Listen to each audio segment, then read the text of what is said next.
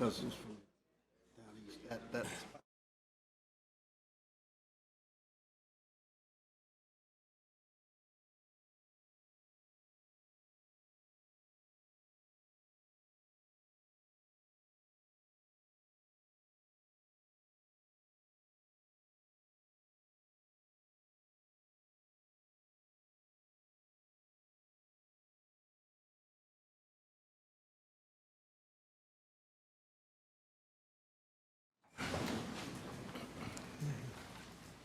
I pledge allegiance to the flag of the United States of America and to the republic for which it stands, one nation, under God, indivisible, with liberty and justice for all.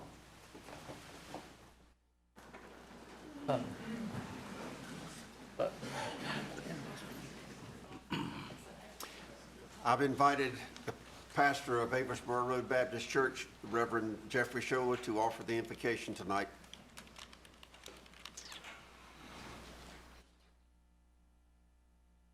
Okay. Let us pray. Heavenly Father, we thank you for this evening that you've blessed us with and for the opportunity to gather here in this place. I thank you for this council. Thank you for these citizens. And I thank you for this town. We thank you, Lord, that your hand has been upon us and you will continue to guide us. Now, Father, we ask that you would be with us tonight, that your presence would fill this room, that you would give us wisdom and guidance as we spend time together. We love you and we praise you and we thank you. And we ask this prayer in the name of Jesus. Amen. Amen. Reverend Scholler, it is our custom to ask you a good loaded question that tell us about the church, even though Reverend Scholler has been with us since May 13th. And so he's been gathering information like drinking water out of a 2-inch fire hose. So tell us what's going on and anything else you'd like to say to us.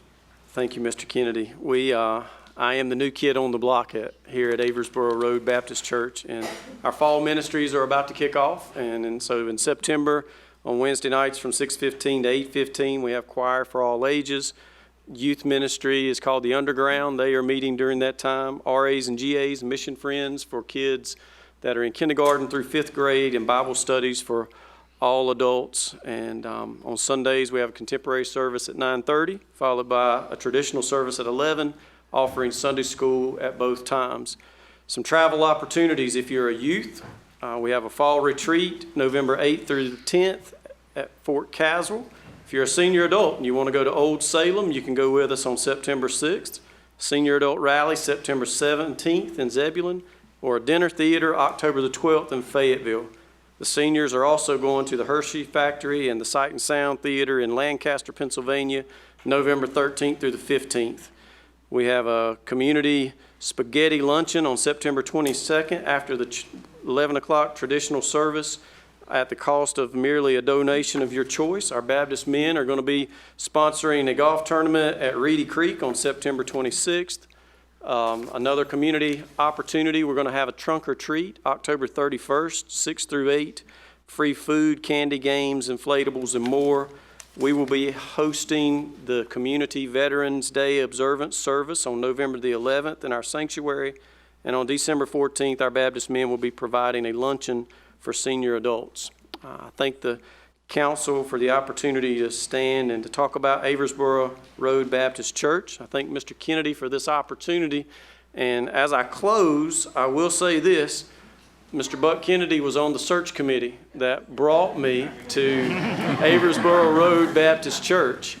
And he, along with that handful of individuals, made a great impression on me concerning the town of Garner and the citizens of Garner and the hopes that they had for this community. And having only been here since May the 13th, this is a place that I look forward to serving the Lord for many years to come. And so thank you. You learned that Baptists love to eat too, didn't you? Sir? You learned that Baptists love to eat too. Yes, sir. We will feed you if you will come. Yes. Thank you. Thank you. Okay, petitions and comments. That's time on the agenda for anyone to address the council on a matter which is not on the agenda tonight. If you wish to address the council, please come forward to the podium, state your name and address. You may make your remarks. Anyone wanting to address the council, please come forward.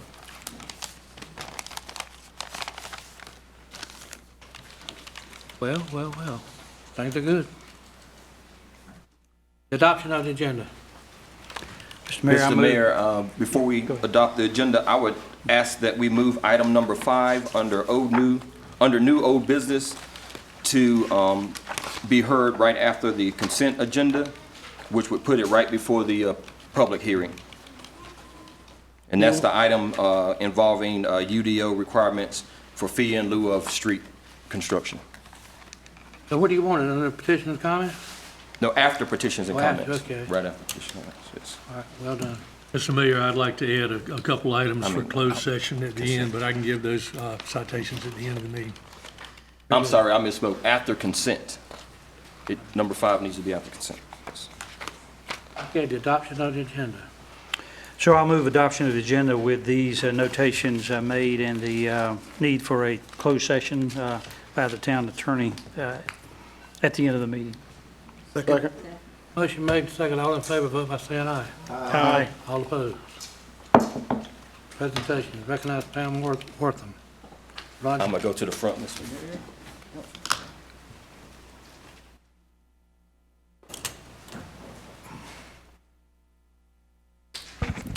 Mayor, Town Council, I'd like to take this time to honor and recognize a former town employee.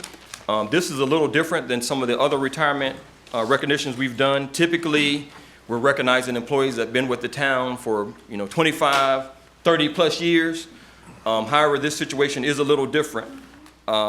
With Pam Wortham, who's the former finance director, she was with the town for about 4 years. However, she has many years of service, government service with the state. She spent 8 years as the assistant state auditor, 15 in the Department of Agriculture as a county manager, and 10 as a deputy state treasurer, and 2 as a local government consultant. So she has lots of time in government service. So in addition to that, when we had a vacancy as our finance director, well, actually, we had some vacancies in the finance department, and she came to work temporarily in September 2015 as a finance specialist. She worked there for a while, and then the current finance director at the time went to Wake County to be assistant finance director for Wake County, and she's since gone on to be the finance director.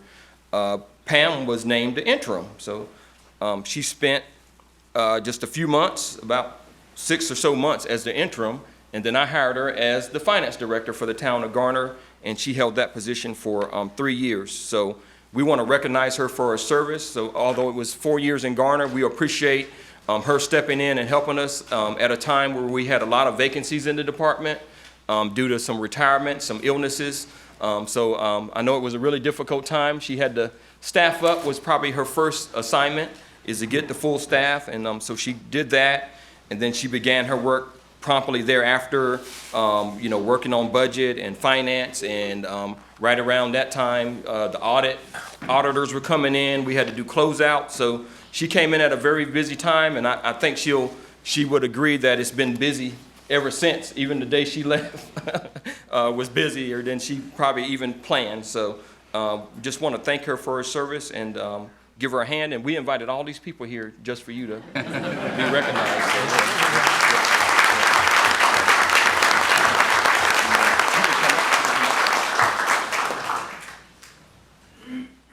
So as a token of our appreciation, we put together this gift bag of everything Garner.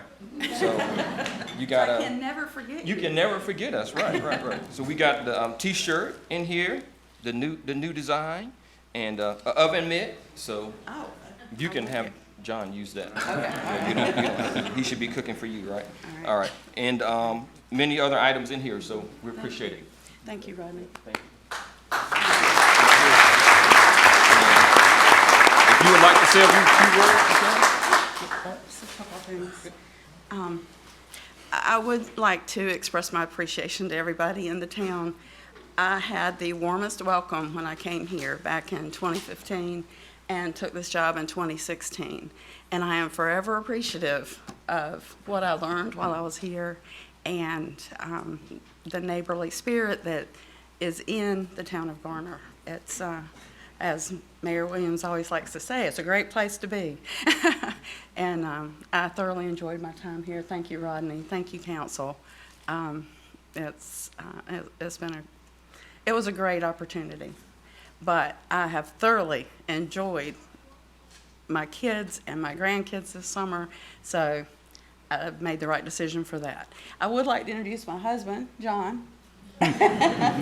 Without him, it would have been really hard to keep doing all this because he'd get meals on the table when I had to work late and got the kids where they needed to be. So, thank you. We needed a new mitt, by the way. Yeah. Should have got you a match. But anyway, thank you, and thank you for the honor tonight. Thank you.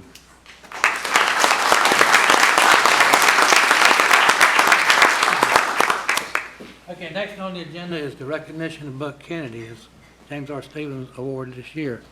Neil Padgett's on the committee, and he served on the committee. He's going to make that presentation. Neil?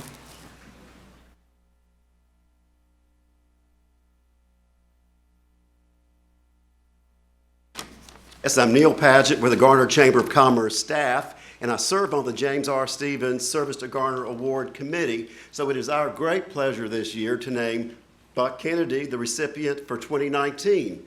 So I want to start with a question for you, something Tim Stevens and I were thinking about. Buck, have you ever thought about how much you and Cher have in common? I mean, we were saying, so his application says Arthur Kennedy. Who is Arthur Kennedy? But if you say Buck, we know exactly who you're talking about. Everybody in town knows Buck, just like everybody knows who Cher is. You don't need a last name. You're just Buck. So we are here tonight to honor and recognize Buck. So I'm a lifelong Garner citizen, so I've known who Buck is for years and years and years. I've seen him at work. I visit with the Rotary Club sometimes. He's always there. I've seen all the work he's done with the YMCA in leadership roles. He is critical in raising funds for their programming as well as for the facility here. So his work is greatly appreciated by the YMCA, as it is the fellow Rotarians. 28 years ago, I began as the organist at Aversboro Road Baptist Church. So I've been there for 28 years, and Buck has been one of my biggest fans. Turns out he likes music quite a bit, and one thing that we have in common there is I like it loud. And a lot of people caution me from playing too loud, but once in a while you'll hear the windows start to rattle and the pews shake a little bit. I'm thinking maybe I overdid it, but I look at Buck and he gives me this. So Buck is a great appreciator. He's been a great supporter in that sense. At Aversboro, I think you've held about every position there was in the church since I've been there, from deacons, chairman of the board of deacons. He's one of the trustees, personnel committee, about every committee he has served on as well as led. He is one of the great leaders at Aversboro Road Baptist Church. When I took the job at the chamber 13 years ago, I got to know Buck in a different role. So I would represent the business community and working through issues and different things we would need to talk about. And Buck was always one to sit down and think through things with me. And as I was sharing a while ago, I stay kind of in a hurry, and sometimes you'd ask Buck for an answer. Well, he would give a good solution, and I was ready to end the meeting.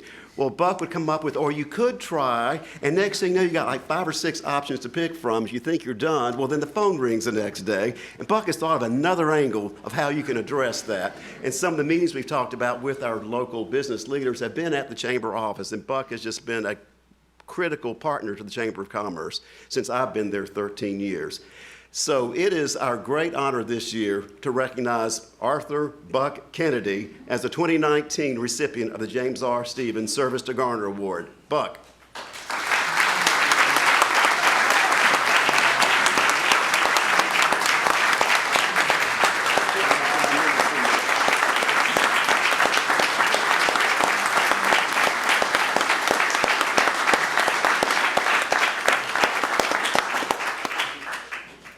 Do we want the opportunity for big group photos? Can we do a selfie?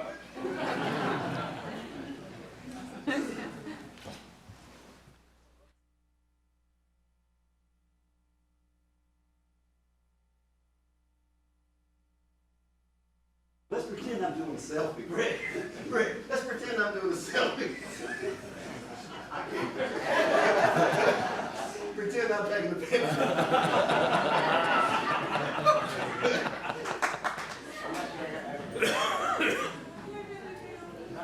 In close, his arms up there.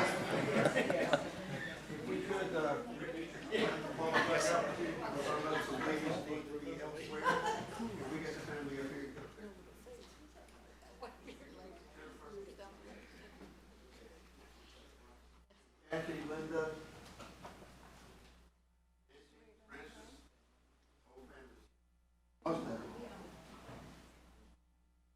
Sure. Rick, you stage it.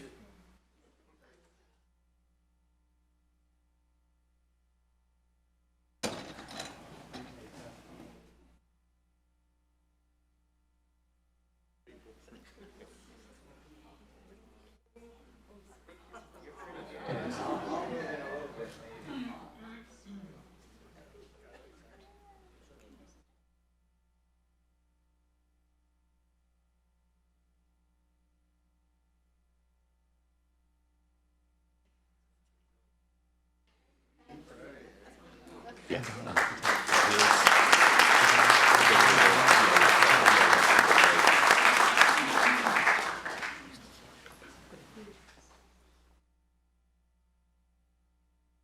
you speak from here so we can get you on the mic?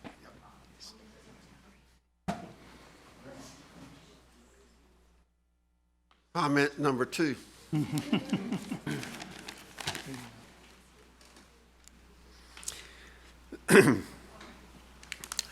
Most of you, or certainly a large number of you in here, knew James and Evelyn Stevens.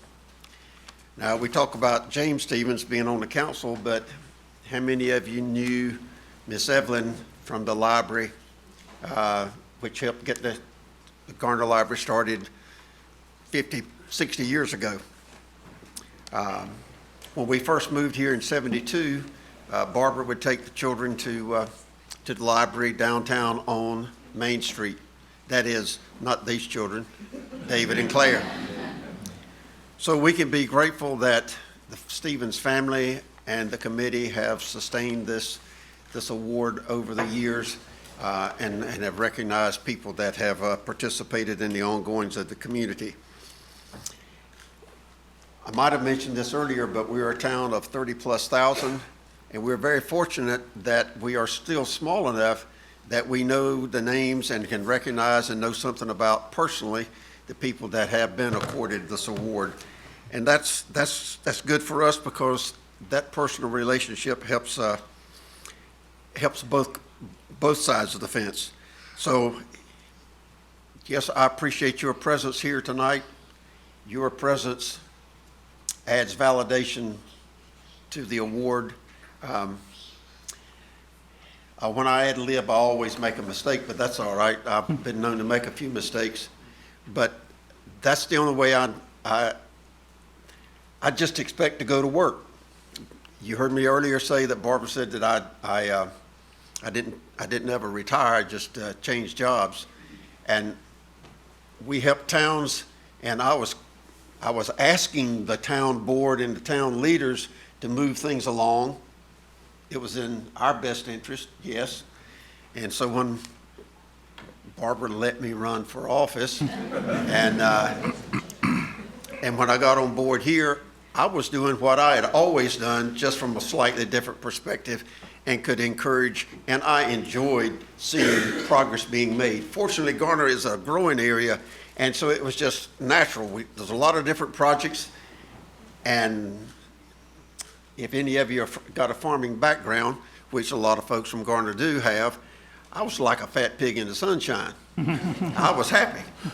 In any event, so yes, I take pride in being a part of the large group of people that have been recognized for this. I recognized my family earlier with my cousins and my nieces and our son and daughter-in-law and 3 children, the daughter that could not make it, and our 2 grandchildren there, and my wife of 52 years, 47 of which I mentioned earlier. Yes, we've been here in Garner. I would say this, I want to go ahead and make this comment. I enjoy what I do. I hope our children enjoy what they do. I will tell you this already, that David and Jennifer are engaged in the Charlotte community in civic and professional organizations. And maybe we can encourage one of the two of them maybe to run for office one day. And I would take a lot of pride in that. Yes, we do. But anyhow, being on the council, doing this work, which I do enjoy, we've missed a lot of meals at home. We've altered some schedules, but that goes with the territory. That just simply is the way things are. But Barbara was the one, and rightfully so, that she did suggest that it was probably about time to let some younger, energetic folks try their hand at local government. What I didn't tell you was that she started that refrain 8 years ago. I can also tell you that none of the people that have been the recipients of this award, not a one of them ever started out to achieve it. That's just not the way it's been. What we do share in common, though, is our love for the community and love for the work that we do. And if we didn't like it, it's more than likely we would not do it. We wouldn't have not have been involved. And I hope by sustaining this award and recognition that goes with it, that others will be encouraged to take up the banner for community involvement and to sustain the community spirit for which Garner is so well known. In closing, your presence here tonight is validation aplenty for this award, and I appreciate you being here. Thank you for taking the time out of your schedule and being a part of this effort tonight. Thank you.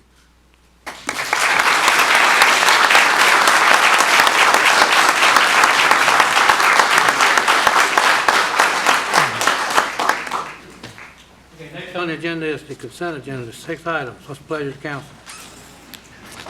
Move we approve the consent agenda. Motion to approve the consent agenda, second. Second. All in favor, vote by saying aye. Aye. All opposed. One public hearing, PDZ. Come here. Oh, that's the one you want to move, right? Yes, number 5 from New Yeah. Ode.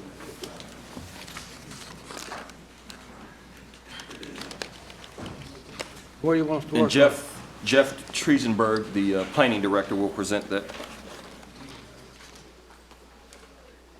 What is this?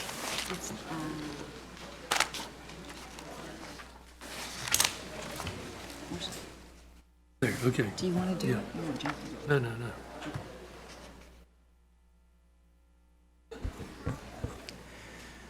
Good evening, Mr. Mayor, members of the council. This is actually the public hearing for this text amendment. Let me open the public hearing. Go ahead. Thank you. This is UDO 1902. This has been discussed with you all several times at work sessions for a fee in lieu of UDO requirements. Particularly, it focuses on introducing a fee in lieu of certain street improvements that has not been available before. So consequently, when there are practical limitations as to why a particular transportation improvement cannot be constructed, we don't have any way of actually collecting a fee in lieu. It just gets left unbuilt. So we have, jointly with the town attorney's office, taken a look at some language from other municipalities in and around the area and across the state.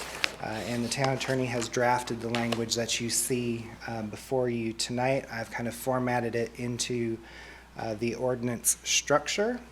So I'll just kind of briefly walk you through it. So this would insert a new section 8.2U entitled Fee in lieu of Street Construction. Again, this speaks to when street improvements are required, whether it be for connectivity, stubbing out to adjacent properties, or even things that are brought about as a result of the analysis of a traffic impact study. What this does is it would set up a capital fund within the town's budget in which to receive these funds and hold them. So item A speaks to actually making that deposit there, that they be paid prior to issuance of any building permits is subsection B. And then subsection C, that we may, at the discretion, usually with the town engineer's involvement, accept a combination of both fee in lieu and construction. Subsection 2 goes over the fee amount determination. I do know that we probably will be discussing this portion a little bit further between now and the time it comes back to you for adoption. But at this point in time, it does generally say that the amount of the fee in lieu shall be established by a registered engineer, someone who has to look at it and put their stamp on it, that the estimate is, in their opinion, accurate and up to date. Subsection B states that the engineering estimate shall at a minimum reflect design and permitting costs, land acquisition costs, construction costs, as well as an escalator based on what we feel will be the rate of inflation over the years that come thereafter. Subsection C, this speaks to that the amount of the fee in lieu shall be spelled out in a development agreement that gets attached to the plan approval. This will be a consensus of the developer, their traffic consultant, the town engineer and planning departments. And then finally, any formula would require that the developer pay those fee in lieu funds and that it be loosely based to the trips generated from the subdivision or development. The use of these capital funds can be used to undertake things such as design work. This design work quite often can help us put us in a better position to advance projects that are in the state's transportation improvement program or in the local LAP programs that are administered.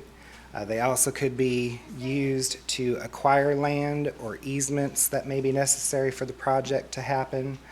As we all know, many road improvement projects get held up and delayed significantly over the land acquisition process. And then also construction activities themselves. While we were addressing fees in lieu, we also wanted to make some clarifications to our parkland dedication fee in lieu requirement. This is currently found in section 8.4B of the UDO. Again, these were recommended on the advice of the town attorney. We have some very specific language here in Garner in our town charter that speaks to parkland dedication and how those fees may be calculated versus that of which is found generally in the statutes of North Carolina. So again, these are mostly minor edits, but you can see there which sections will be struck and the language that will take its place. But overall, the general scope of that fee in lieu program does not change. And again, at this point, we recommend that you hear any public comments on this matter tonight. Refer it to the Planning Commission for their review and input. That would take place at their meeting on September 16th. And then barring any delay, it could come back to you for a decision as soon as the September 17th meeting. If you have any questions, I'll be glad to try and answer any of those, and the town attorney's, of course, here as well. Let's go to council first. You have questions, concerns?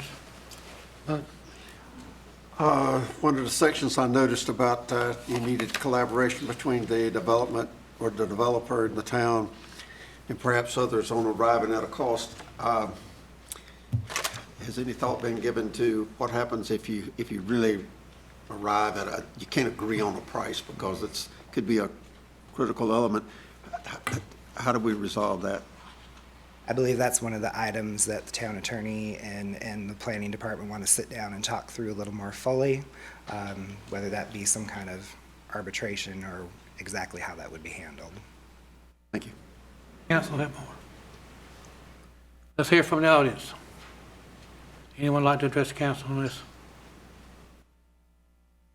It's the quietest crowd to be such a big crowd I ever seen.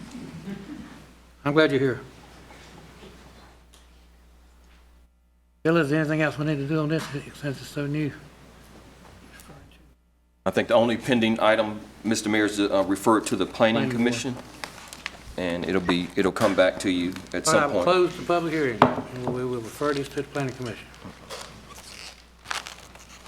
New and old business, bond issuance, resolution, David Beck.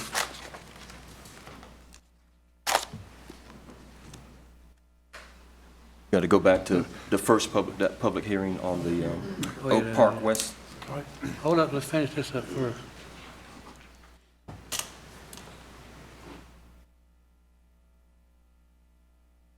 What do we got to do here? Mayor, if you'd like to open the public hearing in PDZ 1903 and PDMP 1903 Oak Park West, I'll give the introductory comments. But I will open it again.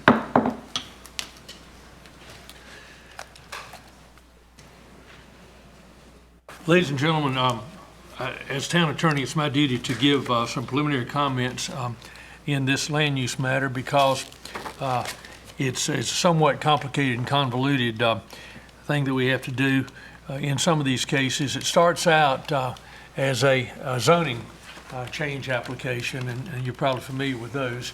And in a zoning change application, the staff will make a presentation. The applicant has the opportunity to make some comments related to the zoning, and the public has an opportunity to be heard. This is your chance to come forward, say yay or nay, give your opinions, ask questions, whatever. Then we proceed to a related matter, which is the permit application, which is a part of this. The permit application is what the law calls a quasi-judicial proceeding, or sort of like a court, in the sense that if the zoning is approved and if the applicant has all of the right information, documentation, so forth to support the permit, the law says it's presumed the permit will be issued. But before we get to that point, the applicant has to prove the facts related to that permit in the form of sworn testimony by various kinds of experts. You'll have developers, engineers, landscape architects, whatever in a given case. And basically what the law has said in the permit phase of these is that the testimony that's admissible on the permit is not ordinary lay testimony that would be heard in a zoning case, but is testimony which is given by people who have some recognition as experts by way of their education, training, and experience. So in the permit phase of this case, again, there will be a staff presentation. Then the applicant will come forward with whatever witnesses it has to support the various points of the permit. And there's not really an opportunity for public comment at that point that's admissible. Sometimes if a member of the public has a question they want to have directed towards somebody, we can figure a way to work that in. Having said those initial comments, we'll just kind of take it as we go and work through the procedure and try to assist you to come forward and testify at the right time. The other thing that the law requires me to do, or the mayor, and I'm doing this sort of as his designee at this point, is to inquire of the council members whether any of them have a preliminary bias or prejudice or preconceived opinion that would prevent them from giving a fair and honest decision based on the facts that are heard in this case. And so I'll ask that question. If you have any such opinions, you need to disclose them now, Councilman. And if there are none, we proceed to the second question, which must be asked of the council, and that is dealing with what the law calls ex parte communications. That is, if this is a quasi-judicial proceeding, which is sort of like a court, then we're dealing with the evidence that comes forward to the council in this courtroom, this hearing room tonight. And so it would be inappropriate for somebody to have communications with the council either for or against the application outside of this hearing at a prior date. But the law recognizes that life is not perfect and those things sometimes occur. And so if there have been any such communications, the council needs to disclose them for the public record. So we ask the council, are there any ex parte communications you need to disclose tonight? If there are none, then we're ready to have the people who will give sworn testimony in this case come forward, and the clerk will administer the oath. This will be the planning people, the applicants, witnesses, engineers, and so forth. I remember I tried to make it short.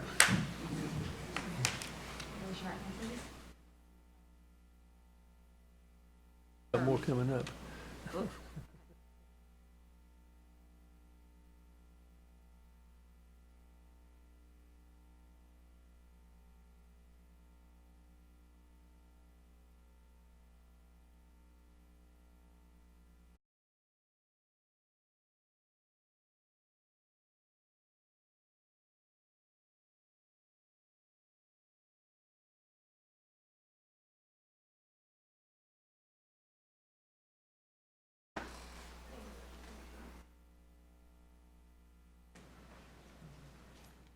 Good evening, Mayor, members of the council again. Jeff Triesenberg, Planning Director for the town of Garner.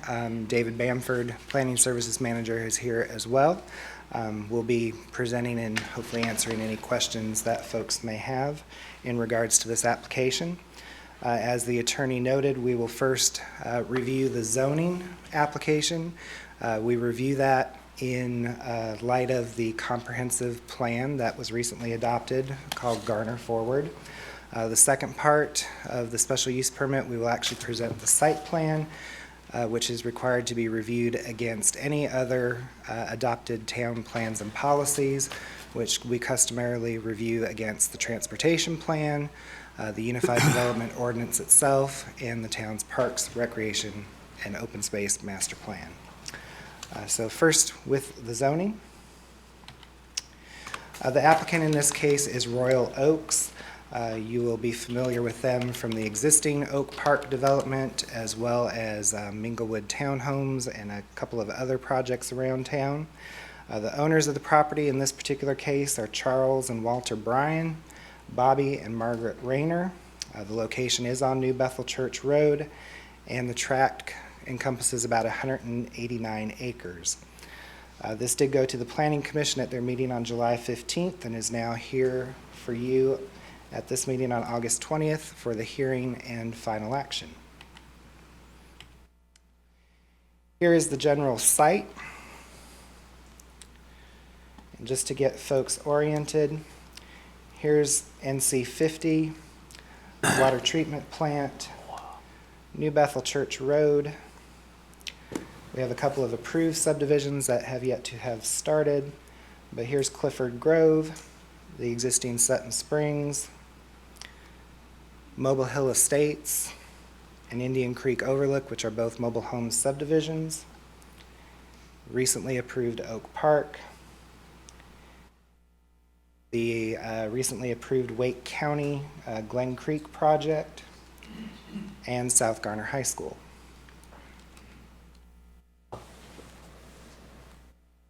Here's an existing view of the site. This probably predates the actual Oak Park, which would probably be showing up here in the distance. But you do have the Sutton Springs monumentation here. The entrance is right up here around the corner. And the site we are talking about tonight is over here. In terms of adjacent zoning and land use, to the north we do have the Sutton Springs subdivision, which is zoned R15 and does allow for as small as 12,000 square foot lots adjacent to buffers and other preserved areas. To the south, we have Wake County R30, which is down here. It's actually across Swift Creek, which is a very substantial floodplain, and the Southern Trace subdivision.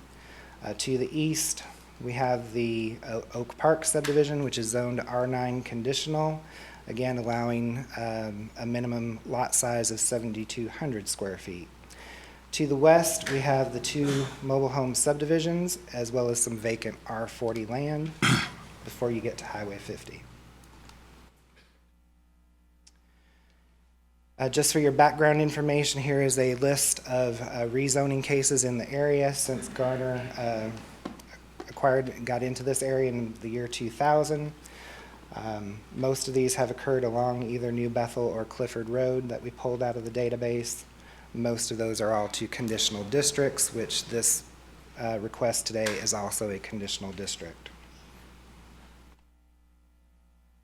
When we look at the contrast between the existing versus the requested zoning, the current zoning is split between R40 and R20.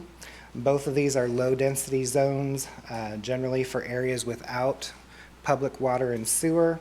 A 20,000 square foot lot is about as small as you can go and still get enough yield on the land to have a well and septic system. Generally, these are holding zones until the time is such that public utilities arrive. The requested zoning classification is planned residential development. It encourages a mix of housing options. It does allow for smaller lot sizes and gives the developer a density bonus in return for the provision of other items such as substantial landscaping, extra buffering, and the provision of amenities that are dedicated for open space and recreation, all of which are not requirements of regular single-family development. Developments must be on tracts of at least 15 acres or more to be master planned. This proposal has 390 single-family residential units, as well as 210 townhomes, for a gross density of 3.17 units per acre. In terms of the zoning conditions, we have several that the developer has offered up. First, the only permissible uses on the site, other than incidental recreation opportunities, are townhouses and single family. Protected by state, though, is any form of group living that can take place in a single family dwelling, whether it's family or group care. And those are subject to additional standards that we have. Number 3 is that the maximum density shall not exceed 3.2 dwelling units per acre without modifications to the master plan as outlined in the document. They also have, according to the ordinance, requested deviations, which is a standard procedure. The PRD rules do note that anything that is over 20% difference from the benchmark laid out by the ordinance, that the council does need to incorporate that into their approval if granted.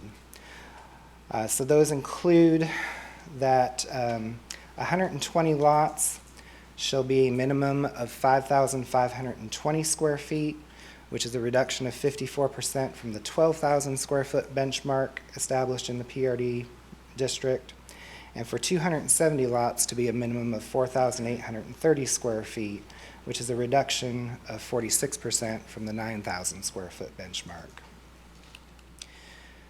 The applicant also included some notes that they feel that smaller lots reduce the required yard maintenance to homeowners and preserves greater recreation and usable open space and common space areas, and increased safety of residents and encouraging interactions between neighbors builds a tighter-knit community. Number 5, a deviation of greater than 20% in regards to setbacks. The R12 benchmark is front 30, rear 20, side of 6 with a 15 minimum combined, and a corner side of 20. They're proposing a front setback of 20, which, by the way, is a standard that you find in R9. A rear of 20 stays the same, a side setback of 5, and a corner side of 12.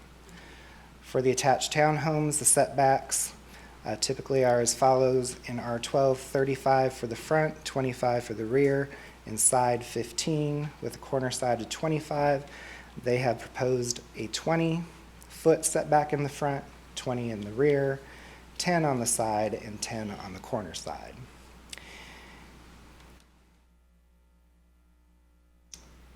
Number 6, this is the final deviation that is required to be given, that where two streets intersect on the same side, Typically, we do not allow those by ordinance to be less than 400 feet apart. It's my estimation that that's kind of an outdated requirement. That would mean that you'd have to have two 200-foot deep lots back to back before you could have another side street intersecting. So they have asked for that to be reduced as well. Number 7, this gets into some of the amenities that they are offering up that are not otherwise required. The neighborhood recreation amenity area shall be completed within 18 months of recordation of the first plat. The pool will be a minimum of 4,000 square feet, and the clubhouse shall be a minimum of 1,800 square feet. Number 8, all townhomes shall have at least a 1-car garage, and all single-family homes shall have at least a 2-car garage. And I'm going to skip ahead to number 10, and then we'll come back to number 9. In relation to those garage doors for the townhomes, they will all either have carriage door hardware or windows. All of the garage doors for the single-family homes shall have carriage door hardware and windows. Back to number 9. All housing types shall have a minimum .045 gauge vinyl siding. This is the thick residential grade or higher. That has typically been upgraded before council in the past.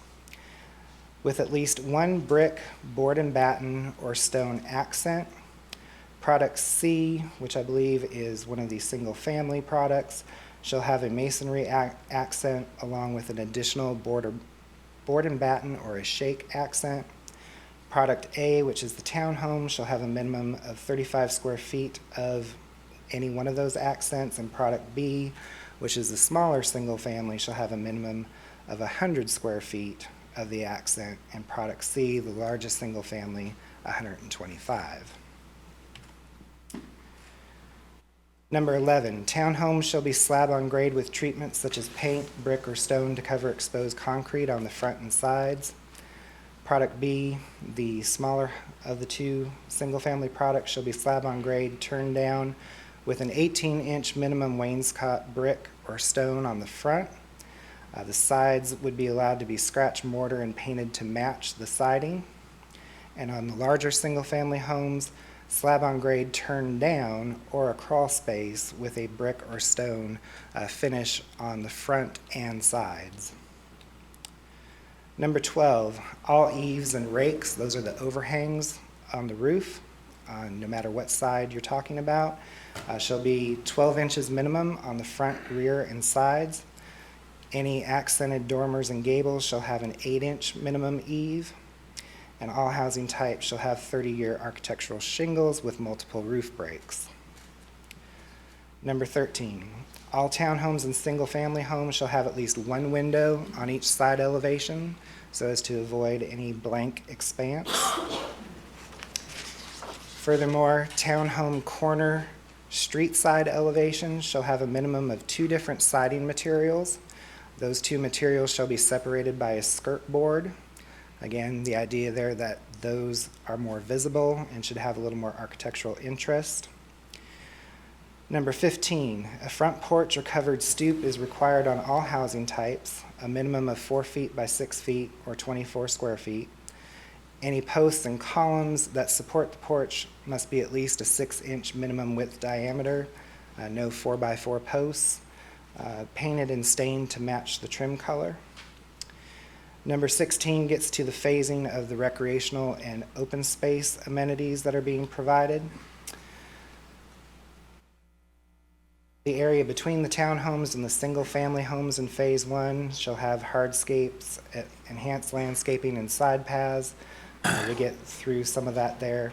The remaining recreational and usable open space shall have trails, and they are proposing over 1.3 miles of trails, both private and public, to connect open space areas together and provide enjoyment of the natural environment. Improvements to each recreational and usable open space will be completed prior to recording the next phase of the development. And finally, any improvements in the last phase shall be completed prior to the issuance of the first CO in that phase. 17, the public greenway will actually be constructed and completed prior to the issuance of the 60th certificate of occupancy in Phase 3. The applicant did provide us with some elevations of their product. Planning staff has reviewed these and found these examples here to be what we feel is representative of the minimum requirements that they have established in their zoning conditions.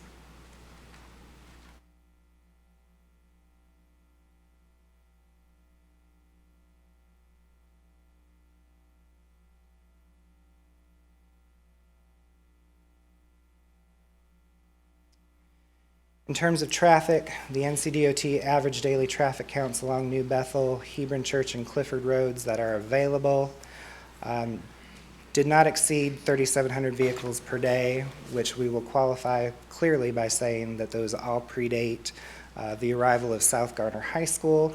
They also note that the Clayton Bypass cut off New Bethel Church Road in Johnston County between 2005 and 2009, thereby keeping those numbers down.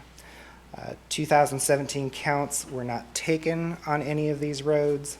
2019 will be the first opportunity for NCDOT to count, depending on the time of the year taken. I believe they may actually do that in the spring as opposed to the fall. So if it was the spring, we still won't have counts with upperclassmen at South Garner High. That being said, the developer was required to do a traffic impact analysis. We'll get into that with the site plan in the second portion. And so finally, we reviewed it against the Garner Forward Plan. The 2018 Garner Forward Comprehensive Plan currently designates the future land use here as medium density residential. Medium density residential is a category that includes single family homes, duplexes, triplexes, quadplexes, and townhome style residences at a density between 2.5 and 5 units per acre. Again, this request is at 3.17. We also looked into some of the recommendations and comments in the plan regarding living spaces, practices, and policies. One of the policy recommendations there was to evaluate proposals on life cycle cost revenue basis. Here we just wanted to note that there are 145 dwelling units per linear mile of new town maintained public streets. That is a higher number and expected value that better supports future road maintenance expenses. Another policy practice that is encouraged that master planned larger tracts help maximize private contributions and amenities. As noted previously, this plan does provide 1 mile of private trails, 1/3 of a mile of public greenway, a community pool and a clubhouse, and approximately $165,000 in transportation fee in lieu funds for future road improvements. When looking at the guiding principles and recommendations of housing and living arrangements, housing options provided attract both young and old population with reduced maintenance requirements. Townhome option does provide for a lower price point that may be more affordable to buyers in Wake County. Also, focus groups noted during the process that it is increasingly hard to find housing at any price point. This plan will provide 3. And PRDs in general support the 78% of respondents who said that tree canopy and open space preservation are areas where Garner should focus time and attention. Planned developments by their very nature increase the minimum requirement of open space by double. So finally, in summary, in our review against the Garner Forward Plan, the requested rezoning from single-family residential R40 and R20 to planned residential district is consistent with the 2018 Garner Forward Comprehensive Plan's guiding principles and recommendations of the living spaces section of the plan, as well as being consistent with the range of recommended future density for medium density residential land use. And I'll end there. We'll be happy to answer any questions. If there are questions from the public that address certain things in the site plan, we will be taking note of those questions and answer those as best we can or defer them to the applicant later. Council? Got maybe a question somewhere along with a comment. Jeff, on, I think it's page 9 of 20 of the staff report, there's a table that's got recommendations on it. Preserve and protect Garner's existing housing stock, affordable housing, townhome option. There's another place that talks about things, I'm trying to find it. It's a similar chart, but it talked about the this type of what's recommended here includes or encourages communication between neighbors. And I'm just wondering where that second one, there's a second chart, particularly one about the related to the one about better communication. Curiosity's got me. Where did those comments come from? Is that from our our comp plan, UDO, or is it the applicant or our staff, or? Those are the applicants in their conditions that they offered up. In general, I think what they're saying is that, and again, this is a matter of how you decide to look at it. I think what they're saying is that by creating these additional amenities that they're providing locations locally for neighbors to interact with each other and build a community.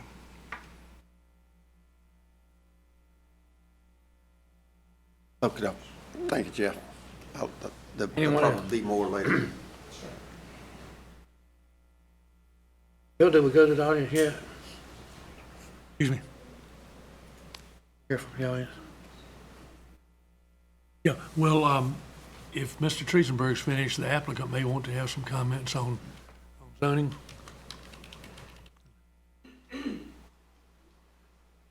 Or the applicant may want to just wait and do all their talk at the permit stage. So, anyone from the applicant wish to talk about the zoning?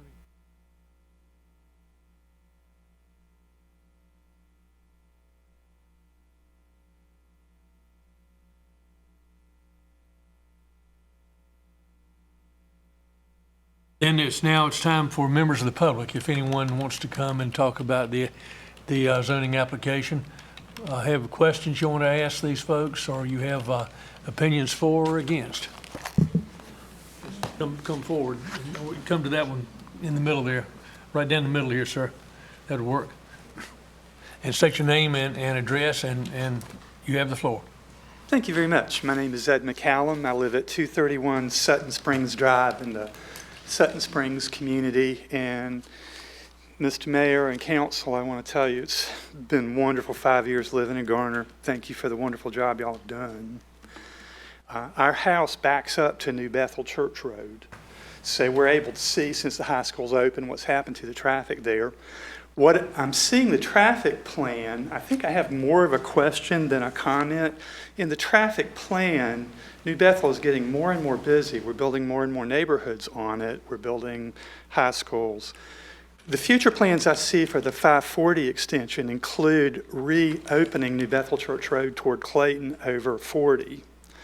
I think that's going to be in about 3 years. I really don't know the exact timeline of that. I've also heard rumors that the bridge over Mahler Creek is scheduled to be demolished and replaced. So we're talking about greatly increasing the traffic in that area at the same time that we're constricting traffic. So what we're already seeing in Sutton Springs is that the neighborhood roads in Sutton Springs have become a shortcut from the mobile home parks and the other places moving down to get to White Oak Road. So I'm hoping that the planning and group can also take into account not only what DOT sees when they come in the spring, but what's on the planning books for the future as to what the impact is going to be on that road. Not saying that I'm totally opposed to the development, but I think we need to think about how all those different pieces, the 540 development, the replacement of the bridge on over Mahler Creek, and how we're going to be rerouting traffic to existing neighborhoods when we do that. So I appreciate those considerations. Mr. McCollum, the point you mentioned about the creek, the bridge over Mahler's Creek. Yes, sir. Our staff communicated with DOT. before the high school even opened, before the high school even started construction, and we were told it was going to be done before the high school was constructed. And the high school's getting ready to start their 4th year. So it has been, I think, Mr. Hodges, Mr. Rowland, the contract has been awarded, but they just have not started the contract. That's correct? Correct. They've been working on utility relocations recently, and we're hopeful that that means that they're going to start construction on the bridge soon after that.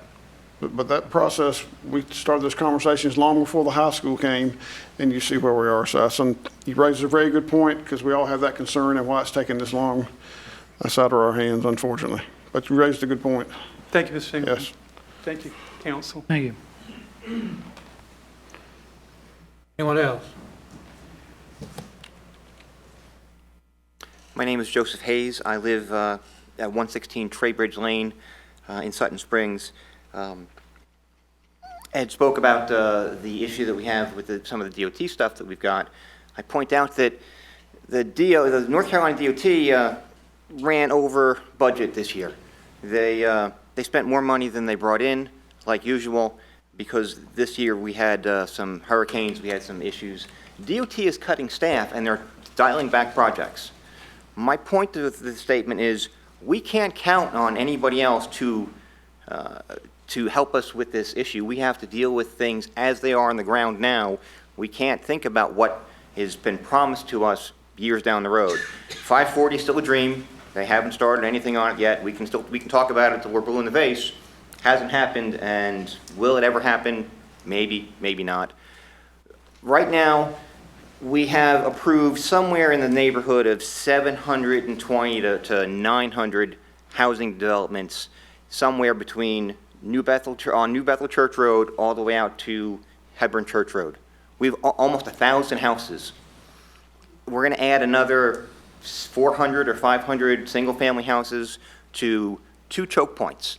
The choke point at where New Bethel Church Road reaches Route 50, and the choke point where Hebron Church Road meets White Oak. All of the traffic, 1,000 houses currently approved, and now another 500 houses to be approved, are all going to have to come through 2 traffic choke points with 2 lights. It's going to be a parking lot. It's going to be a parking lot, and it's going to be years before DOT decides they want to do anything about it. Just how I see it. Thank you. Mr. Hayes, just one point that you may or may not be aware of. The town's moving forward with making major traffic improvements at the intersection of Hebron, Ackerman, and White Oak with a giant roundabout that'll eliminate the traffic circle so traffic will flow. But that's in process now. It's being designed. Hopefully we should get the funds awarded into this year, and the construction will start sometime next year. But that intersection has been looked at and moving forward with that. The town's taking the lead on that. Hopefully we'll get a grant through the state, or we'll get a grant through the state, and that process is moving forward. That is one of the choke points that is being addressed with a giant 2-lane roundabout to keep traffic flowing. So the parking lot you speak of, which I've been in before taking my kids to school down there, will flow much better, because that is a dysfunctional intersection. And it is a project that is under the direction of the town. Okay. Yes. So it is moving forward. Just to give you a heads up, that one is moving forward. Understood. Thank you. Yes, sir. Anyone else? No. I just want to make sure that I understand. I'm Paul Alexander Lee Jr. of 8345 Hebron Church Road. The only thing I thought y'all were talking about experts now. I'm not an expert in but one thing, and nobody wants to talk to me about that. We haven't got to the experts yet. We're doing the Okay, public but I'm right just now. saying, is this time for comment? Yes, time. Yes, sir. You're the public. You can I'm a speak. public. You're public. I'm Yes, a sir. public. You're All right. All right, guys. Hand them out. Did you pass those to the? Okay.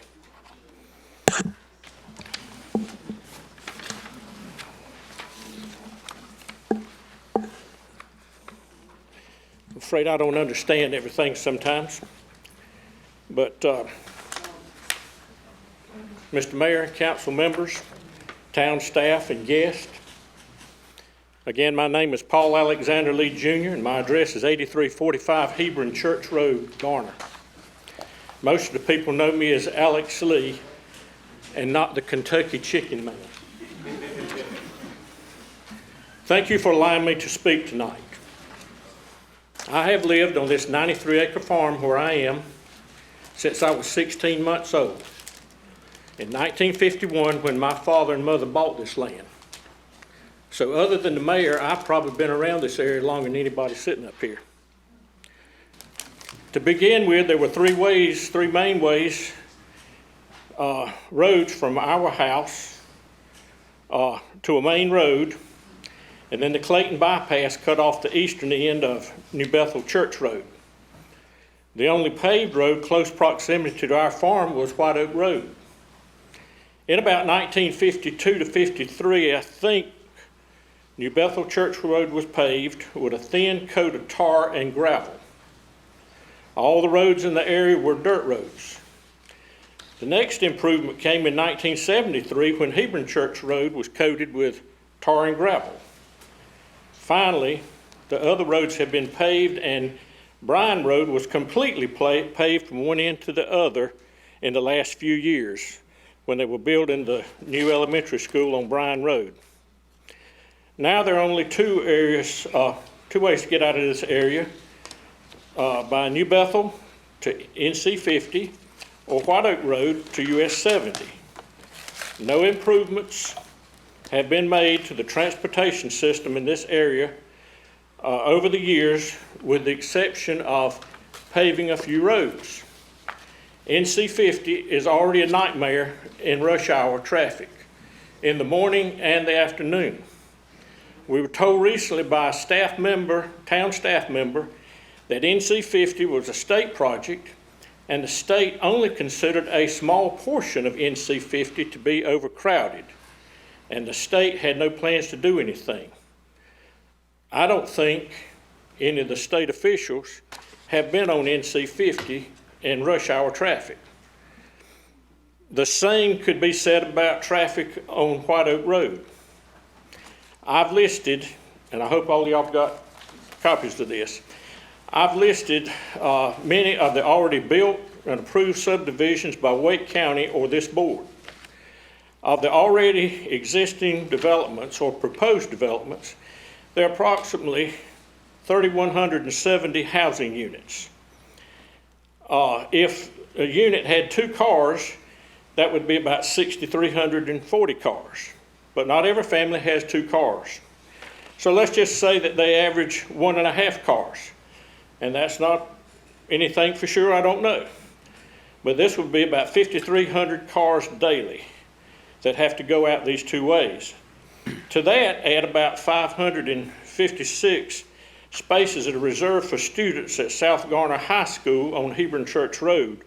That's not counting for the teachers and staff members' parking spaces. I don't know if they're all filled or not, but that's about 250 spaces there. And they come out of there, come in and out once a day. There's a lot of development already there, and it's not, the development that's already there is not this congested. And I know they put up some good figures and things, and it looked real good. But when you say that, okay, we're going to have this many houses per acre, that sounds good, when you don't realize that a bunch of the acreages down in swampland can't be used for anything anyway, except for maybe passing through some type of water lines or sewer lines or something like this. You can't build on it. So that, what is the actual density of the housing units that are proposed to be built? You know, are we talking about 10 on an acre or what? But when you spread it out, it averages out. I'm sure it sounds good on an average. But I'll ask you to please be considerate of the community and improve the traffic infrastructure before piling more cars or more traffic on the already overloaded roads. If you've ever been down Highway 50, I have been trying to get to New Bethel Church Road. It has taken me 15 minutes to come from Timber Drive all the way down to New Bethel Road. And that's about 2 miles. It shouldn't take you 15 minutes. When you turn out of New Bethel Church Road, and you turn left to go south, it takes you a good time to get down through there too. Because a lot of people that should be in line with everybody else, they're cutting through on Buffalo Road, and a lot of kind people are letting them enter one at a time, and it slows it down. I'm not one of those kind people. I don't want to sit in that line. So if you pull out there, your nose ain't gonna get in front of me. Thank you. I'm off my bandbox now.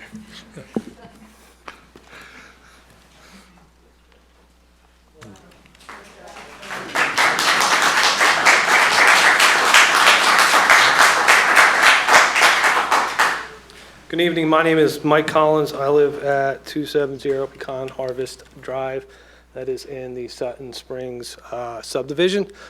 Just by a show of hands, how many neighbors do I have here tonight? That kind of gives you the thought of where we stand with this neighborhood. Let me first state that Garner is indeed a great place to live. We love this town. We lived south of the area for almost 20 years. It's got that small town feel, yet it's still close enough to the big city where we can go out and do things. We have a little bit of space in our neighborhoods. It's not like Apex, Cary, or Holly Springs. The houses are stacked on top of each other.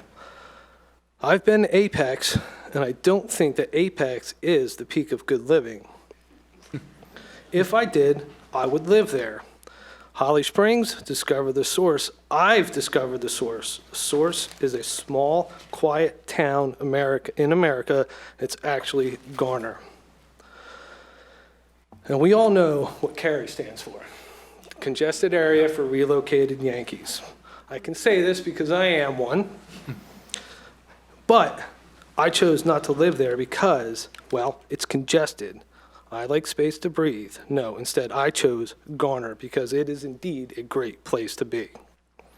As I see it, Town Council has a charge to maintain the responsible growth while maintaining the personality of the town. What drew us here in the first place? And that proof is that we have plenty of neighbors who have moved from Cary, Apex, or Holly Springs. After all, we found that Garner is a great place to be. Let us talk about Garner personality. One of the main characteristics is space. I chose this area because of the size of the yard. Yes, I enjoy my yard. I enjoy mowing grass. I enjoy fresh BLTs and cantaloupe from my garden. All my neighbors, the same thing. Most of my neighbors have a garden. This space allows us to keep an eye on our kids and play outside in my own yard and not off in the neighborhood somewhere. I want to say thank you to the Garner PD for taking care of an issue that we had a couple of weeks back. We had a guy in our neighborhood on a public street in a public area that was fishing on our property. We called the Garner PD because he was trespassing and they came out. They wound up arresting this guy because he had heroin and marijuana in his car. When I looked him up later, this guy is a 10-time offender just in Wake County. And yet I was able to keep an eye on my kids because they were in my yard and not in a public park down the street. My yard is indeed a great place to be. Everyone is going to hit you guys with traffic concerns, and I'm no different. I know the TIA is done for each development, and that's a good thing. By the town's own admittance, White Oak Road and Highway 50 are at capacity as we speak. The capacity is listed at 10,000 trips per day, and current levels are somewhere around 12,000 trips per day. With recently proposed developments, projected levels will get to 20,000 trips per day, twice capacity. They take the current traffic flow and project what's the plan's development. However, what's not added into there is all the other developments that are going up in the area. We need to think about Adams Point. We need to think about Flowers Plantation, everything that's going on south of 42. The planning committee, let's see, I've lost my spot.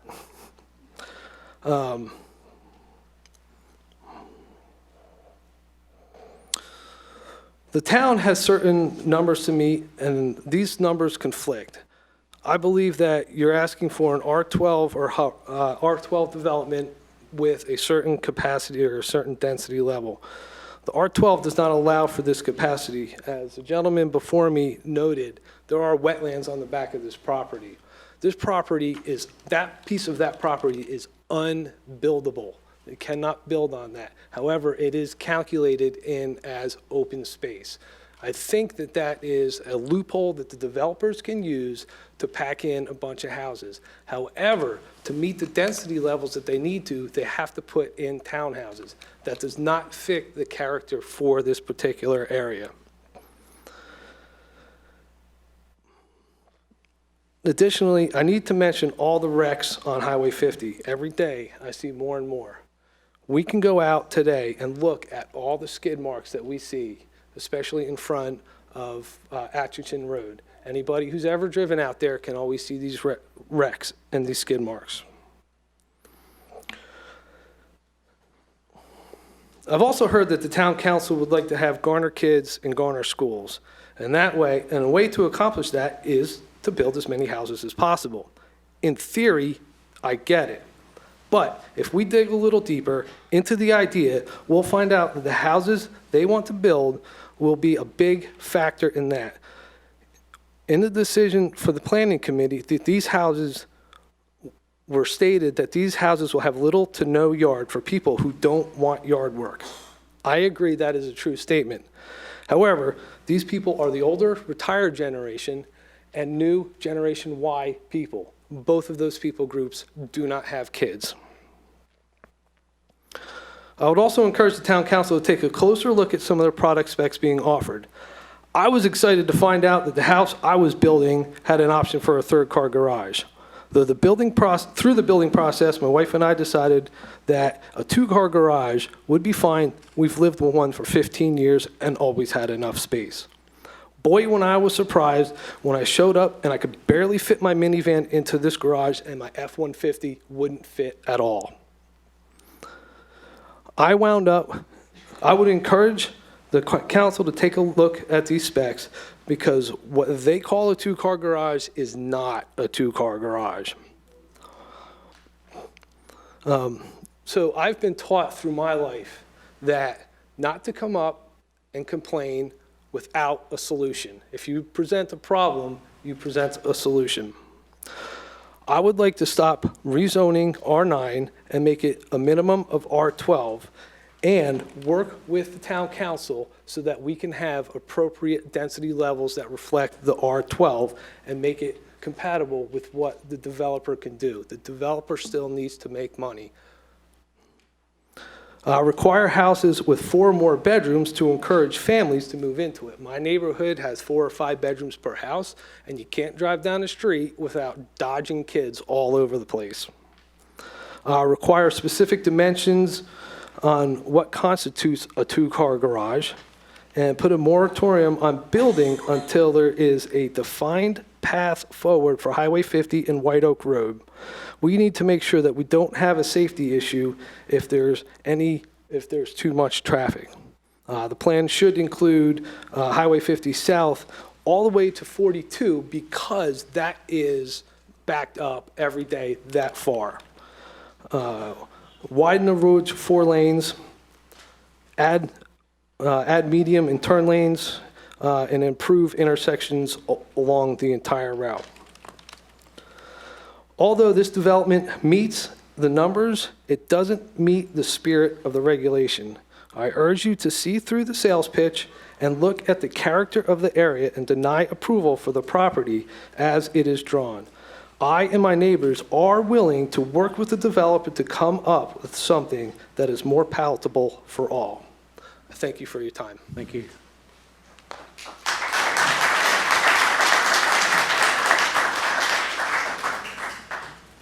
Okay, anyone else?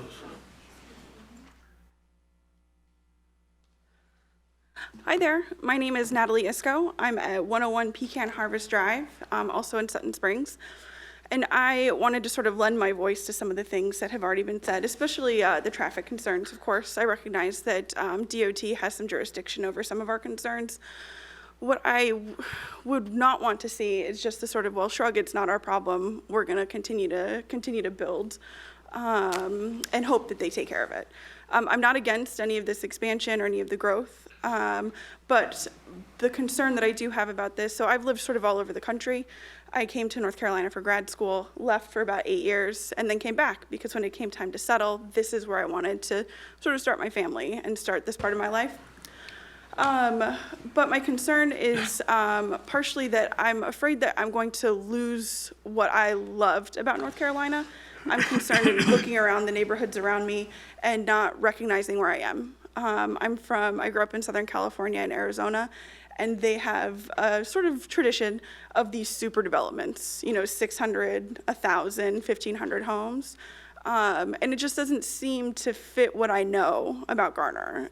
These communities tend to be smaller, tighter knit. I know a lot of my neighbors. And so I'm afraid that I'm just going to look up one day and not recognize where I am. And that's partly because of some of these massive communities that can come in and sort of look really cookie cutter. So yes, that's something that I think hasn't really been addressed when it comes to the sheer size and volume of the communities and the impact that has, I think. And then, of course, with the traffic concerns, I have rearranged my schedule to avoid 50 at certain times of day. And I think anybody who can do that has done that. And I'm just afraid that we're sort of at capacity and that it's becoming more and more of a hazard, in all honesty. So I just wanted to make sure that even though that's not our jurisdiction, we're doing everything in our power to preserve the, I guess, peace when it comes to the opportunity that folks have to live in this area and sort of not be as road ragey, I guess, as they are now or could be in the future. So. Thank you. Ma'am, could I get you to come sign your name and address here for us? Why just me? Ma'am, because you didn't sign it before, and we didn't hear what you said. Natalie, but we didn't get the rest of it. Yeah, there you go. No, you're not special. My address as well? Yeah, if you would. You said it real fast, and we didn't get it. Let me ask you something. If you come up here or tell you something, we usually restrain the clocks and don't let people speak any longer than 3 to 5 minutes. And we'd ask you to try to adhere to that if you will. Yeah, but we're going to let everybody speak if it keeps us tonight, midnight. Please go ahead. Hello, my name is Pam McCallum. I live at 231 Sutton Springs Drive. And I just wanted to voice my concerns, which have already been voiced. I have a concern about, in our neighborhood, we have a problem with traffic driving through to get to White Oak and Garner. We also, we've lived there 5 years, and there is a lot of traffic on New Bethel Church Road, and it's getting heavier all the time. My husband did get up and speak, and we do, our house, the back of our house faces New Bethel Church Road. And so we do see the traffic going by all the time. It is very, very heavy, especially during the school year, but it's just heavy in general all the time. Where this neighborhood would be built is directly across from the entrance of Sutton Springs. And I mean, we have a hard time getting out of our neighborhood as it is on on New Bethel Church Road. So that would create a problem. I grew up in Garner, lived here all my life until I graduated from high school in '75, moved to Raleigh, lived there until we moved here 5 years ago. And I just retired from a career of nursing, and so I drove from here until I retired this past March. And so traffic, down 50 is terrible. It would take me, 15 minutes to get from here to 70 every morning down Highway 50 to Highway 70. But the point I wanted to make about building a neighborhood of that size across the street from Sutton Springs is where we lived in Raleigh for 24 years. We lived in a neighborhood of, there were small homes and big homes. And they came in and built townhomes in our neighborhood, which really brought our property value down. And it changed the landscape of the neighborhood. And whoever said that having houses on top of each other brings neighbors closer together is a joke, in my opinion. I don't know who brought that up or who made that up, but I totally disagree with that. I mean, if somebody wants a small yard, that's their choice, but I disagree with the fact that that brings people closer together. I mean, I don't like to do, you know, a ton of yard work, but I do enjoy working out in the yard, and I love Sutton Springs. Sutton Springs has, you know, when my husband and I were looking for a house, and me growing up in Garner, I said, let's go down New Bethel Church Road and just see if there's something down here. And we saw Sutton Springs, saw all the big trees, the wooded lots, and we fell in love with the neighborhood. That was what was so appealing about that neighborhood to us. And for a neighborhood with 600 houses in it to be built across the street, I said, I wonder how many people are going to move from Sutton Springs. I mean, that's just outrageous in my opinion. There's a neighborhood being built behind us where there was a trailer park, another one that was already being built behind Sutton Springs that's still in construction, and a couple of people left when that was built. Then there's Oak Park, or whatever the name is, that's built right behind where this one's supposed to be built. Then there's one or two other that you all mentioned that's going to be built. I just think that that's just too large a neighborhood. I mean, 600 homes, that's just too big. So that's all I wanted to say. Thank you. Thank you.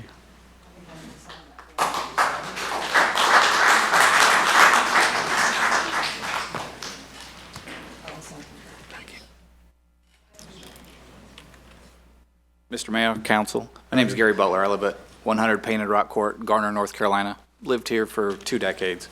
I'm going to skip over what I was going to say and get to the point. Everybody, my neighbors and everybody's pretty much covered it. I think it's the zoning application at this time needs to be denied. It needs to be revisited by the Planning Commission, and the density and everything is just too much at this time. And so I think there's a way that they can go that's already been covered down to like an R12. Looking at it, the traffic study needs to be completed. We're going into this with a lot of unknowns. I'm also curious around the math that was used based on to reach the average of 3.17 homes and what that looks like, and that needs to be revisited as well. That should also probably be split out based on townhome and single-family home, so we can get real numbers of the density versus what's going in. Thank you for your time.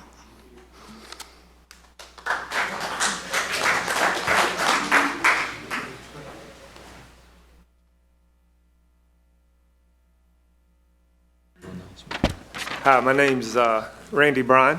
I live at 8540 Magnolia Lane. I'm number 10 on the sheet. So I want to thank you for letting me talk. I want to say hello to my neighbors, Sutton Springs, my family. I'm going to start off with a disclaimer. I'm not here because I'm bitter about someone selling a piece of land to a developer. I mean, it's the Garner landscape is changing. It used to be a farming community, and it's not anymore. Farmers are gone. They had large pieces of land. Families don't want to farm them. It's hard to hold on to land for tax reasons, and you get an opportunity to sell it, rock on. I mean, I'm all for it. I commend you for selling making money. Nothing wrong with that. Development's going to happen. Wake County's busting wide open. I've lived where I live right now 99% of my life. If I hadn't lived where I am, I was on White Oak Road for a little while. You've heard all the concerns. I've got the same ones. Traffic's crazy, all that. My concern is what people perceive of the vision of the council. You have the Garner Forward Comprehensive Plan. I don't know what that is. It sounds great. But the vision, I wonder, because back when the first piece of land was sold to Wake County Schools, I saw the snowball. Because every realtor knows that when a school's built, things bust wide open. So I saw the snowball when that piece of land was sold. And a lot of people talked about what's going to happen. And then, as it started to roll and the next piece of land was sold for the high school, it started turning into quicker and bigger, and now the avalanche is hitting, and we're getting consumed, and there's no way out.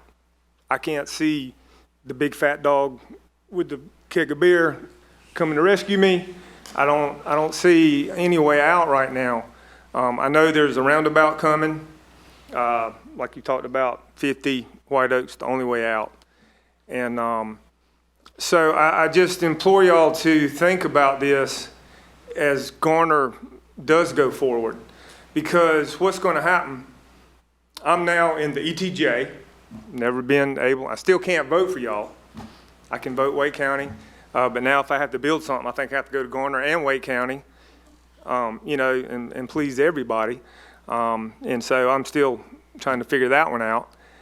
And so when people come and look in these new subdivisions, like Sutton Springs, it's a gorgeous neighborhood, most people come on a Saturday or Sunday to visit where they might buy.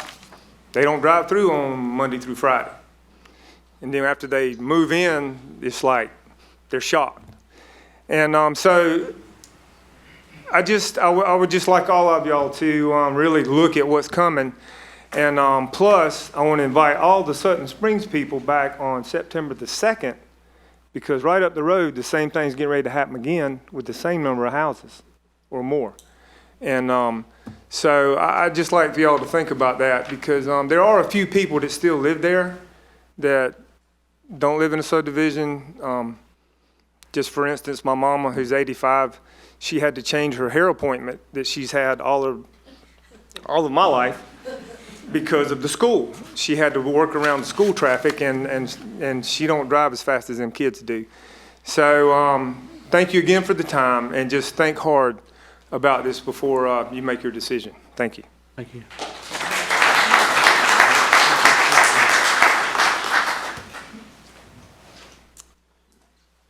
Good evening. Good evening. My name is John Pickle. I'm at 148 Easy Wind Lane in Garner. I'm not here this evening to talk about the specific development as I am about Royal Oak unto itself. I'm currently on the board of directors at the Village of Abbotsboro and the Homeowners Association.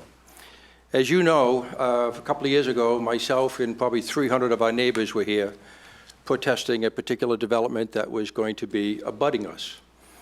Well, for a lot of reasons, that development no longer exists. What does exist now is the development owned by Royal Oak that is in the process of being developed currently. We initially were quite surprised at hearing that. In fact, we heard it from a very unusual source. We heard it from Royal Oak themselves. They reached out to us as a board, contacted us. We had no idea this development was even being considered. Met with us and laid everything on the table. It was a 94 townhouse development. Site preparation is currently going on. They laid everything out, and then what was very surprising to me was they said, what, if anything, do you and your board would you like to change? I've never heard a developer ask me that before. So we thought about it. We talked about the development. We met with the community, and we went back to them with several very substantive changes that we knew that would be quite difficult for them. Everything we asked for, they agreed to. At this point, the relationship that exists between Royal Oak, their management team, and the Village of Abbotsboro is a very positive one. And it all stems from the fact that they reached out to us, sat down at the table, and wanted to develop a relationship. So all these developments that take place, and the ones that are currently proposed now, others that I'm sure will be coming, it is about honest, open, transparent relationships between the developer, the town, and the residents. The more that takes place, the better everybody feels about these things. My only point, and I'll close with this, is Royal Oak and their management team have been very fair with us and very honest and very open. In fact, we met with them just a couple of days ago on some other issues which were immediately solved. Would we like that development not there? Of course. It abuts me. I used to look out at woods. Now I won't. But something was going to be there. We knew that. So what is going there is acceptable to us only because the relationship between Royal Oak, their management team, and the village at Abbotsboro took place. Thank you. Thank you.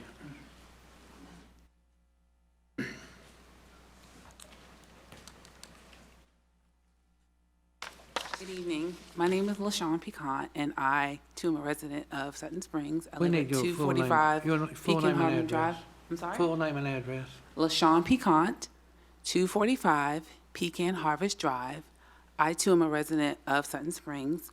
And I'm here today really at the urgence of the community. And I'm thankful I came. This is my first town meeting. I have been a resident of Garner since 2003, when I lived here. Initially, my first home was on Highway 50 in South Creek. And what appealed to me about Garner in general, I moved here from Durham. I'm a state employee. I've been a state employee for 20 years. And it was a sense of community. I started looking in Raleigh. I looked at 95 homes. That's crazy. I know I had commitment issues. But once I drove down Timber Drive, and it was like Garner beckoned me, like, come to us. And I found the home, like, I'm sure my realtor got really tired of me. I found it myself. I was looking, I found the home. I said, we've got to get there. I love this community. It was small, and I knew all my neighbors. And I love Garner. I bragged to everyone about Garner, especially after Scotty won, right? Because I felt like Scotty was my friend. He's my cousin. He won. And it always felt like a community. And when you trust your civil servants, and your town council to make decisions, never had a problem with any decisions you all made. Until all of this construction, when we moved in Sutton Springs, we moved there because it too beckoned me. I have a 6-year-old daughter. We go to our neighborhood school. Our neighborhood school. We don't drive 45 minutes. We don't bus her. It is down the street. That is a blessing that I don't know very many people that really can walk literally to their school. And so to me, that spoke to me.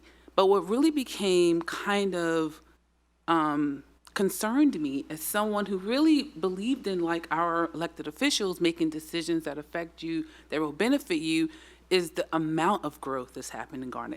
Like you said, you buy into it because of what you see, right? You come to Garner, it feels like a small town, but it has all the impact and access to the city, and then you see all this growth. And probably in the past 2 years, all you've seen is all these approved developments. But you're like, well, that's fine. There's enough space for that. And then you start seeing more of it. And then you say, is there enough space for that? I don't think there's enough space for that.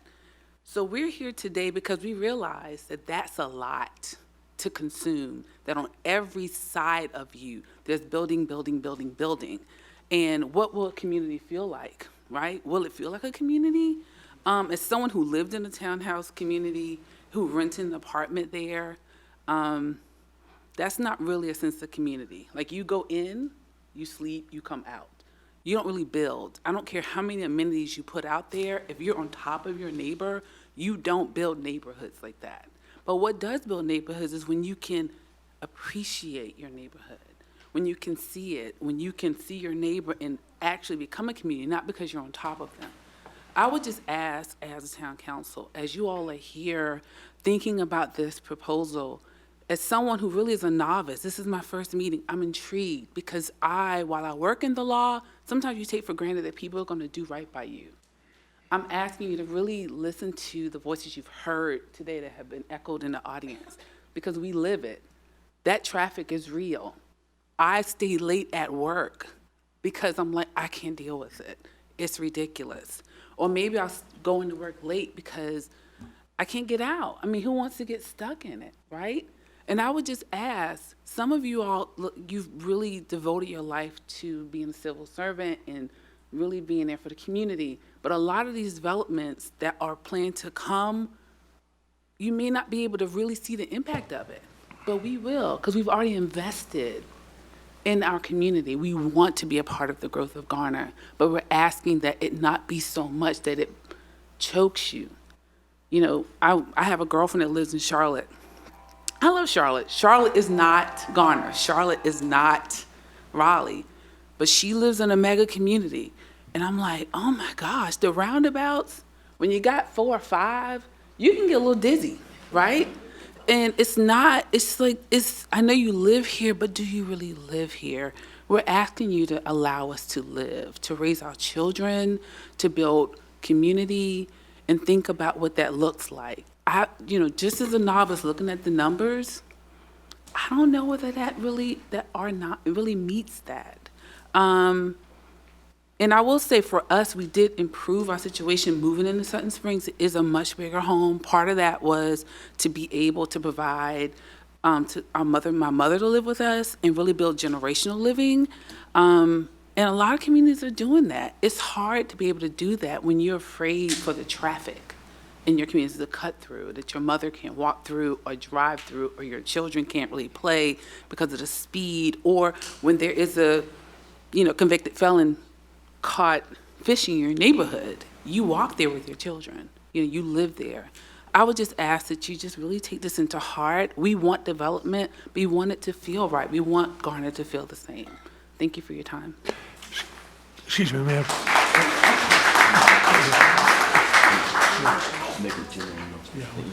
Excuse me, let me ask you. No. You haven't signed up, have you? No, but I will. But I want everybody to sign up before they talk, and that way we'll catch them.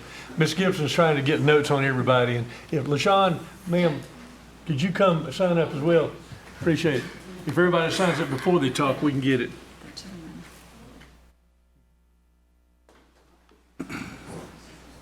Yeah, thank you, ma'am. Yeah. Have you or David got more to present? Yes, it is the conditional site plan. You're up. 3 to 5 minutes is more than planned. Mr. Ball. I'll try to go ahead while everyone's signing up. Mr. Mayor, Douglas, Board, my name's Douglas Ball. I'm at 1401 Avisboro Road.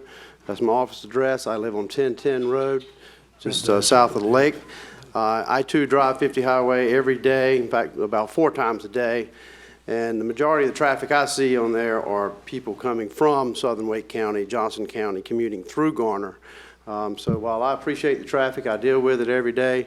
I think it's a little bit unfair to the builder, the property owners to say that the traffic is their fault, it's their burden to carry. I see that the town of Garner is doing a good job managing some issues, while DOT has issues that they have to deal with as well. So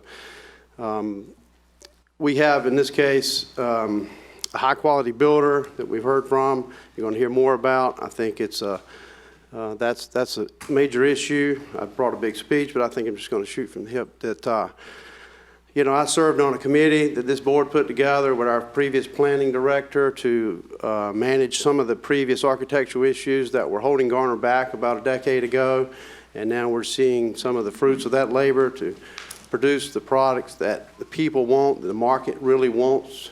The PRD is a tool that planning department put together, this board endorsed. Garner Forward is also a commitment by this community and this board to address what does this community want. And this is a quality development that addresses what the community wants. What does the consumer want? What are the building products they want? What are they buying? And I think that we're a little remiss to decide what has been done has to be the future of Garner. The density is well within the guidelines of the PRD and the Garner Forward, and I think that we should support this plan. Thank you. Question. I'm assuming that you don't have any direct involvement in this particular project, and you build other projects in town, but what is the market today? Describe the housing market and what people want today. I've been here a number of years, and I see it through one lens, and a lot of the folks that have spoken may not be the same ones that are buying, that are out there today. So give us a perspective, if you can, of what the housing market is today. Well, I don't want to speak for the applicant and their product, but I do live in this arena, and I travel all around the county, and I see what the consumer's buying. And over, the consumers are choosing the smaller lots, closer, denser products. For whatever reason, is that the seniors, is that millennials, kids? I don't want to try to get in the psychology of why people are choosing to buy that, But overwhelmingly, that's what they're choosing. And we're seeing the evidence is everywhere. And while, you know, Garner has a special character, we're not trying to be Wake Forest or Cary or Apex, you know, we have the same people coming to Wake County, taking the same jobs, and so we have the same consumers, and that's the product that people are choosing to buy. So you know, I don't know. I guess everyone has their own story to that degree. Or is there a market? Is there a demand for? What would happen if another Sutton Springs was proposed? Would it build out and people buy? Well, someone who's in that industry, that's not going to happen based on the pure economics of it. That lot, under today's world, would be, and the price of that house would be just astronomical, would be nowhere near the affordable price point that we're talking. You know, we're talking $300,000 to $350,000 price point here. If someone were to try to propose a significantly lower density product like that, I'm not sure where the numbers would go, Councilman. I could assume well over $500,000, and so that's just not going to happen. I mean, we'd all love to see more affordable houses on bigger lots, but in terms of new construction, that's just not going to get built. I mean, it's unfortunate. It ain't gonna happen. So that's a great question. And so if you want a bigger lot, cheaper house, you can get that in Lower Johnson County. And that's what's going to happen as we continue to, if we push this person away who's looking for a $300,000 house, $350,000, you can't build it here. You got to build a $500,000 house because we got to have bigger lots. We got to have lower density. We're going to push them down to Johnson County. They're going to continue to drive through Garner. So I don't think it's fair to, you know, people want to be closer into Raleigh. We're close in. The jobs are here. We're building, you know, Amazon. We're creating jobs. So let's allow this workforce to buy a home. And so townhomes provide a certain affordability, but we're not talking cheap products here. We're talking nice neighborhoods and a high-quality builder that specializes in master plan communities like this, who I think this is a rare opportunity for Garner personally. Thank you, Douglas. Mr. Ball, let me ask you a question if I could. Doug, I'm right over here. Yeah, that's good.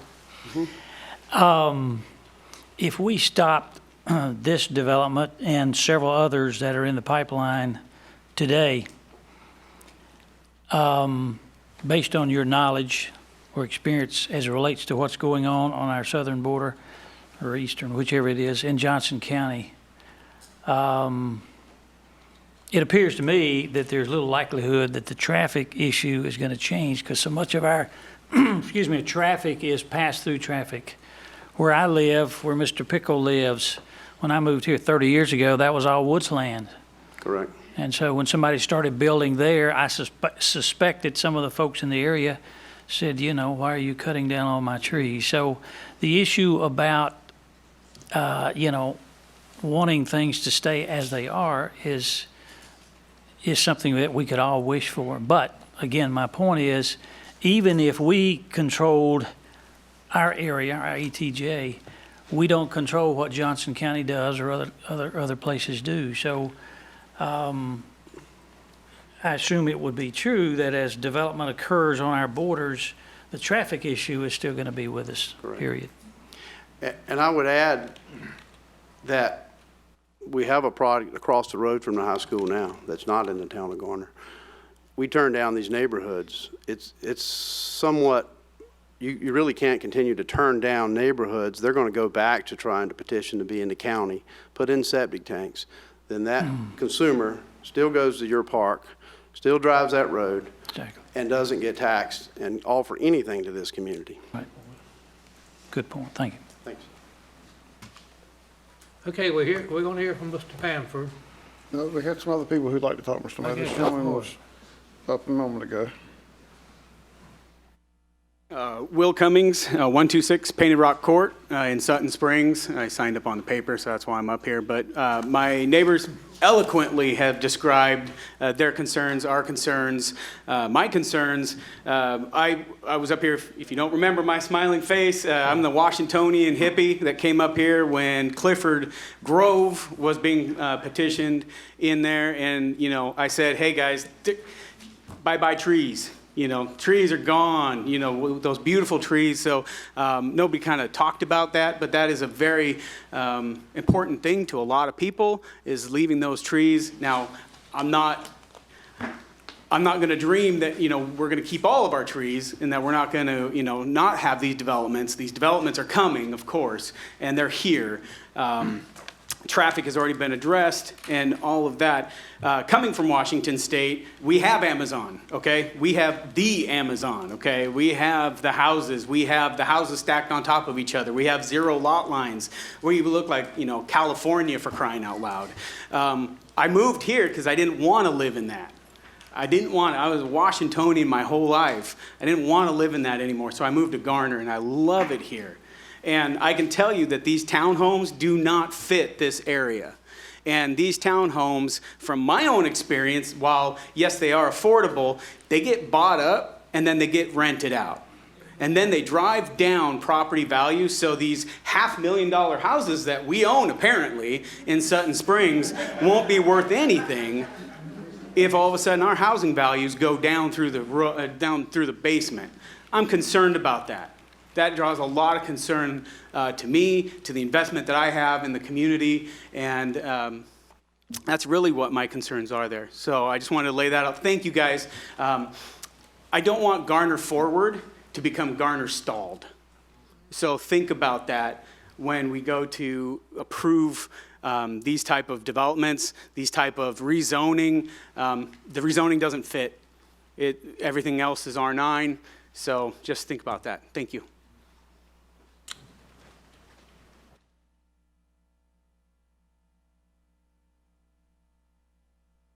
Good evening. My name is Daniel McNichol. I live at 262 Pecan Harvest Drive in the Sutton Springs subdivision. Local business owner. We have several investment properties and contracting corporations throughout North Carolina. We invested heavily in the area, in Wake County in particular, because of the boom. I've most recently been involved as a senior project manager for several different builders. Kind of moved through that stage of my life, if you will. And the smaller lot sizes directly equate to higher profit margins for the developer. I don't know if, I mean, I'm not sure if any of you have ever been to a developer's home, but they are certainly not hurting for money. We moved from the Durley section, the Rex Hospital area of Raleigh, in a nice home there. And we moved to Garner because it fit the vision of, hey, we want some space for our kids to kind of grow up, good schools, quiet neighborhoods. I believe that packing houses on top of houses is not a good solution. It's not a good fit for what we saw in Garner when we invested in the community. I mean, really, you know, we moved for my children so that we could start a family. And right now we get all kinds of traffic cutting through. I'm the crazy guy out on the corner yelling at people, telling them to slow down. I've got a 3-year-old and a 6-month-old. And I'm extremely nervous of what the traffic pattern would become if we put 600-something houses across the road. You know, as everyone said, Garner's going to continue to grow. I think that's a fair observation, and it should continue to grow. But that being said, I think it would be a fair assessment to revisit the zoning. I think that whoever zoned it R40 and R20 saw the longer term vision, and I would encourage you to do so as well. I'm sure there's a lot of folks that will get up that will directly or indirectly profit from this project. Certainly I would too, if I was going to profit from it. But and I'm certain that I will in rising home values or something of that sort. But you know, and traffic engineers, housing engineers are probably the same guys that do the instructions for a dresser you buy or something you buy online and you have to assemble. You know, I work 12 hours a day trying to piece together what engineers put together on paper, and it never fits. So I would just encourage you to see that. Just a general synopsis is I don't believe that this fits the vision or what I was sold on as Garner being. So thank you for your time. Thank you.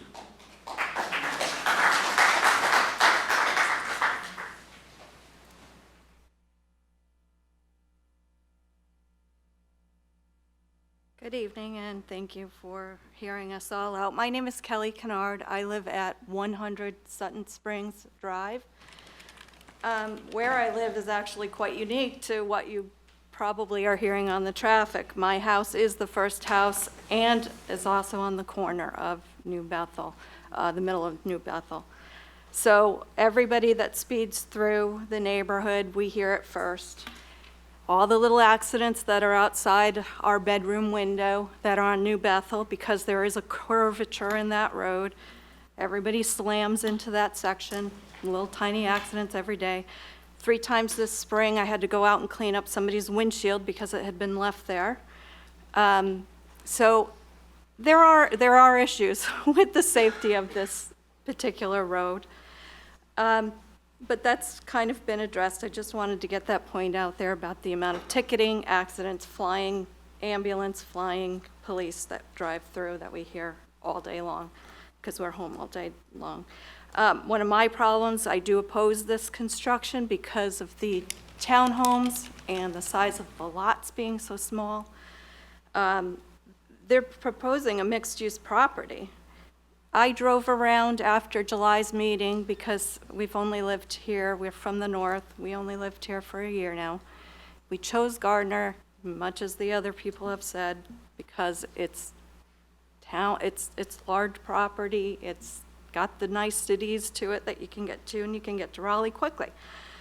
Having lived in a state that had mixed-use properties, it doesn't go well. Those owners of those townhomes are going to quickly sell. Then those people are going to probably rent them out. Who's paying taxes for the students, for the children that goes into those townhomes? Not sure. I also don't think it conforms. I drove around the town of Garner. I did not see any other mixed-use properties next to real subdivisions that have homes only in it. Why are we the selected one? It's out of character. There still is a ton of land in between there that still looks farmland, still keeps the integrity of why we all moved to that area. But then you're going to slap townhomes and these homes, 600 to 675 homes will be potentially be coming across and through my neighborhood. My house is first, don't want to look at. I don't want to look at the townhomes directly across from my window. They're huge and monstrous. I don't want to look at that. And then when they become run down, as they do, having lived in and amongst it in Connecticut, I don't want it. It takes away from every bit of character. I'm concerned for all my neighbors and their children and my neighbors who walk their dogs, as well as my husband. The traffic pattern is going to be forced through the entrance of Sutton Springs to get out to Timber and all the other areas. And it's frightening. I also wonder, since it is a watershed area, has any testing been done on endangered species? We have right now, probably because of the construction near Lowe's, I would say any given day, 50 to 75 deer directly across the street at this entrance with huge bucks. Don't go hunting, people. But they're all getting relocated. But I am concerned about the watershed area. We all should be concerned. In last month's meeting, it was said that the state does not even have an eye on Route 50. Well, I think they should, because there's a lot of construction being proposed right there. And one of the other questions I had, but I think that was answered in the bulletin, was how many stories do the townhomes home, and it does, how many stories will the townhomes have? And it does appear it's 2. If it's not, can we I'd like to stand corrected on that. But thank you very much. I'll end that there. Please consider the safety. As I said, there are tight corners and winding corners and multiple windshields that have been collected from, and I'd appreciate that. Thank you. Thank you. I want to mention something, update on 50. It was not an update, it was released last year. DOT released, I think it's the 2035 plan, and it did have funding in it. It's 2035 now. I know what year it is. I understand, but it did have funding. It did have funding from Rand Road to Timber. That was $43 million, and Cleveland School Road to Rand was $42. It was $95 million, excuse me, $85 million between the two of them at that time. Now, when and if it gets built, it may be more. And they're not going to do anything to 59 until they finish 40, of course, because they're adding 2 lanes on each side. They're adding 11 miles from 301 through 312. So they're adding 44 new miles in South Garner, South Wake County, which is a plus. Also, we had our traffic engineer do a study, and Mr. Pickle's familiar with this because he's seen the study, as the council has. You can go back in our May meeting and find it if you'd like to on our town council, where we did a study down the 50 corridor, just to answer a lot of questions where the traffic comes from, because it is commuter traffic. 8,000 cars a day come off Rand Road on the 50, and 8,500 come off Cleveland School Road on the 50. All of this is Southern Wake County, not approved by Garner, and Johnson County, not approved by Garner. It does have a Garner address in Cleveland, but the town of Garner does not approve that. But that's a lot of traffic, and some of the traffic from Cleveland School Road does go down 1010. But again, the bottleneck, which is up between Timber and New Bethel, and most of that traffic doesn't go to Garner. It's commuter traffic, and it cuts through Buffalo Road. I live off Buffalo Road. I know all about. I'll make sure I don't see Mr. Lee coming down the road, so if I need to cut in, he won't let me in. But I just wanted to pass those numbers along to you. We had to do a study from the last DOT numbers, but DOT does have 50 in the 2035 plan. They know about the issues. We've mentioned it to them. Our representative, Mr. Bridges, our lobbyists, our state representatives know about it. When it happens, they're not going to do anything to finish I-40. I'm just saying it is on a plan. Whether we live to see it, just like the gentleman mentioned about 540, I don't know, but it is on a plan. I just will pass that along. So it has been, DOT is aware of the issue. Again, just want to bring that forward to you. It is on a plan somewhere. I'm sorry, go ahead, I'm sorry. Just want to mention that since Highway 50 is always a hot topic. How you doing? Thank you for letting us get up here tonight. My name is Derek McCord. We live at 283 Pecan Harvest Drive. I apologize, I signed the paper over there. I just want to give my perspective. We moved up here almost 3 years ago now from Fuquay, and similar traffic issues in Fuquay. Everything kind of exploded down there because of housing prices were great, which is one of the reasons we moved down there. We were renting a house in Apex when we moved here in 2011, so we moved to Fuquay, bought a house. Prices were great, but very quickly that area exploded. In the 4 years that we lived there, very quickly after I moved there, I ended up working in North Raleigh. My commute went from 45 minutes to an hour and 15 minutes. And most of that was spent in the Fuquay area. It would take 15 or 20 minutes just to get out of Fuquay, which is only a few miles, because of that congestion from all the additional housing and people that have moved to the area. We love Fuquay, had the small town feel, kind of like Garner, but it very quickly became a place we did not want to live, which is why we moved to Garner. Wanted to get closer to work and school and everything, and we love the area, like everybody else had said, and the traffic and commute was reasonable. And I think with the addition of these homes, that would very quickly become unreasonable again. One of the great things about coming home to your family is I don't want to take an hour, 2 hours to get home. If I want to do that, I'd move further out, buy a lot cheaper house, and drive an hour to work. I don't want to do that. And so that's why we bought where we did. As far as the builder quality, the home that we lived at in Fuquay was a Royal Oaks home. I can't say I have anything good to say about the quality of the home. We were very impressed when we moved to Sutton Springs and saw the house being built. My dad is a builder, he's been a builder all his life, and I sent him pictures, he's like, wow, that's really good quality. I didn't see any of that in the Royal Oaks home that I had. We had many issues with that house along with the rest of our neighbors. So as far as it being a quality, I can't speak to that.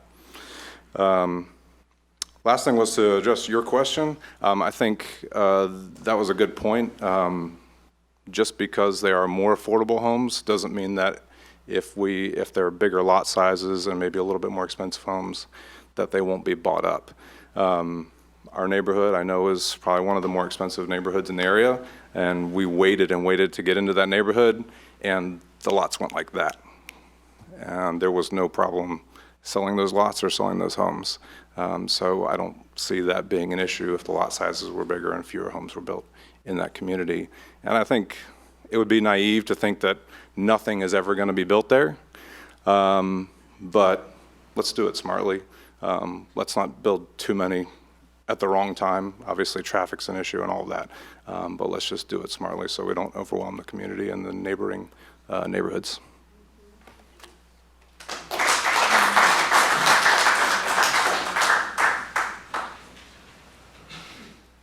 Good evening. My name is Gabbard Piquant. Signed the sheet already. I don't know how many of you live off 50. How many of you on this board right here, right now, live right off of 50? So you know the commute. One day, a couple years back when it snowed, from Highway 70 to get to my house, took me about 3 hours. And that 3 hours space, I only got to timber. I only got to timber, yes. I see you looking at me. Yes, I only got to timber. I just didn't understand what you said. So we're thinking about our house. We're thinking about the commute. What about the emergency infrastructures? Yes, we have a new town hall. Yes, we have a new Garner station, but do we have enough people working in these areas also to make our neighborhoods and our community safer? Because I constantly drive through 50. It's a nightmare and we all know it. But I'm just letting you know, we need more than 2 ways to get out of our neighborhood. Nightmare on the left, nightmare on the right. We just have to pick which one you're gonna take. It's hell getting out of White Oak because there's always traffic flowing. It's hell getting out of 50, and we don't have another way, like we could take another shortcut, and people are constantly speeding through the neighborhood. Yeah, see that? I have a little one. She can't go out there and just she has to stay in her yard. Because lately, I've just seen people just cutting through my neighborhood and speeding. I don't know what to say about it. Infrastructure, we need to take a slow approach on this building that's gonna be going on. If we don't have a way to get in and out, what sense does it make? Does it make sense?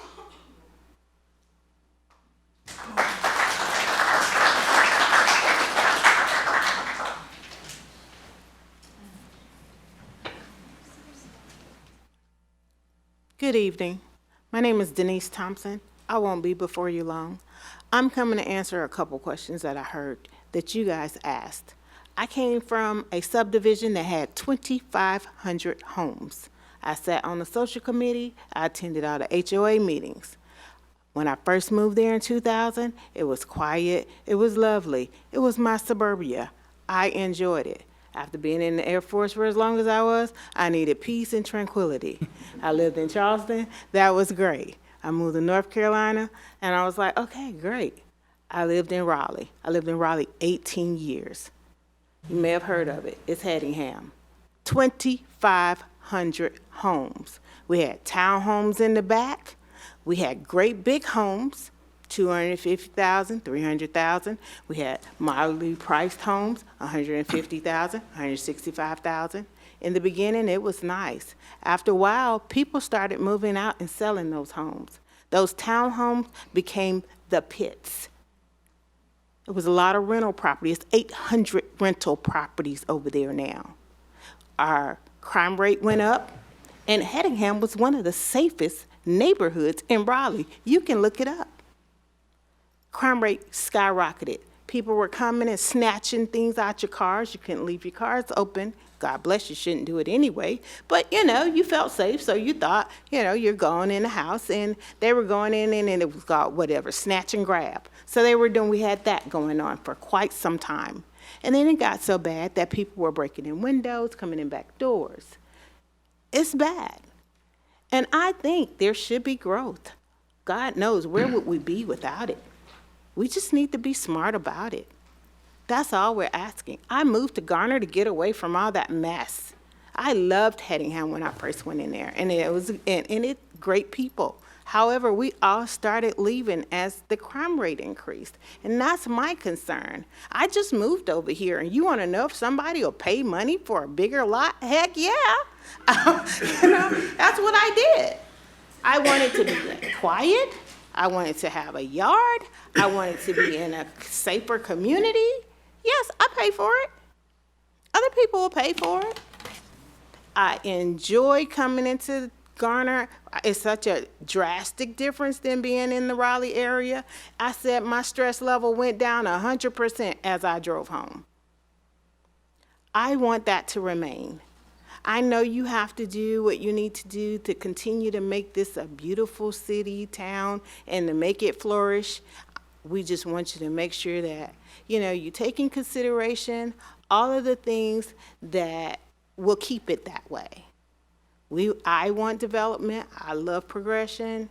Just make sure that with that happening, it doesn't take away from what Garner is, the quality, the value, the characteristics of it, the small town feel of it.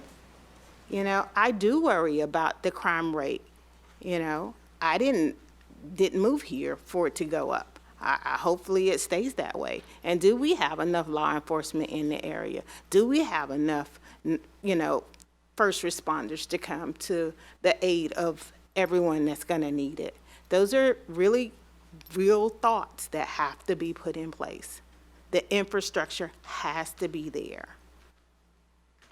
That's all I have to say about the whole situation. 126 Elkstone Trail. Okay, thank you. Mm-hmm. Okay, the public hearing is going to remain open, but we're going to take a 10-minute break.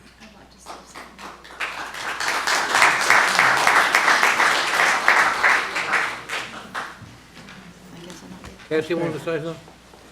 I would like to. Go ahead. Excuse me, I'd like to say something before everybody leaves, just to offer a perspective. Many years ago, when I was in high school, I had a teacher that was very fond of saying, boys and girls, the only thing that's sure in this life is that things will change. That's one of those things that stuck. I didn't like it too much, but it stuck. So fast forward, 46 years ago, my husband bought a house on Lake Wheeler Road. I-40 goes over that house now. The City of Raleigh, not the City of Raleigh, the Highway Commission bought our property. We moved because we had to. And then we moved into a little neighborhood on Rock Quarry Road, and I lived at the end of a dead-end dirt road. Eventually had 5 little boys. I had 5 acres. I had plenty of room for them to play, and a house big enough for me to be comfortable in with all those children. And then the lady next door to me sold her farm to the City of Raleigh, and they built Walnut Creek Amphitheater. The stage was 800 feet from my property line. Another nightmare. Took us 4 years for the City of Raleigh to come up with a price that was reasonable that we could move with, and that we moved into Garner. So I wanted to offer this perspective because all of those considerations I had back then were very real. They were very serious. I was very angry, and all my children are grown and gone now. So things do change, and we need to all work together to incorporate that change for the good of everybody. So if we can kind of think about that we understand the pain of some of these changes, but we also understand that things do change. We have a choice. We can either direct the change or we can let it drag us. So let's talk about working together so that we can direct it and not be drug along by it. Thank you. Okay, 10-minute break. Break. Okay, thank you.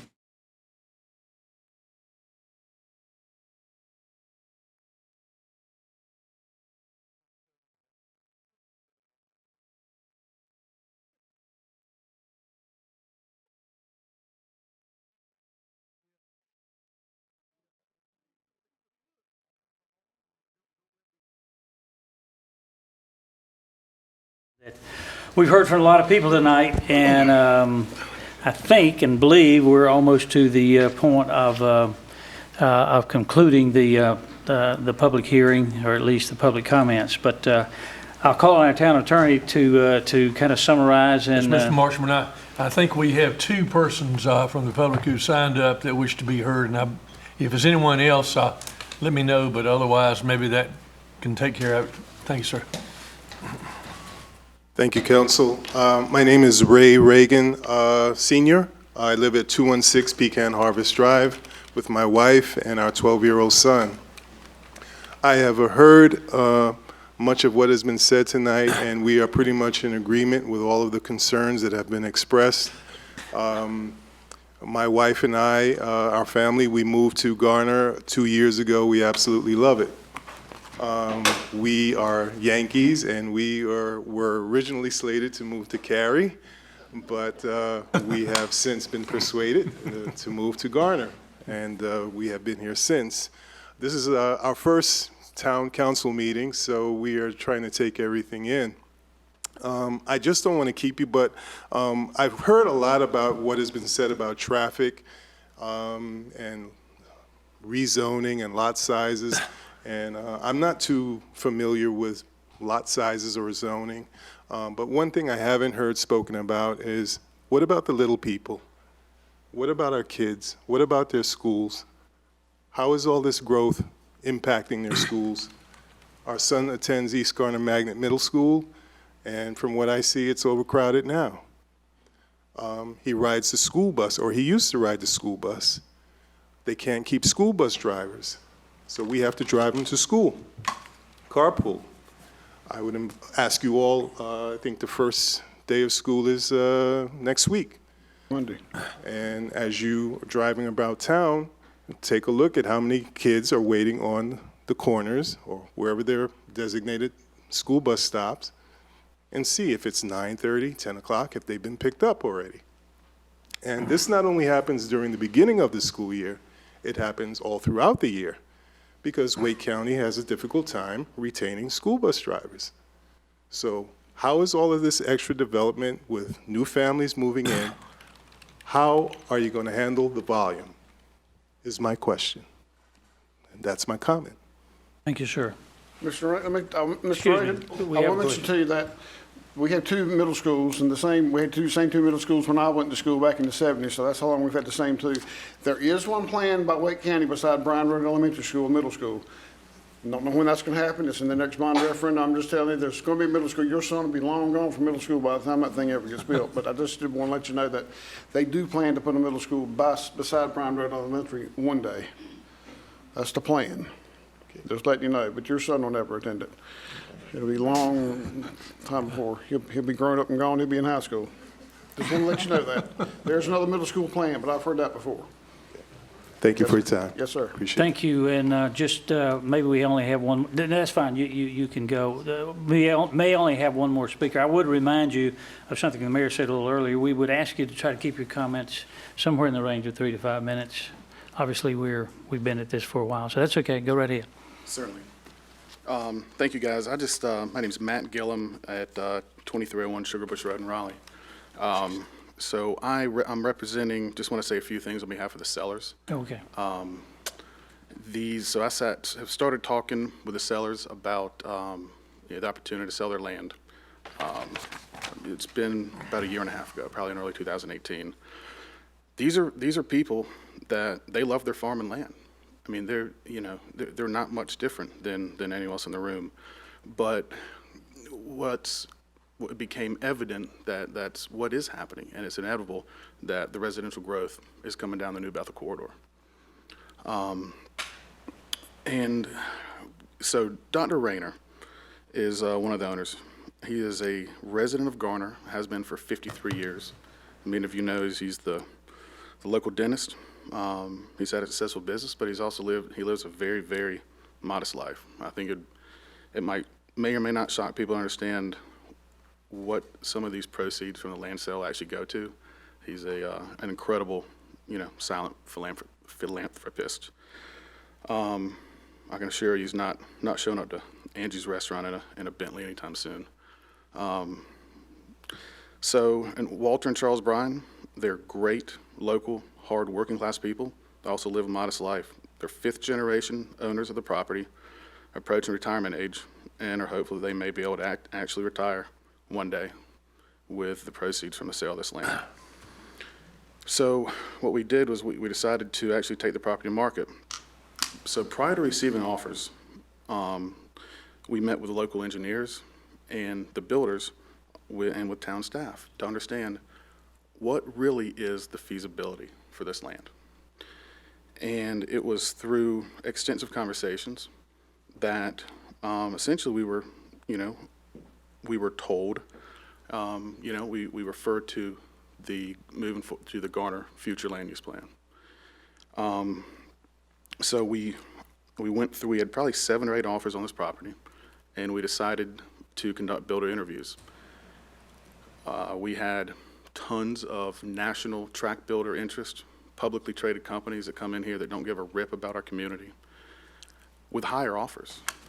These gentlemen took less money at the end of the day to work with someone that is local, that's not a huge company, and that had roots in Garner. And that was a very conscious decision that was made by these gentlemen. They selected Royal Oaks because of their character, local, and they had a history of developing responsible neighborhoods within Garner, such as Heather Park, Minglewood, and Oak Park, and they have a proven history. And I've been at council meetings that I didn't even have anything to do with, where HOAs, not even a different one, they've worked actively with the neighbors to ensure that they're respectful and also complies with the vision of the town.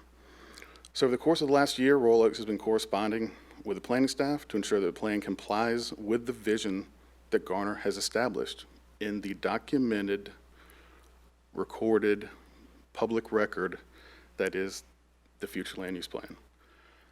There have been many, many rounds of comments and extensive plan changes in order to present a plan that staff is okay with.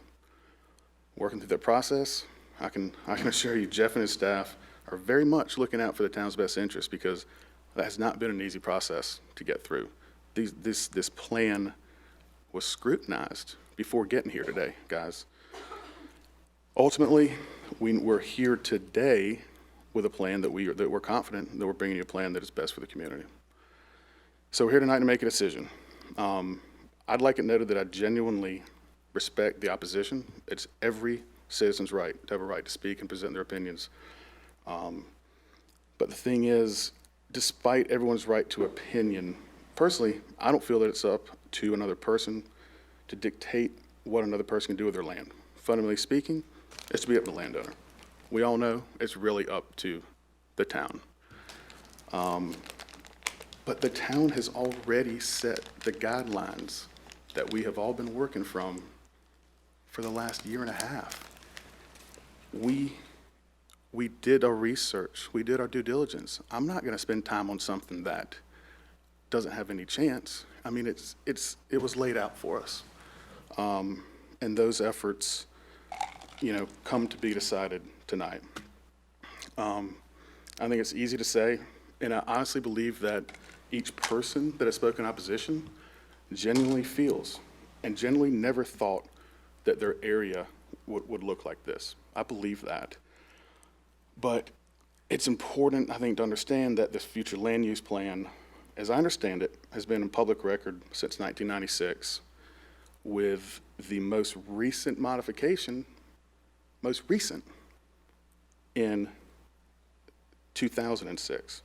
And this information has always been available to the public to educate themselves on where is the growth, what is the town supporting in terms of what's going to happen in the future.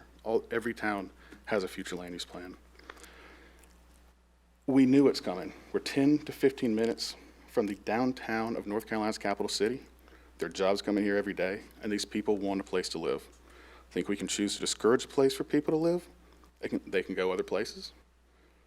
Or we can choose to allow it as long as we're using a set of guidelines that's formally adopted, unbiased, and non-arbitrary, as long as those conditions are met. I think we've done that. This neighborhood meets all the conditions and additionally provides a wide range of affordability options, amenities that promote family neighborhood gathering, and provides an increased tax base to provide for schools, road improvements, and public services to serve both the new members of the community and the existing. So as we progress through the evening, I ask you to keep a few things in mind. Number one, the plan is in full compliance with the planning guidelines and the future land use plan. Royal Oaks has worked with the town back and forth for over a year, making sure that it represents the town's vision. Planning has said okay, staff. Planning Commission has recommended the approval of the project as it's been submitted. The proposal doesn't come close to maximizing the number of houses that are actually allowed. Then the open space requirements, requirement is 25%. They provide 37%, which is over 70 acres. The thing about the net versus gross and the wetlands, people have to understand it's the acreage divided. It's the number of houses per the acreage. If people have the traffic concerns, it is still below the actual maximum number of houses that could be put in there. The wetlands are a benefit to that, and the proportions are appropriately skewed. A mandatory traffic study was conducted by the DOT, and it's in full compliance with the NCDOT and the town's recommendation. Despite being in compliance, there is a contribution being made to expedite the Highway 50 road improvement project. I mean, it seems counterintuitive, but the houses actually have to come in order to generate the money for the road improvements at the end of the day. Lastly, these landowners are good, hardworking people of the community. None of these people planned on their land having value as a residential development, but it happened, and they shouldn't be punished for it. I'm pretty certain that everyone in this room would feel the same if the roles were reversed. Thank you for your time. Thanks, sir. Thank you very much. Excuse me, sir, can you do the sign-up sheet? And there's one lady who wanted to talk. Is it you done, you say? You know, obviously, we stretch the time here. I mean, we're going to give everybody a chance to speak. Real quick, my name is Maggie Hayes. I'm at 116 Traybridge Lane. My husband spoke earlier. I have a unique relationship with Garner. I actually worked here for 8 years and have lived here since 2005. Ms. Kathy, I completely agree with you. We have to have change. I don't think we're fighting change. I think we're fighting to preserve what we have in Garner. I'm able to be in this community. I love this community. I now have the delight of driving all the way down to Smithfield in order for me to have my position, so I have a reverse commute. I can tell you it's a great commute. I did the RTP for quite a little bit of time. That's why I'm going in the reverse. Smithfield right now is due to put in a $10 million planned community in the next 10 years. We're going to see a lot more traffic. I'm not going to be talking about traffic. The only thing I ask for you all is to just look inside yourselves. I know that y'all have the responsibility to move this town forward. When we moved here 15 years ago, I told my husband, hold on tight. This place is going to blow up. It's right by the city. I mean, you know, everybody's going to get that memo. Well, everybody got the memo. And that's why we're here today. All I ask is for y'all to look prospectively, to also protect our community and the community that we have built, and just look to see if there is something that we can work out in order to make it work for everybody involved. That's all I ask. Thank you for your time. Thank you very much. Thank you for keeping I believe we're at the point where the first part of this process has been completed. And Yes. now we're going to move forward to dealing with the permit. And Mr. Triesenberg will present for the staff, and then there'll be an opportunity for all these people who got sworn as witnesses to talk about their specialties. Thank you, Mr. Attorney. Everybody understands where we are. We're sort of halfway through, in some ways halfway through. We've dealt with the zoning part now. We'll deal with the second half. Thank you, Mr. Triesenberg. Go right ahead. Now present to you the subdivision plan and its conformity to the other town plans and policies. As noted previously, the overall acreage is 189.34 acres, plus or minus. They are currently proposing 600 lots. The planning document that accompanies this site plan would allow for any future modification up to a maximum of 675 units to be reviewed administratively. Above that, it would have to come back for a public hearing. The uses that are proposed are single-family detached and townhomes. Again, here's the minimum lot sizes. You see those for townhomes, and then the two single-family products. The planned residential district does require at least two single-family detached products in order to qualify. The setbacks, in addition to the setbacks that are proposed for the individual lots, there is a 25-foot perimeter setback around the entire development. In terms of the landscaping and buffer requirements, there is a 12% minimum tree cover requirement. This often can be met with floodplains and stream buffers and those sorts of areas. They have met that requirement with mostly the preserved material. Perimeter buffers internally and externally are required between townhouses and adjacent single family. Single family to single family does not require a buffer.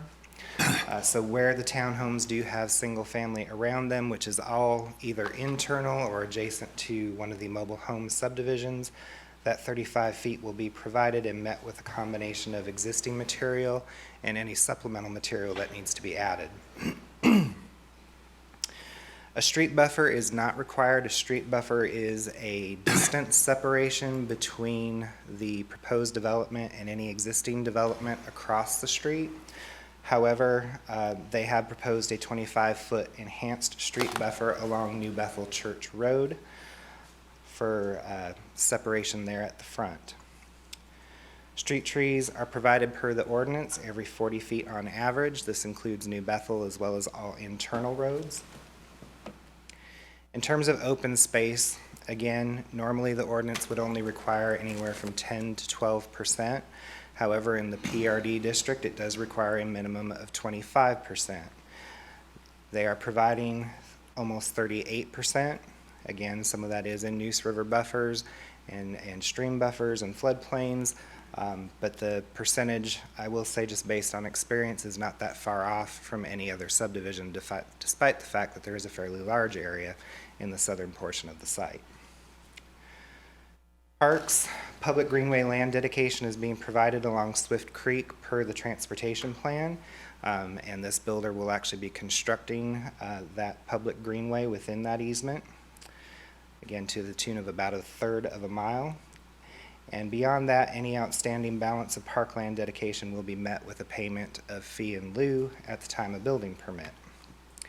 The inspections department, together with the fire department, has reviewed the subdivision and given their preliminary approval that it meets all of their requirements. In terms of environment and floodplain, there is that FEMA designated floodplain along Swift Creek in the southwestern portions of the site. You see that here in blue and green. Beyond that, there is one Neuse River buffer that bisects the property right through here along this blue line stream. All of those are being protected per state requirements.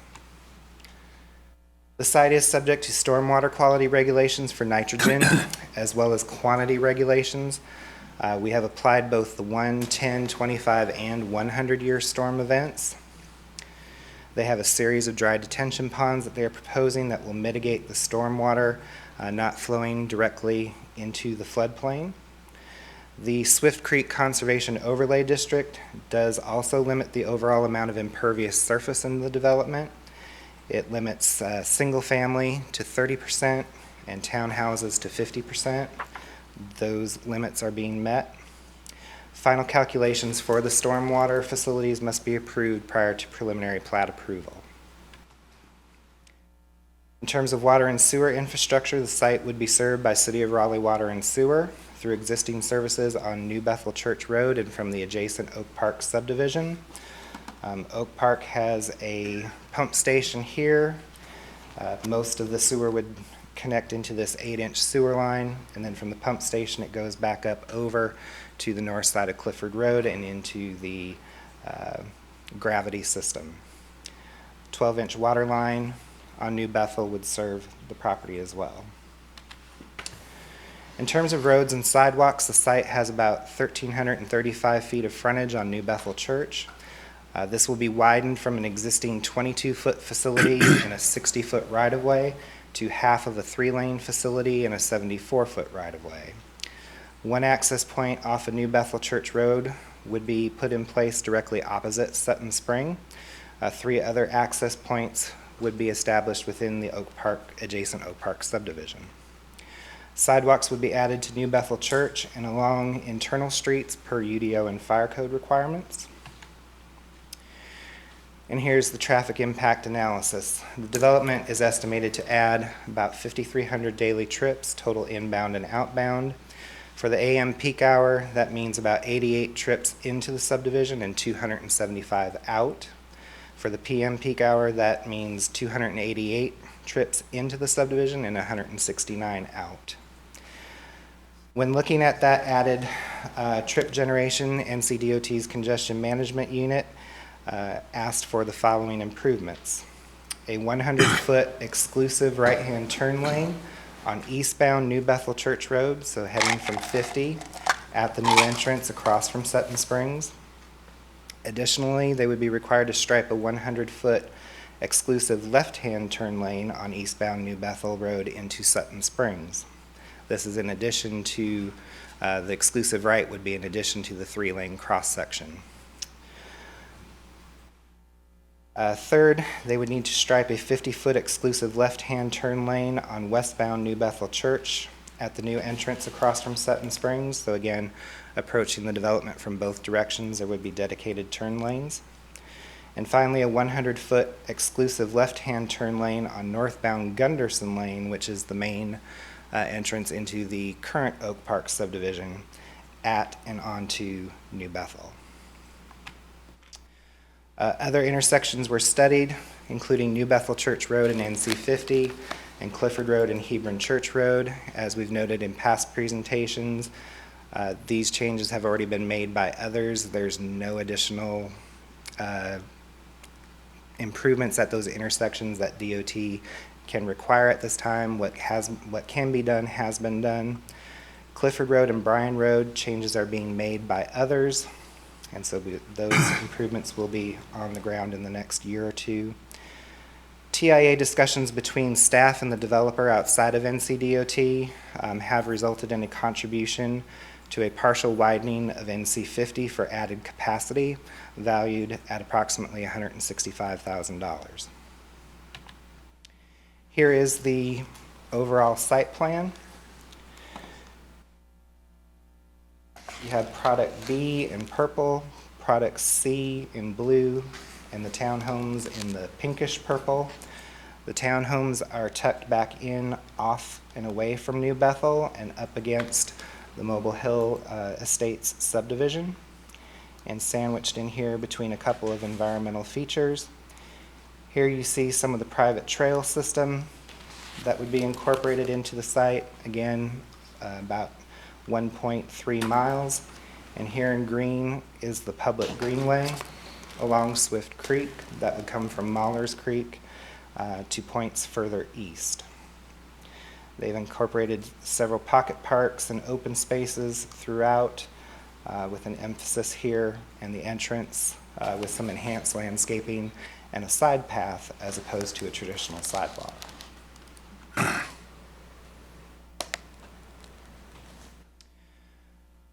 Parking. Typically, single family is pretty straightforward. However, we do require in townhouse areas 1 guest space for every 4 residential units. So they were required to have 53 parking spaces. Those will be reviewed at preliminary plat stage. The intent is to provide privately maintained on-street parallel parking. Lighting, both street and parking lot lighting created by Duke Energy. Typically, we look at that at the time of preliminary plat, so we would review at that time. And then conformity with the various plans. The 2010 Garner Transportation Plan recommends New Bethel Church as a 3-lane minor thoroughfare. In the absence of any updates in the 2018 Garner Forward Plan, this recommendation remains. A public greenway is also recommended along Swift Creek. So with the improvements along the frontage of New Bethel Church and the incorporation of the public greenway, this project as proposed may be found in conformity with the current transportation plan.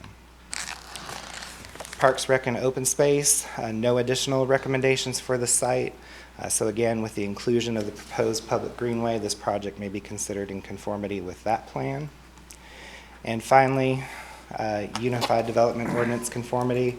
Staff has reviewed the various plan revisions and now finds that this project as proposed conforms to the regulations of the UDO so long as the following conditions are met.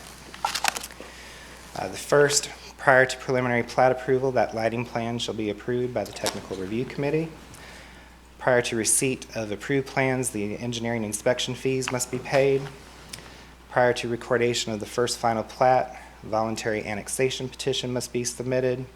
Documents establishing the HOA and restrictive covenant shall be submitted for review, and a development agreement for that fee in lieu of street improvements is due.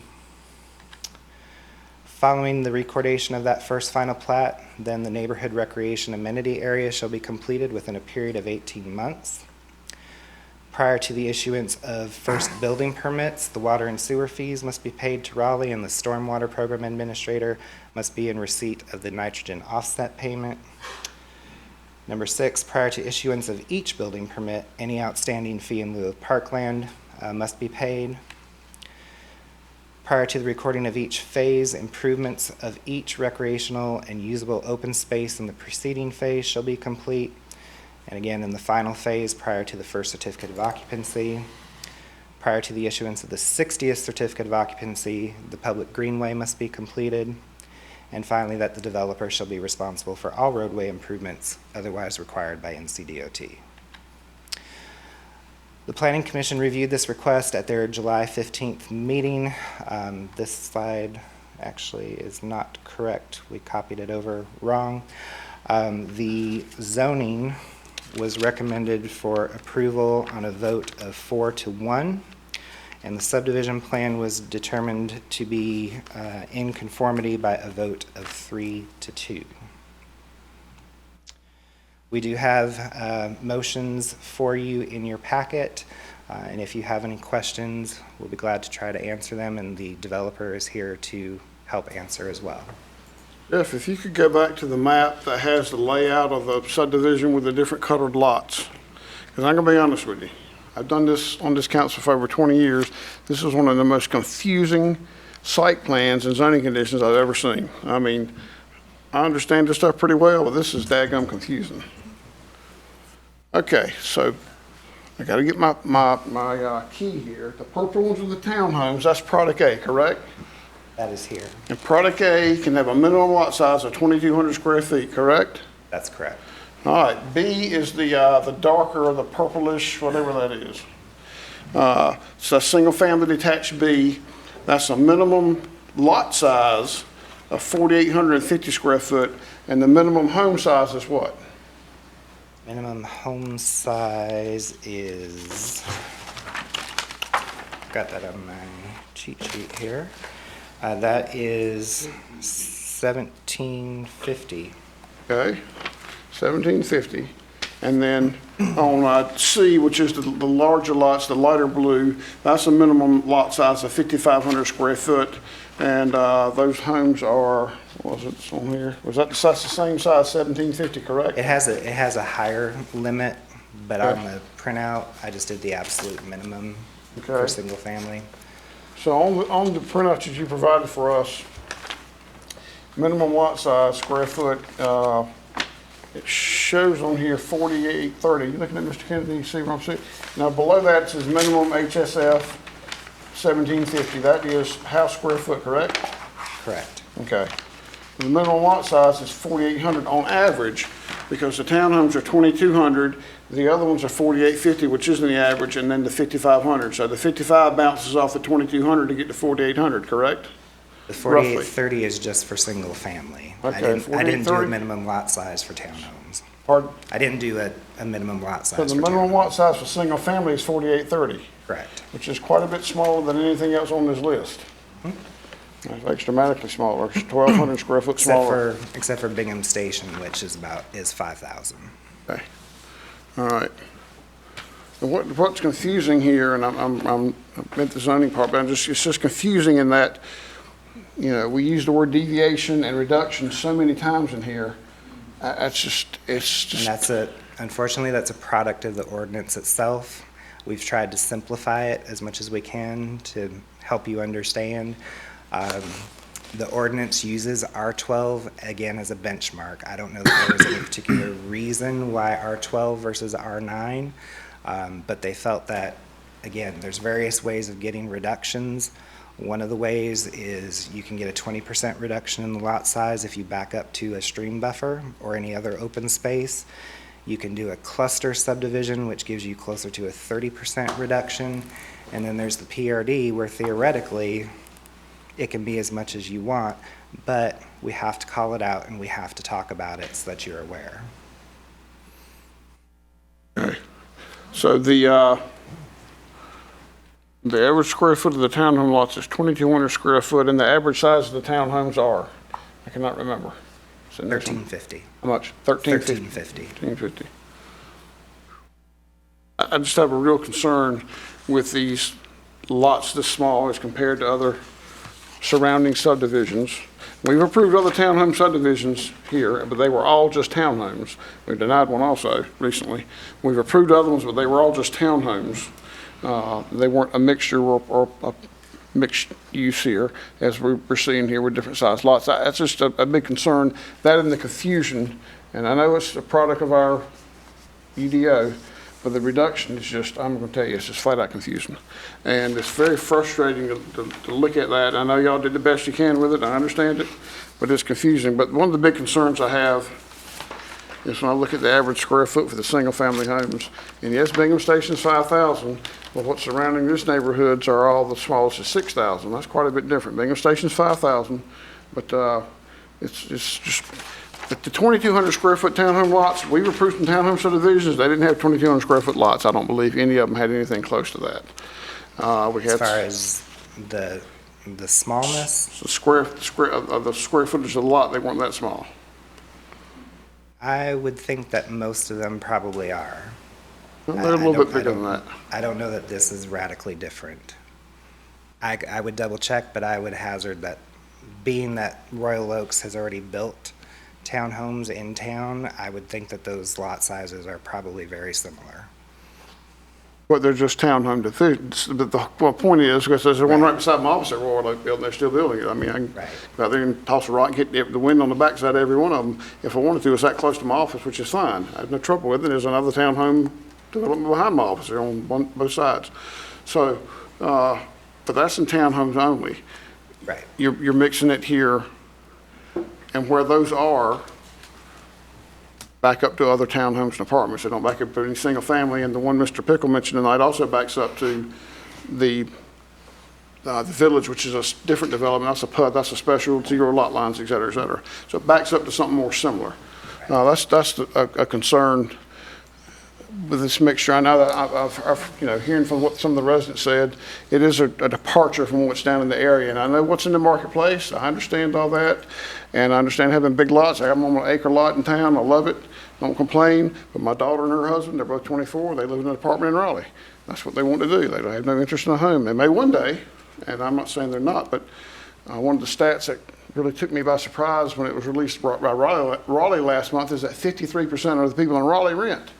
That was a really interesting statistic. I thought it might be a third at most, that over half the people who live in the town of Raleigh rent. So I was really surprising. I'm not condemning or saying it's good or bad or in between. I'm just saying it's very interesting how the market is changing, and Mr. Ball talked about some of that. He couldn't get specific because it can change in 10 years and be different. So that's just a big concern. I'd be frank with you, I don't like that. I just do not. And I know that Mr. Gillum talked about, we can put more units there. Well, you can't put more units there until it gets rezoned. Right now it's R40 and R20, so right now you can't put anything else there. So let's be specific and be honest about that. I just got a big issue with that.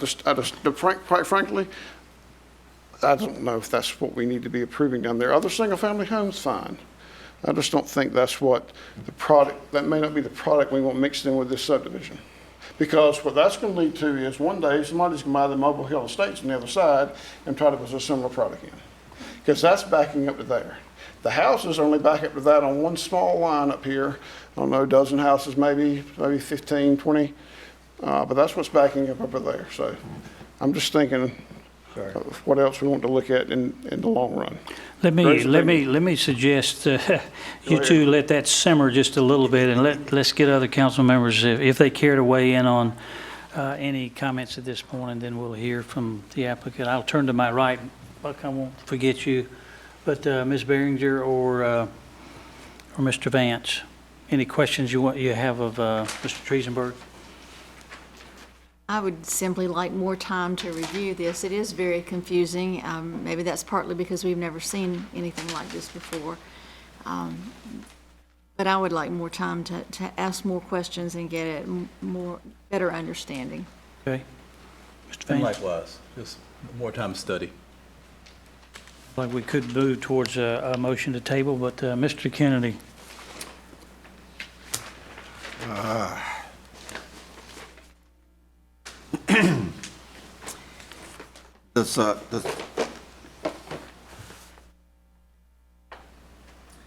I'll have to ramble a little bit. There's a lot of things on my mind, and trying to sort through this.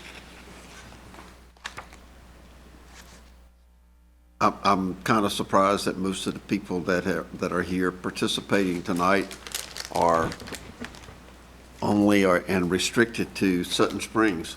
I would have expected maybe some other folks coming and offering another perspective or similar perspective, but I appreciate the fact that you come and speak up. I won't have my notes in order, but the first thing that comes to mind, I'd suggest that you look around at yourself, and there's probably not a soul in this room except maybe somebody from staff that's less than 35 years old. And most of you, oh, hey, young one. Okay, young lady. Most of you are greater than 50. And you fall into my category, and I look at a project, or every project that comes in, I look at it through the lens of a 75-plus-year-old person. And, I would love for somebody to come along and tell me that they'd like to come to my subdivision that's got, I reckon, 0.45 acre lot sizes, all brick construction, 3,500 square foot, every kind of room in it you think you could want, 4 bedrooms, 3 baths, all the yard that you would ever want to mow, all the bushes you would want to cut. And that was 16 years ago. And I'm wondering, when I sell, will I get 20% more than what I paid for the house? I'm not sure what that tells you, but it tells you I'm blocked in. I'm looking through the perspective of a 75-plus-year-old. And what I know I can remember I wanted, the first house we bought, 1,200 square feet, heated space, no air conditioning. I cut the grass, always been in a place where I cut the grass. That's changing. Now, in Garner, we want higher home values. We want higher quality materials. While I might like a larger lot, and at one time I had an 1.25 acre lot, and that was a pistol to manage. But I like the larger lots. I'm at the point that I probably have to start thinking more like a 20-some-year-old that I got to get out of the yard maintenance business. But this project that's here tonight, the things that you're bringing to our attention center around density, but probably more than anything, traffic. There's some things that the town can deal with on traffic. There's some things that we cannot. If we try to repair or upgrade Highway 50, we are using town's tax dollars to solve southern Wake County and Johnston County traffic issues. We're solving other people's problems, and I don't like spending your dollars to solve other people's problems. And I get heated up about that. New Bethel Church Road, Hebron Church, and then the intersection that Councilman Singleton mentioned earlier, those are our responsibility. We are also seeing that we have some responsibilities, whereas DOT may have some responsibility that if we want to get it done, Garner's going to have to ante up.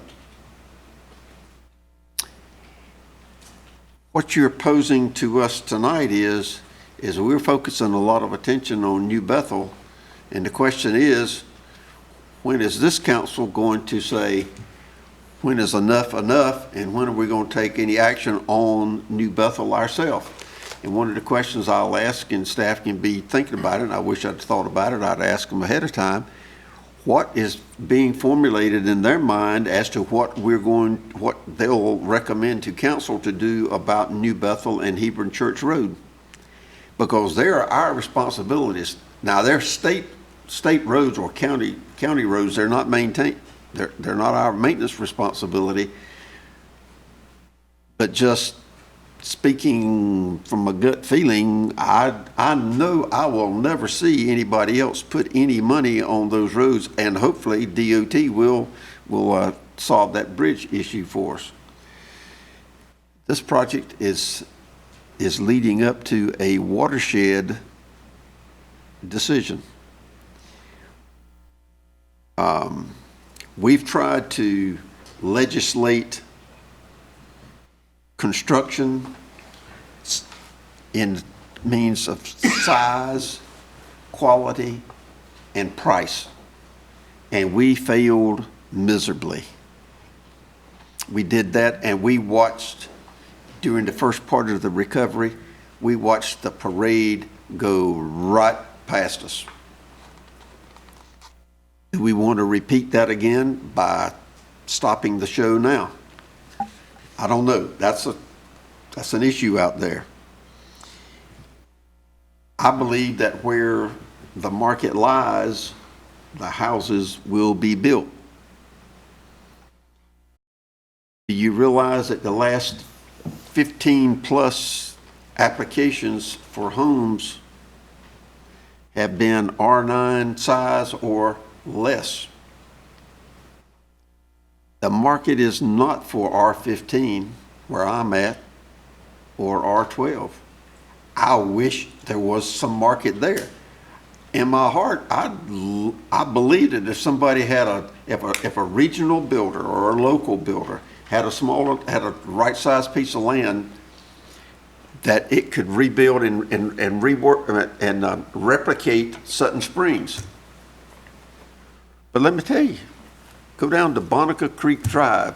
Are you familiar with Bonica Creek Drive, Keith? Yes, sir. I had it right here to talk about.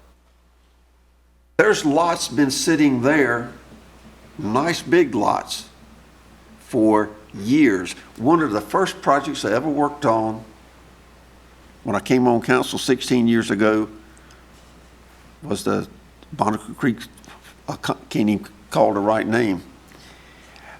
Rosemore? Rosemore. Thank you. You can. Well, I guessed correctly. And I'm sure that the developer would love to see that place built out. I'm not sure where this is headed, but it looks like to me that we're not going to change the market. And if we deny, we're going to set in motion a chain reaction that will confuse the marketplace,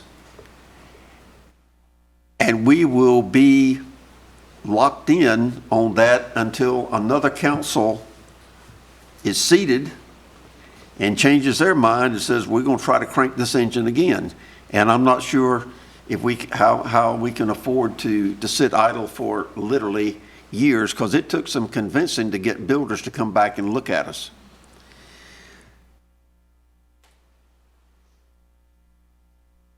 What if we in fact place a hold on development to get all the roads fixed before we open up the pipeline?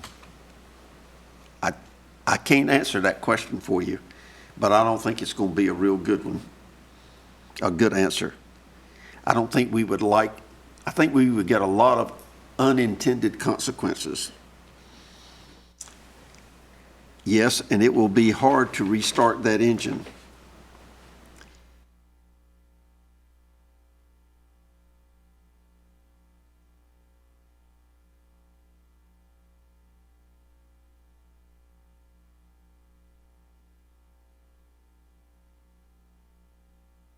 There's some specific small questions about how it took me a while, and I appreciate the pace at which things have gone along tonight, because it helps me understand some things better. But I've really got to sort through my mind on how we allow development to continue and not address some of the basic issues that y'all have brought up. But I think we can't stop one thing to take care of another. They've got to go forward together. But I think we need to have some discussion among ourselves, among council that is, and I'd like to hear others' thoughts about that. And I'll conclude my commentary with asking staff, what is staff's feeling regarding the building traffic issues? And I know we just adopted a plan. Well, excuse me, that was a little bit different one. We have different programs of we pay fees in lieu of. What's in the mill, what's being thought of now of how to address traffic problems that could be, we could actually do some, expend some dollars on Highway 50, use them as an example, with dollars that are captured by developers that know that they're contributing to the problem.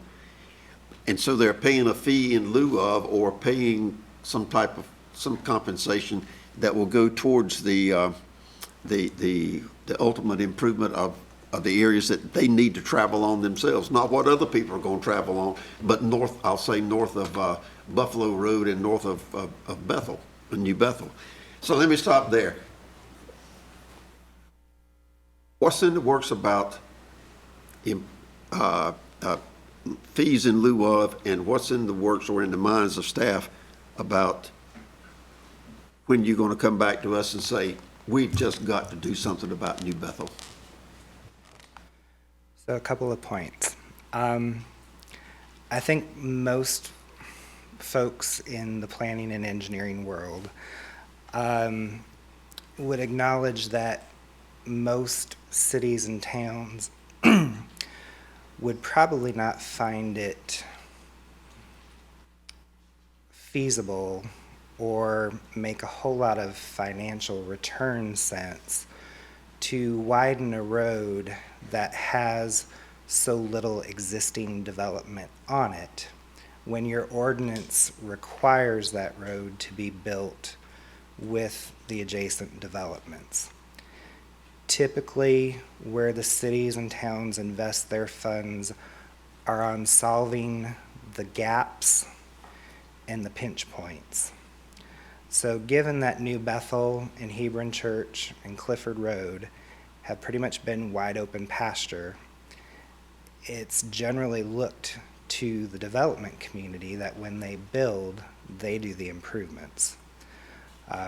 And then the town focuses on any small pieces that might get missed when the bigger projects don't take all of it, 100% of it, into account.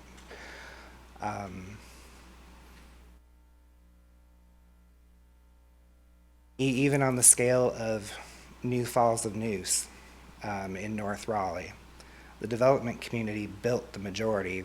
The pinch point was crossing the Neuse River. City of Raleigh stepped in when they realized that the state wasn't going to get to it, and they built the crossing of the river. I can't say that I can think of any situation that I'm aware of where it's pretty much greenfield development that's going to happen, where a town has gone in and done the road widening ahead of time. That being said,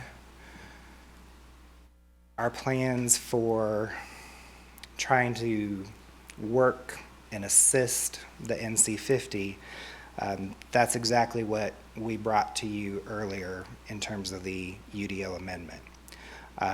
When the developers have been coming to us, up until this project, there's always been a recommendation for some kind of off-site improvements to help solve the bigger area transportation issues. With this project, for the first time, all of those issues had been addressed. There was nothing further that DOT was going to be able to require based on what they're enabled by the state to do.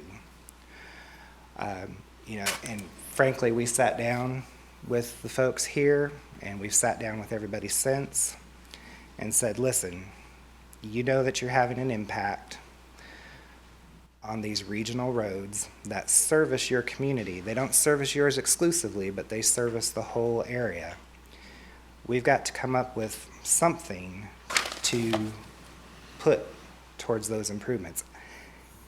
State won't allow you to do much in the way of off-site improvements, so we've kind of been working with the town attorney, and there is language in the statutes about roads that service a general area, not just one neighborhood specifically. That gives us some latitude.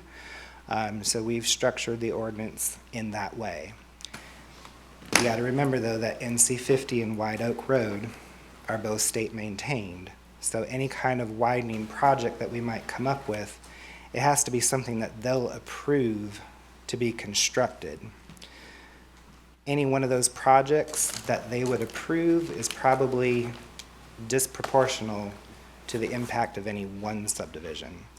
So while we've looked at the 50 corridor, we've identified some improvements that can be made.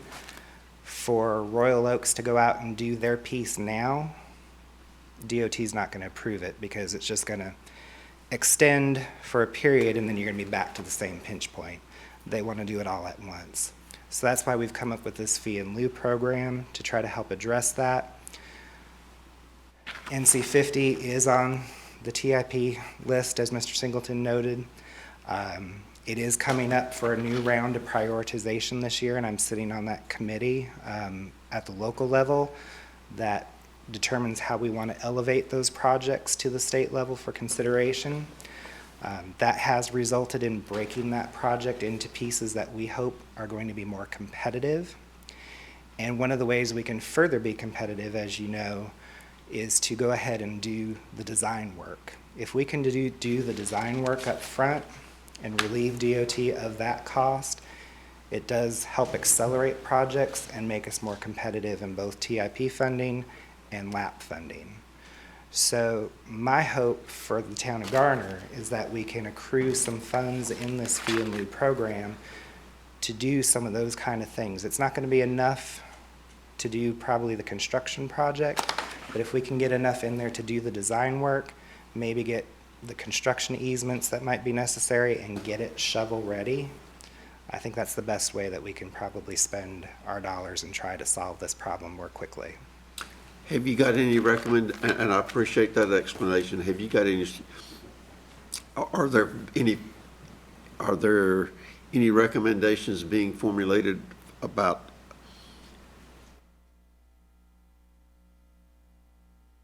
what the town should be doing, if anything, on New Bethel Road, or did you just answer that's going to be left to the development community as they come up, as projects are being proposed? And my gut would be is that you would do that as the projects are proposed. You may be left with some gaps, perhaps over at Glen Creek, if the county didn't require the same type of widening that we would have required. Those kind of things may need to be addressed, but there's still fairly large chunks of frontage that, you know, at some point, maybe we reach a tipping scale where it makes sense to do it, but I think at this point there's enough greenfield left that it might be still a little early to do that. Thank you. Thank you, Mr. Triesenberg. At this point, do we want to hear further from the applicant?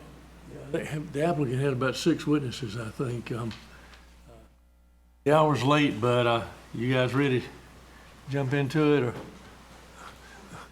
or is there a desire on the part of everybody to recess this here and pick it up another day? Yeah, just before Mr. Roberts comes up, I mean, I've heard at least one council member express some interest perhaps in having time to assimilate and get more information. And I don't mind, obviously, I'll stay here as long as the council wants to stay here, but if we're moving in a direction where we're looking to possibly table this or at least continue this hearing, then perhaps we could do that without hearing from the applicant at this point in time. I would recommend exactly the opposite. I do too. I think that in order for us to have things to ponder on, we've heard predominantly from one side. I think we need to hear from the other, so we got a balanced approach. I mean, it takes time, but that's Proceed, Mr. Roberts, please. Yes. Thank you, members of council. Appreciate your patience tonight. Keith Roberts, 202 Bonica Creek Drive in Garner, here representing myself in some ways as a citizen, but also the Timmons Group. I'm a civil engineer with the Timmons Group, and we were the site planners for the project. And I will admit I wasn't extremely involved in the day-to-day design, but I have some support folks here who can help me. But I think it's important in this case to look at this and the bigger picture. And reminding myself, I think this is the third time in 25 years of standing before this council, I actually brought notes with me. So last few times one was Rosemore and one was the village of Avasboro. And, you know, just a few points here I want to mention, and some of it will be just reiterating some of the things that we've already heard tonight. So you would, you know, bear with me a little bit here. But, you know, many of us, as Councilman Kennedy mentioned, you know, a few years ago, we were meeting at White Deer Park, scratching our heads, trying to figure out what to do. I mean, it was a panel that the mayor had put together. Many of you were on the panel. I was on the panel. Mr. Ball was on the panel. And we asked ourselves, what can we do to get growth going in Garner? We are, you know, at the bottom of the food chain in development in Wake County. We could not get developers to come to Garner other than local developers. And we set out consciously to try to get where we are tonight. I mean, we're here tonight because of what started at that meeting. And basically, you know, we talked about the UDO, the requirements, Garner Forward, what kind of policy changes we wanted to put into effect to encourage exactly what we have here tonight. And we're here, and we did other things to encourage the growth in this area, to make folks interested. One was the fact of approving the school sites. And I think, you know, we knew as we talked through that years ago about this, put the school out here, get it approved. We know it will bring development. We hope it will bring development. We hope it would bring high-density development. I mean, we sat and talked for hours about this. And, you know, it's happening. What we wanted is happening. And so the Garner Forward Plan was a citizen plan put together with citizens' input in Garner, put together with input from this board, from other folks. And we are here tonight as a result of what has been approved in the UDO and through the PRD process. We talked about the density in that area, wanting higher density closer to the schools that would alleviate traffic on Highway 50 and White Oak Road, because currently most of the kids are coming from White Oak Road, and I had a child that had to go to South Garner for 1 year. The New Bethel, we're traveling, you know, I live in Garner, we're not traveling from within that area, and other kids are coming outside, which are creating havoc on our roads. So the closer we can do development to the schools, the higher, from an engineering standpoint and traffic standpoint, the higher density that we can do, the better off we're going to be with traffic in the long run. I mean, it's just an engineering traffic fact. The closer you can build the epicenter, the better off we're going to be. You know, Mr. Kennedy referenced Bonica Creek, and I think also one reason I'm here tonight is to talk about other projects I worked on in Garner. I was very involved with Glens at Bethel subdivision. Those were larger lots. I was involved with Sutton Springs. I was the site designer, the planner, the engineer, and helped put Sutton Springs on the ground for my developer who went bankrupt trying to do Sutton Springs. And Sutton Springs, the cost, 14 years ago, to put that project on the ground per lot was over $100,000 per lot. Cost. The reason Sutton Springs even exists today is due to a developer who's not living in a fancy house, but went bankrupt. So we have to remember, where are we at today? I mean, some of us are fortunate because of someone else's demise, I'll say. You spoke of Bonica Creek. The subdivisions in Garner currently, and it's a large lot neighborhood. It's one where the developer chose not to go bankrupt. Larger lots, close to a half acre, 41 lots, been on the ground since 2006. Since 2006, 15 lots have sold. So, we've experimented in Garner, and we've tried to experiment in Garner with larger lots. And we failed, and we failed. The new market is what we are today. I'm here supporting this too because of what we just heard at the Garner Chamber Connect Conference about how we need migration to build strength in our community, how the new buyer does not look at home ownership. And I'm quoting straight from the speakers at the Garner Connect on Thursday morning. The way that my generation, the older dude, the new home buyer typically is a two-income family that does not want to be a slave to a yard. We were encouraged at the Garner Connect Conference to look at ways to create more density, and we were also asked to specifically create more townhomes, specifically at the Connect Conference. I support this project because, and this is probably the, maybe the elephant in the room, and Mr. Triesenberg had, alluded to it. We're meeting the guidelines as designers that we must stay within. We're given our lanes that we have to stay within. We spent a year working on this project, staying within these lanes, that we are guided by town staff and by policies that have been approved through the UDO and the PRD process. Garner Forward tells us what the density has to be on these properties. In order to stay within this density range, the PRD is the only option. Through the PRD process, it requires 3 products.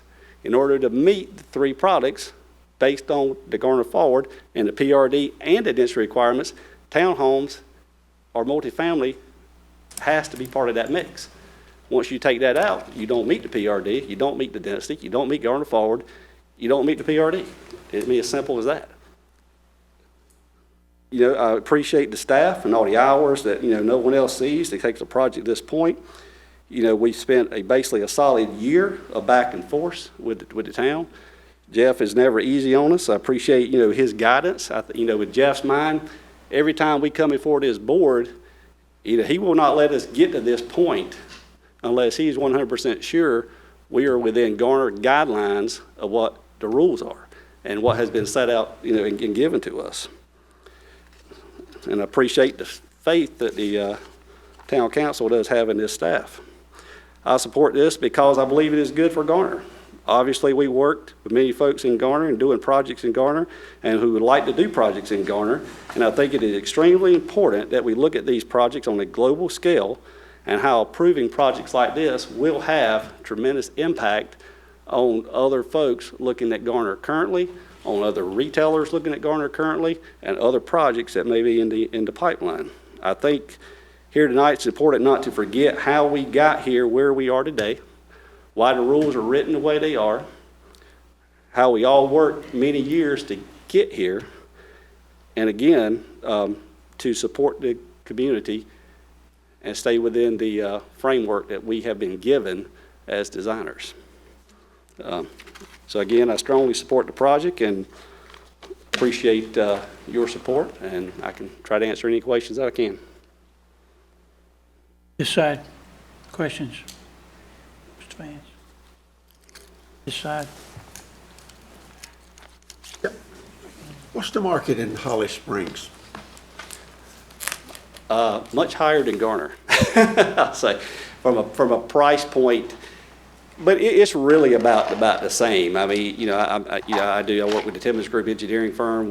We're doing, I don't know, thousands of lots all over the Triangle right now, working in 14 different municipalities. What is selling for basically every client we work for is a $300,000 house. I mean, that is what, to me, that has almost become almost like, if you call it a starter house at Wake County. But just because of construction costs in Wake County, land costs in Wake County, it is virtually impossible, and the developer could probably speak some more to this, the builder, to put a house on the ground for really less than about 300, just based on what the market is. So even, looking at the products here, what's been selling in Oak Park, you're looking at 300 plus, 300, 325. So really that is the market. Whether you're in Holly Springs, I mean, there's pockets in Holly Springs where, there are some more expensive homes, say, 500,000 and up. In North Raleigh, we did a subdivision where, a beautiful subdivision called Avalere, where the starting price is somewhere around $2 million. Those are 2-acre lots, $2 million. They're selling pretty good, but they're actually in North Raleigh. When I say pretty good, they're selling one about every 3 or 4 months.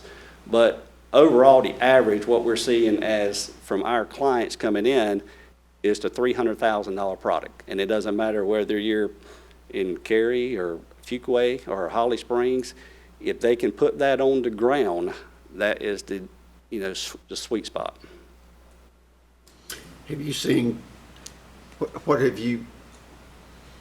what's been the trend in land prices in Garner over the last 5 to 8 years? They're going up pretty fast. One thing I thought was interesting at Garner Connect that I figure I just can't get out of my mind, the lady spoke about commercial real estate in Garner. And she mentioned that 12 months ago, a new commercial building in Garner was somewhere around $120, $130 a square foot. In 12 months, it went to $190. So it's gone up that fast in Garner in 12 months. That's because of land, not necessarily materials. It's a little bit of both, and just paying all. But land has gone up, tremendously.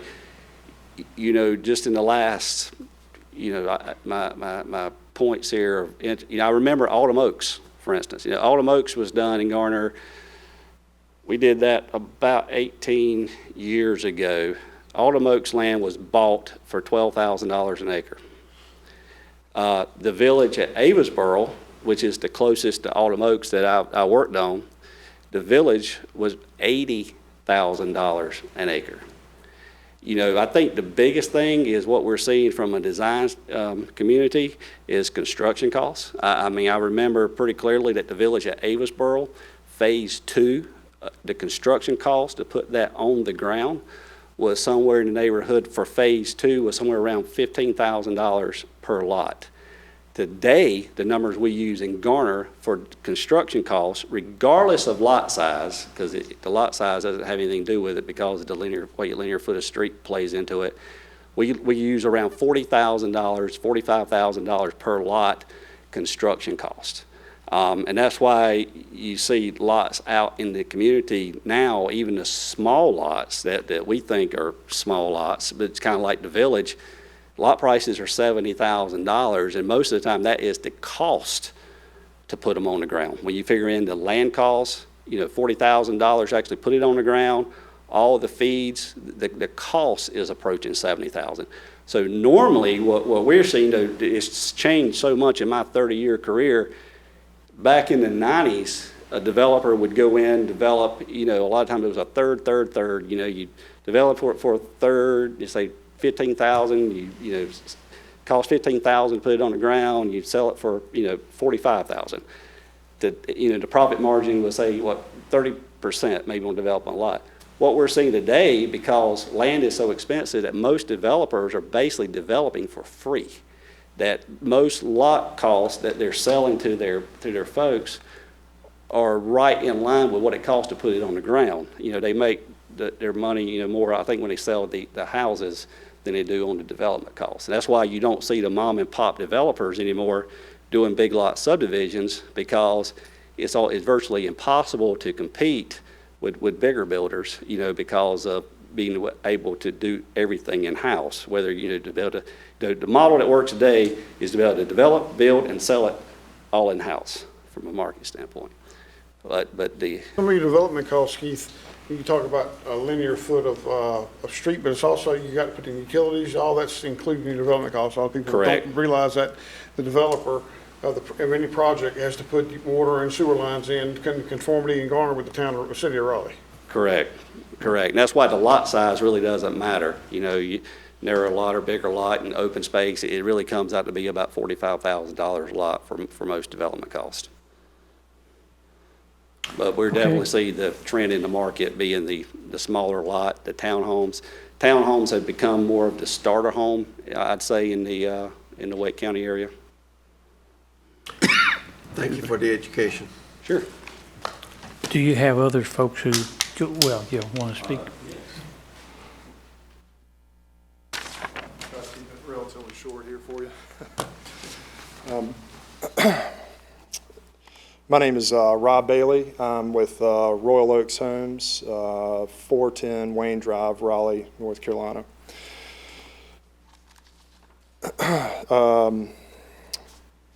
Mr. Mayor, Pro Tem, and Councilman, thank you for this opportunity for us to present this project. And we understand that this is a big decision for you guys. This is a shift in what is in this corridor, what you've typically seen, and the market is shifting. It's shifting daily. It's almost like technology, and it's once you figure something out, it's outdated, and so we're trying to in this particular project, we're trying to give ourselves, and that's one of the luxuries of the PRD, is to give ourselves some flexibility, because this is really a 10-year project. And starting a year ago, as we approached the land sellers and started this whole process, it'd be 10 years for a whole build out, and for something this size. So in terms of what we're proposing, I know you're seeing a lot of minimums and a lot of minimum lot sizes, and those things can shift.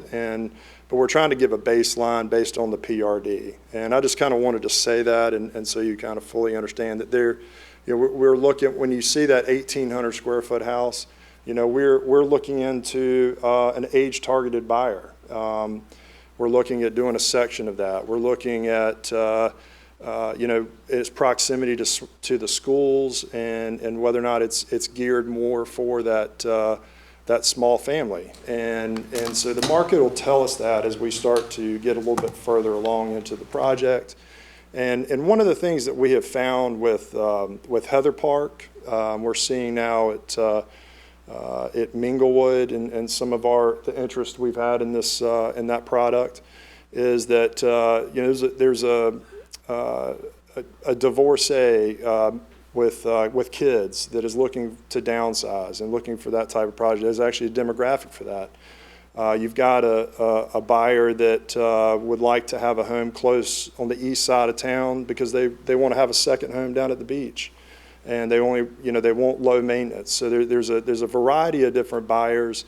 For myself, I'm 40 years old. I've got an eight-week-old and a 2.5-year-old, and I live on a 5,300 square foot lot, and I absolutely love it. And one of the questions you asked about encouraging the social interaction, it's interesting. My house is 10 foot apart from my neighbor, and I don't see them when I'm in my house. The builder staggered windows and was very thoughtful in that process. But the thing that I really enjoy about it is that there's pocket parks. There's places for my kids to play. My wife loves it. She always has someone to spend time with. She can get out, walk around, walk with the dog, walk the kid. So there is a social component to it. I don't want my kids sitting playing video games. I would like to encourage them to do what I did when I was a kid and have plenty of areas to play. So in looking at this project, one thing to keep in mind, looking at this density, if you look around throughout the whole triangle where 540 is built, I grew up in the North Raleigh area, and 540, when 540 was built, it was trailblazing. And I remember Falls Lake, what we were talking about earlier, and when that was out in the country, and so keep in mind that with the schools here, and I think over time, this area is going to become very dense. And the luxury that y'all have, and the biggest asset for this town, is your close proximity to downtown. And the value is going to be able to, where y'all can add value in the future is to be able to take advantage of that. Because not until 15 years ago, downtown was dead. And whenever they started investing money and investing for new business and revamping Fayetteville Street, and so that's what y'all, that's the value that or an asset that y'all are able to take advantage of. And we're encouraged by the progress. I know that it's been a secret, but with 540, I anticipate that we anticipate there's rumblings that there's a little command center over there that's being built right now that the contractor's about to get started, and we're very hopeful that that interchange between the big circle there, the big roundabout at 70 and 40, at 70 bypass and 40, which is in close proximity to this, is my understanding that that part has been released and will be one of the first sections built from Highway 50 over to 40. I'm not, I'm hoping what I'm hearing is correct, but hopefully that's going to alleviate a lot of those concerns. But in working with staff, we are willing to contribute to the Highway 50, to give you guys some funds, because we know, this is a lot of homes, and what we're proposing will have an impact on that, and we feel like we should do our part to try to help alleviate that. I did talk to, I know we had a gentleman speak earlier on behalf of us over with the Minglewood project, and we have always gotten our neighbors involved, and I feel like I wish we had, at the timing, we've always been very active in getting everybody involved in our neighbors, and at the time there was a policy shift where we sent out letters, and there was a requirement for neighborhood meetings now in Garner, so. Those were sent out, and we didn't really realize that, and no one showed up, and it may be a reflection of the distance and whether or not there's letters. So we didn't really know that there was a whole lot of opposition to it, and not until recently. And I had talked to Mr. Collins today for about an hour, trying to discuss a resolution to it. And one of the things I was going to propose tonight. Was for us to build a 7-foot berm along there to try to give more privacy from that corridor when they drive out. I know his stance was his response to me was I appreciate you offering that, but we really want R12 and R9. But I feel like what I would like to know, if this evening is to be able to get some sort of direction, from, if we need to, if this does get tabled, I ask that maybe, from Jeff Triesenberg, because we've been working down this path for the last year and a half thinking this is what you guys wanted. We're confident that this is a bolt-on to Oak Park. We've had a lot of success there. I think, if you visualize, we're partnered with Douglas Ball on that project, and I work closely with him on that. And that park area up front, the Bryan Park, beautiful. I think it's a real asset. I think it gives some separation between the density in the back and from what you see up front. I think it's a real asset to the town and to the value of that area. And what we're trying to do and accomplish in this neighborhood is something similar. Like along the right-hand side as you drive in, we're trying to keep that natural, open, and trying to, and as you see at the end, each end of each one of these roads, there's open space. So as you turn down some of these roads or turn down, you're looking, instead of looking down straight at a house, you're looking towards an open area. And we also placed little pocket parks through there to kind of break up the housing. I know it's a lot of density. From a perspective, when you just look at this or what it sounds like when you say 600 homes, I mean, this right here is like 570 houses. I don't think we're going to be able to get to that 800. I'd be willing to, to lower that number down and put a cap at it at less than I know there's something on there 675, but I think we could work on a resolution to lower that number down.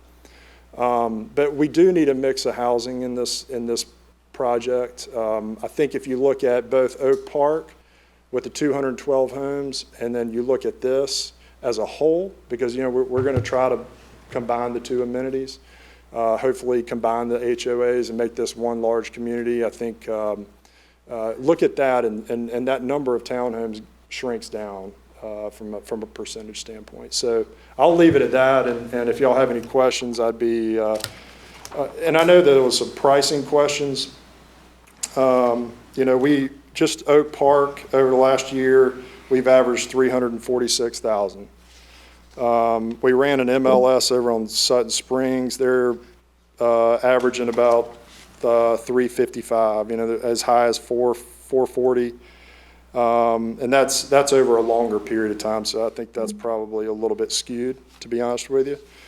But that's the best data we could find. Heather Park, for example, $257,000 is the price there. And that's the Heather Park townhomes. Yes, sir. I don't want people to confuse that. I'm sorry. It's the Heather Park townhomes, Yeah. the new townhomes. That's the ones that over the side where my office is. That's Yep. Thank Heather you. Park Exactly is where it is, off. You go down Heather Park to the Heather Springs Apartments. And across from that is where Heather Park is. It backs up to my office. It's not. It's on the side.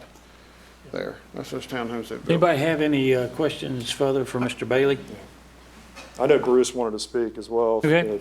I got Yes, a sir. comment on this. Well, first of all, I appreciate you listening to what's been said and what's been expressed by the folks. I'm particularly sensitive to the thing of whether we table or continue or how we leave this, because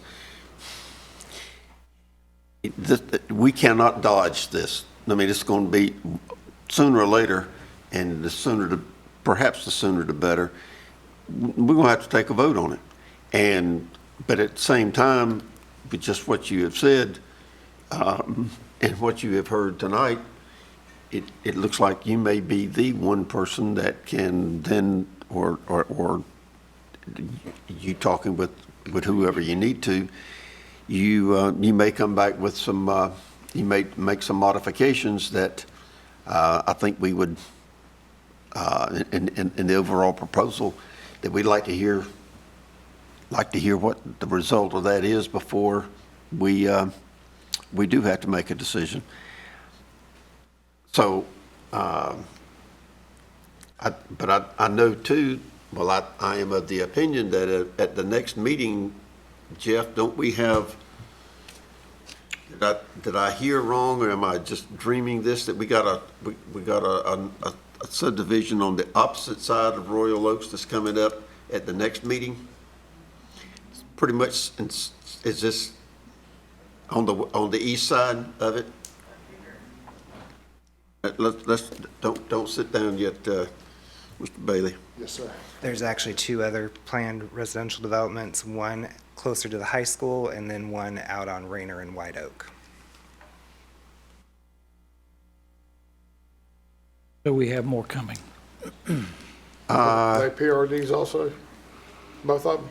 They are. And that's on September 3rd? Is that Somebody said the 2nd, that's Labor Day, it's actually on the 3rd. Yeah, that's right, yeah. council meeting? Yeah, The second is Labor Day. yeah, just wanted to clear that up. We need to bring some sleeping bags to that meeting. Let's keep this moving. How do we, what kind of time frame with the thoughts that you have in mind? Because I don't think,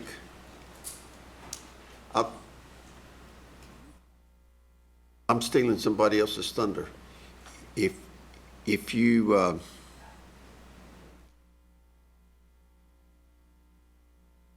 I'd hate to see tabling that stretches things further than necessary, but how long does it take you to do what you need to do based on what you've heard, to go back through staff and still stay within the current application? I don't want to have to start over on another application.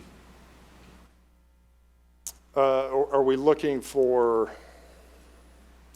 maybe I need some more direction on what y'all are, when I say modifying the plan, are you, is there something specific you don't like about it that I need to, and maybe that'll help me.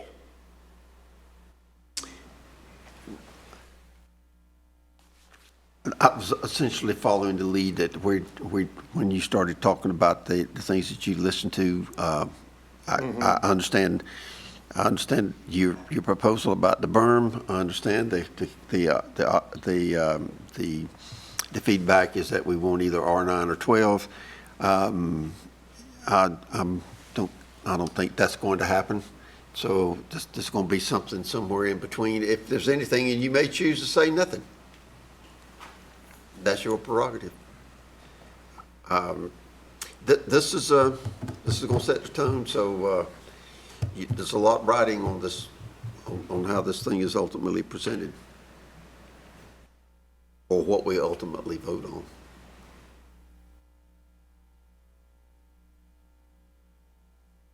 While you're thinking about that, I think you have a couple other witnesses we need to get. Yeah. Tonight. You don't want to stand here and look at me think about this? Let's don't leave anybody out.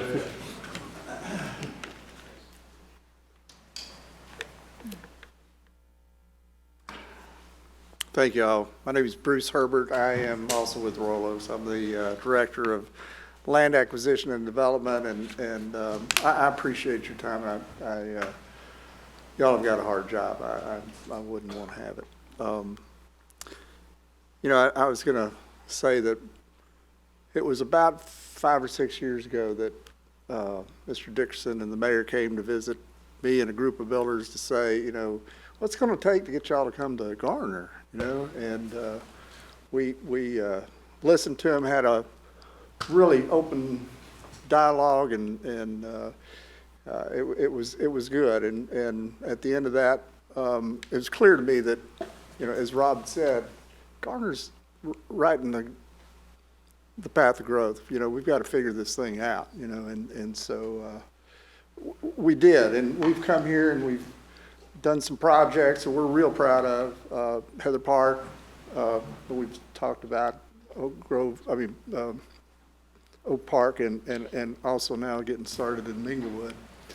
And I just wanted to share with you that we're a company that likes to develop a relationship with the municipalities and work together with them. I mean, if you all have friends on the council in Fuquay-Varina, we've worked with them for years and years, and and established ourselves a good reputation out there as a quality builder. I was going to share with you some statistics about how good we take care of our customers. That's how we stay in business. There's this rating system called Avid Rating, and we subscribe to it. They send out a survey to all of our buyers after they purchase a house from us, to see how we're doing. And they do this for builders all across the country. They've got a ton of data. And, I'm proud to say that our marks are up above 94% customer satisfaction, where the nation on a whole, or the builders across the nation on a whole, are at 86.9. We're a builder that you'd want to have in Garner. We are successful enough to give back to the community. I don't know if y'all have ever heard of Operation Coming Home, but it's a program that builds homes and donates them to families of wounded veterans. And we did the first one, and we've done 10. We'd like to do one in Garner. We want to have that long-term relationship with you all. Mattamy is the name that we're going to transition right now, but the people is really what the company is, and we've got the best talent, I think, of any builder in this marketplace. It's the cultural thing, people love what they do, and they love who they do it with. And so anyway, I'm selling hard on Royal Oaks because we want to be a partner with you guys to build this thing. And we've talked about the market several times. It's changing so quickly. 5 years ago, 60-something% of the buyers in new homes were a nuclear family. They call them nukes now, because you got a mom and a dad and kids. Well, that number is less than 40%. The buyers we're selling to, a lot of them are single. Kids are not getting married till they're 40. Their dog is more important to them than the kids. And we've got to take into account dog parks and taking care of all of these new things. And the world is changing so quickly. And that's why this, PRD is with the flexibility that it offers, is great. And you all have got a great thing going here. You've planned this, you've worked on it, you've laid out the outline. This is scary. I understand that for you all, but I can see it. I've been doing this since '76. I mean, in 1976, I've put on the ground, what, Rob, 300 lots a year for the last, 8-10 years in this marketplace, and this is what the market wants. They're asking, you've got workforce housing in here with the townhomes. You're going to have some affordability where people can come and live. You've got activity centers in here that people are going to be able to socialize in. We've got elements that'll provide for full maintenance on your house, and I might want to, be in that house in about 5 years or so, and you all might want to too. I mean, this market, you look at the Village, they've got that perfect scenario down there. Those values are going up, and that's the business we're in. We're in the business of building value. Somebody had said earlier that was concerned, well, these are all going to be rent houses in no time. Well, there's HOA restrictions. There's things that we put in place to build that value up, because we're going to be in this thing for 10 years. We don't want to see the values going down in this thing. We've got to build them up to make this whole thing work. We need a lot of different buyer types coming to the same place. We can't sell only to people that want 12,000 square foot houses. I mean, it's 190 acres worth of land. We've got to, we've got to increase the absorption pace by offering a multitude of product, and that's what this plan represents. So those are my words, and yes, sir.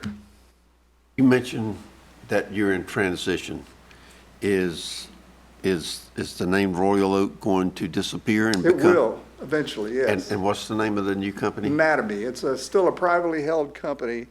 We build in the United States about 3,000 houses a year, Florida, Arizona, and we are in Charlotte as well.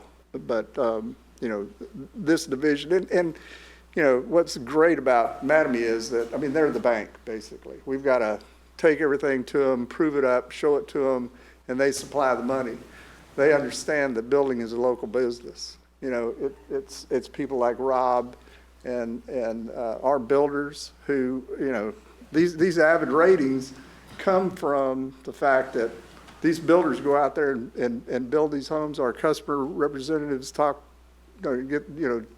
tell the buyers what it is that we're going to deliver to them, and we deliver on it. That's how we get to 94%. But yes, sir. Tell us who is Mattamy. The principal owner of Mattamy is a fellow named, what's his first name? Gillum. Pete. Yeah, Pete Gillum. And I mean, it's new for me, so excuse me. But he is. Where are they located? Where's the headquarters? He's in Canada.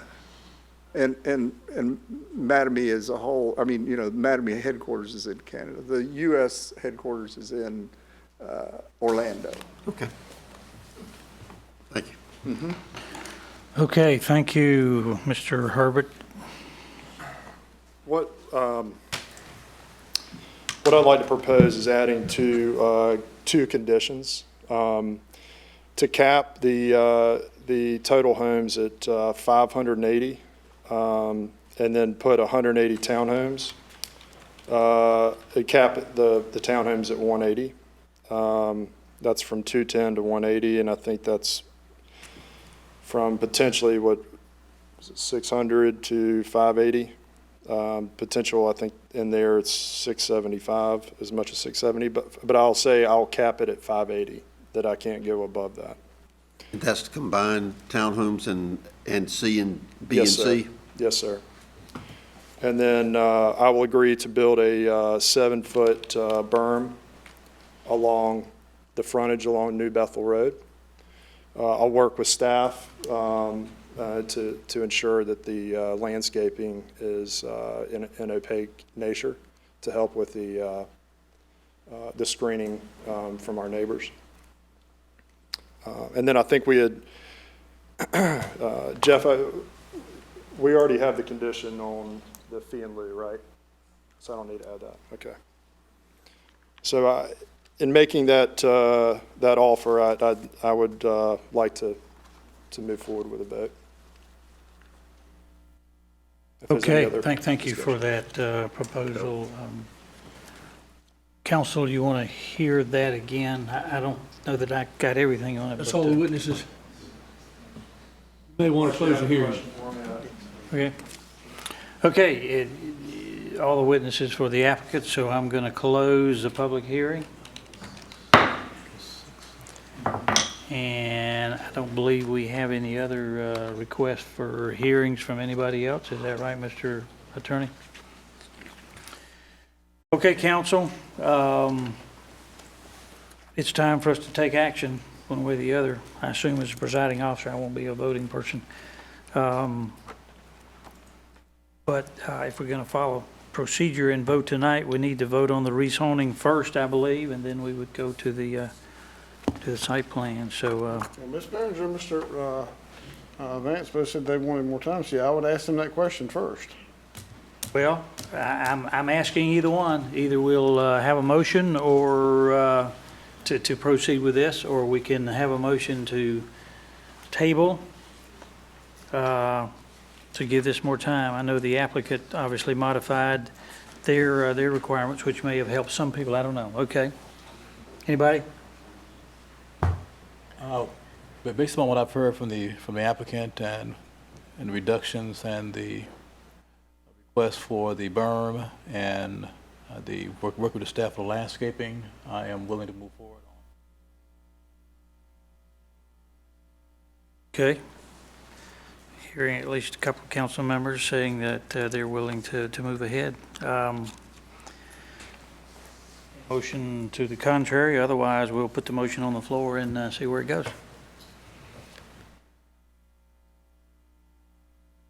Got two people that are saying they're ready. I'm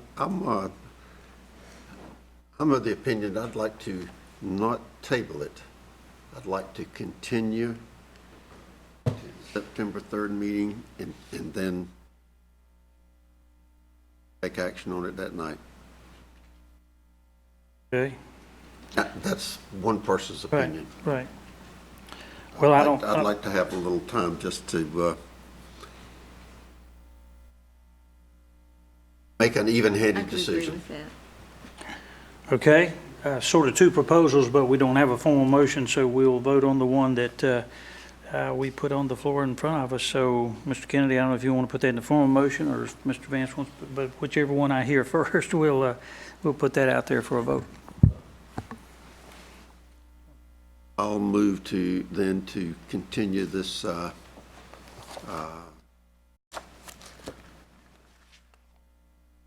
we still in the hearing? Are we continuing hearing or continuing a project? Well, actually, technically, I think probably since the hearing's been closed, then you would just be tabling it for action. Would probably be the most logical thing. Okay. I didn't realize that it had been closed because we still had people. I think everybody's testified, and I believe it's been closed. That was the premise I was working on. We've heard, from the applicant, unless, was there anybody out there, either an expert witness or otherwise, that had planned to speak on this portion of it? Hearing none, then I guess. Then sometimes you can table it indefinitely, and or you can table it with a specific time, and then if tabling is the right thing, then I move the table and for it to be brought back on the agenda on September 3rd for a decision. Okay. September 3rd. Thank you, Mr. Kennedy. Have a motion on the floor. Is there a second? Second. Okay, a motion is second. Any question, discussion? I'll say this, as it was proposed, I would not support it. I would not rezone it, and I would not support it. I'll just go ahead and tell you up front. We're at the threshold. I do not like this PRD project. As it's proposed, and there's two more coming, I won't vote for them either. I'll just go ahead and tell you, I don't like the mixture of the product. I just do not like it. Okay. Want to build a standalone townhome division product? Fine. Want a standalone house division? Don't like what is proposed here and with other ones that are proposed in the area. I think we're setting a dangerous precedent. And I'm specifically looking at that property right across the road, and that's where that's going to go. And then you can have townhomes all over there too. I think we're dangerous territory here. Okay. Any other comment? Otherwise, we'll vote.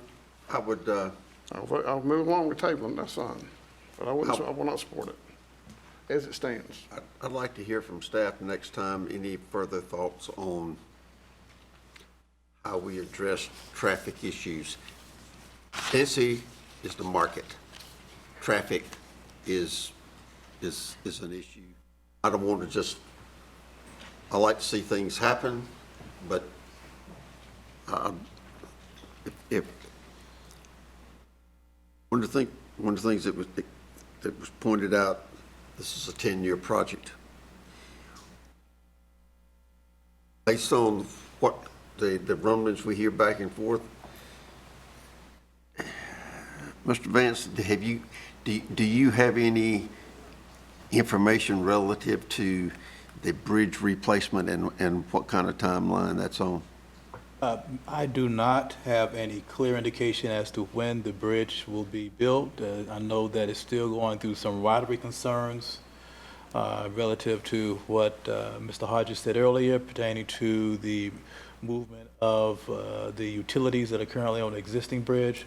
So I can't say with a high degree of confidence as to when that bridge will be replaced. And I hate to have to ask a question that just magnifies my ignorance. Let me also add that the gentleman was correct when he said that because of funding concerns, that some of the project schedules will be adjusted to even be further out than what they currently are. There's still work in progress right now due to DOT funding issues relative to the current fund level that we're at. Will the the bridge be rebuilt in such a manner that it, will the temporary bridge be built and then the new one be brought back in line to maintain the current alignment? That is correctly, that is correct. There will be an on-site detour where traffic will be maintained on New Bethel Church Road, while the bridge that's currently on New Bethel Church Road will be replaced. And then once that bridge is replaced, then the on-site detour will be removed. Is that still, will it be designed as a two-lane road? My understanding is Or still is it, will scheduled for allow two-lane. for anything better than that down the road? My understanding is still a two-lane road, two-lane facility. Okay, having heard comments, I'm going to call. Mr. Mayor, could I interrupt? Yes. If Councilman Kennedy wants to hear more testimony the next time, then it would be appropriate to continue it. So I would suggest you rescind your action closing the hearing, and then, so the hearing is left open, and then we have a motion to continue the hearing. Okay. On the advice of attorney, I will send the action on the closing, and it will remain open. Motion would then be to continue the Until hearing. we Then I'll- act further on September the 3rd. I'll withdraw the earlier motion and then move to continue this Okay. hearing until the 3rd, and with the intention of taking action at that time. Okay. You've heard the motion. Is there a second? Second. Any discussion? Hearing none. All in favor, say aye. Aye. Any opposed? No. Motion carries. Thank you, Mr. Kennedy. Thank you to all of you for your indulgence. Those of you who are interested in this hearing, you're free to go, I guess, or you were free to go anyway. But so we will take this up, hopefully in a little bit shorter session on We still have a little September more to 3rd. go ourselves. Yeah, we do, yeah. Thank you much. Okay, council, do you need a brief break, or you want to just carry on? Yeah. You ready to carry on? Just give us 5 minutes. All right. We'll adjourn 5 minutes. Please be back on time so we can continue.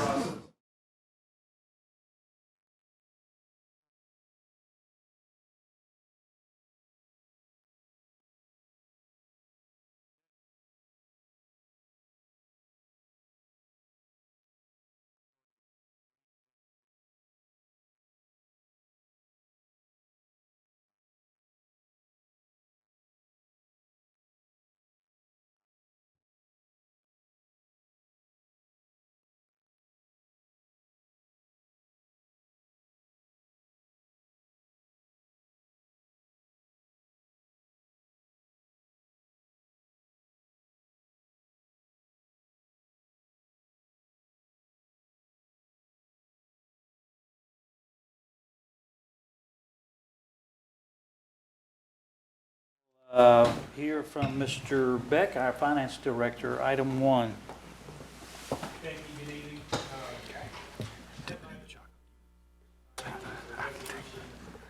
Authorize the issuance of bonds. This is our fourth and final sale of bonds based on the 2013 referendum that was passed. $7.19 billion in bonds to be sold. A little less than $6.6 billion for streets and sidewalks and recreation. This action the council will have to take to the bond sale, which is scheduled for August 26th.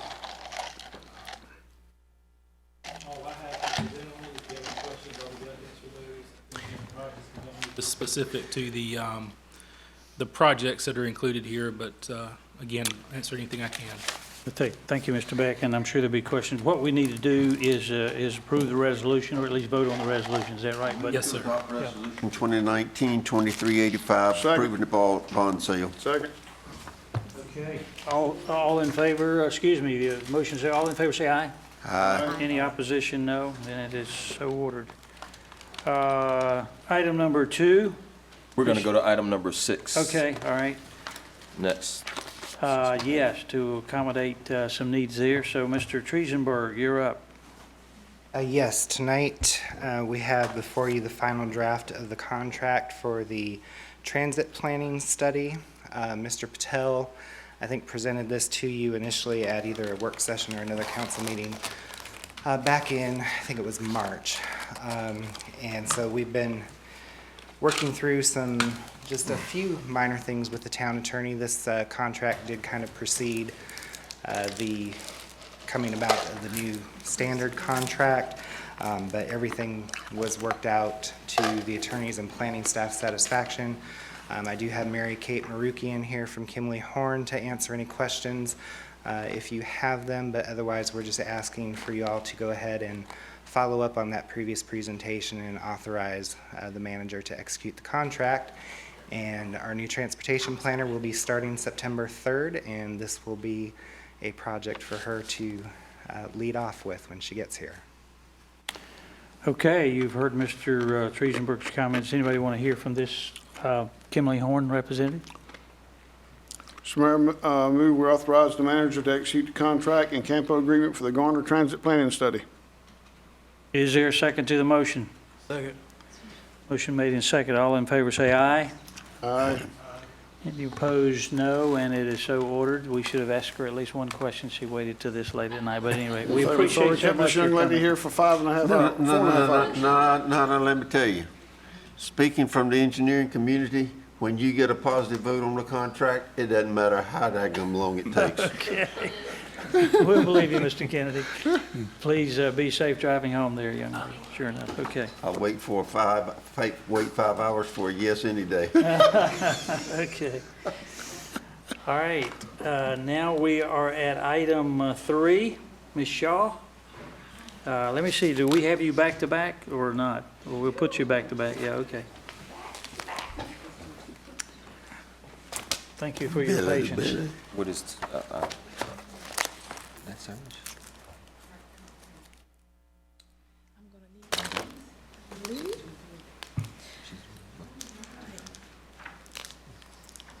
Well, good evening, Evening. Mayor Pro Tem and Council. Yes. Glad to be before you tonight to provide you an update on our comprehensive plan. We've been doing a lot of work behind the scenes with McAdams over the last, goodness, almost a year. November will be a year. So I'll give you a quick update on the work that McAdams has done for us thus far on the comprehensive plan. As I stated, we began our comp planning process in November of 2018, believe it or not. Seems like that's been a while. We held a kickoff meeting to talk about our goals and objectives for the comprehensive plan and to start thinking through the schedule. We then, of course, had opportunities to meet with McAdams and tour our facilities and our parks so they could begin assessing the existing conditions for our facilities and our parks. During that time, we did our tours. I think it was probably the coldest, was it the coldest 2 days in 2018? I do remember. We did those site tours with them, and they were able to start building our site inventory from that. And all of that, of course, will be a part of the comprehensive plan in terms of providing feedback and guidance on our future facilities and or parks. So lots of work done on the site inventory analysis. They've also reviewed our existing town and parks and recreation planning documents, from our Garner Forward plan to our Greenway plans, our comp plans, along with our strategic plans for both the town and the department. And they also looked at demographic trends to see if there are any demographic shifts taking place that will impact programming. A large part of the comp planning process has been the community engagement piece, where we worked alongside McAdams to hold a series of stakeholder meetings. And during these meetings, which were mostly focus group style, similar to the one that you all had with them, look for feedback on parks and recreation services and how we're doing in the community and what citizens and our programming partners had to share about that. So as you can see here, a full list of several stakeholders that we've met with to discuss the arts, athletic programs, general programs, seniors, and also our downtown group. So a good mix of feedback from stakeholders will be gained from this process. We've also, of course, met with both of our advisory committees, went through similar exercises as you did during your session.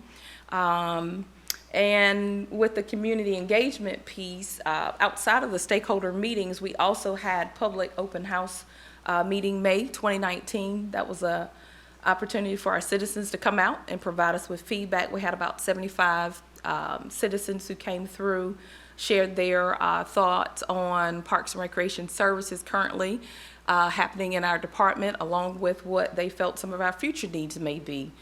We also during that session, we also had a kind of a budget exercise for our citizens to go through. We gave them what represented $20 million in chips, and they were able to go through and pick out where they wanted their monies to be spent regarding new recreational amenities. So we had everything on the table, from greenways to trails to outdoor courts, boathouse, splash pads. It was a pretty fun exercise, and it helped, of course, to help inform about the difficulty it takes to make these decisions regarding recreational facilities, and what we all go through trying to prioritize what is the next facility we want to see in Garner. So we had a really good opportunity to talk with a lot of people through that process. If you were fortunate enough to be one of the citizens that received our survey, McAdams sent that out a while ago, and they're getting those survey results back in. And this, of course, again, is an opportunity to receive feedback from the public regarding recreational services. A number of benchmarking assessments have also taken place in this process. These include establishing sort of what our baseline level of services are for the community, how many park acres we have compared to similar sized communities, number of staff that we have, and how all of that sets kind of a benchmark service for us. We've also had program and arts assessment, looking at all of our programs, what we're doing well, what are those that we may need to study in or have in the future. We also had analysis of our budget, so they're looking at how much our operating budget is compared to other communities, along with cost recovery, what our current fee structure is as well. So lots of background work taking place there. We've also had a review of our operations and maintenance related to our parks and facilities. So that information, along with a review of what our current health and wellness policies are in the department. So all of those working together to establish kind of what our baseline level of service will be and how that relates to or compares to similar sized communities. Another part of the comp plan process, of course, has been the Greenway Update Plan. We've worked with McAdams on this as well.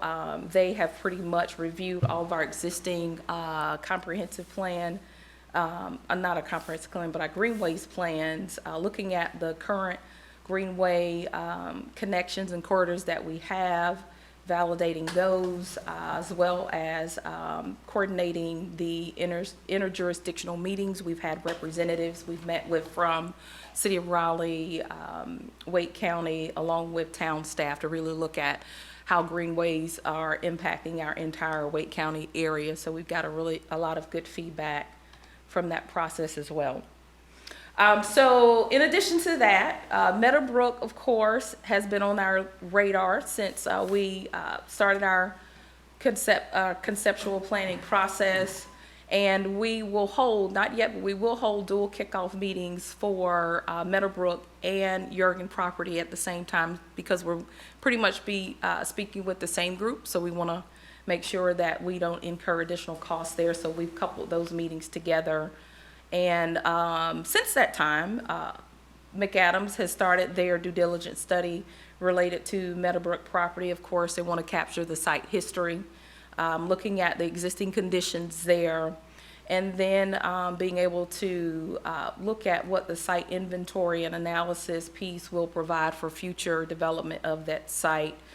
We want to certainly capture the cultural, natural resources there. Got a lot of history on that site, and want to make sure that we consider that as we move forward in developing the property, And with all of this information, at the end, we'll be able to have a report that pretty much talks about what are the opportunities and constraints that exist on that site, so that that can certainly guide us moving forward with planning.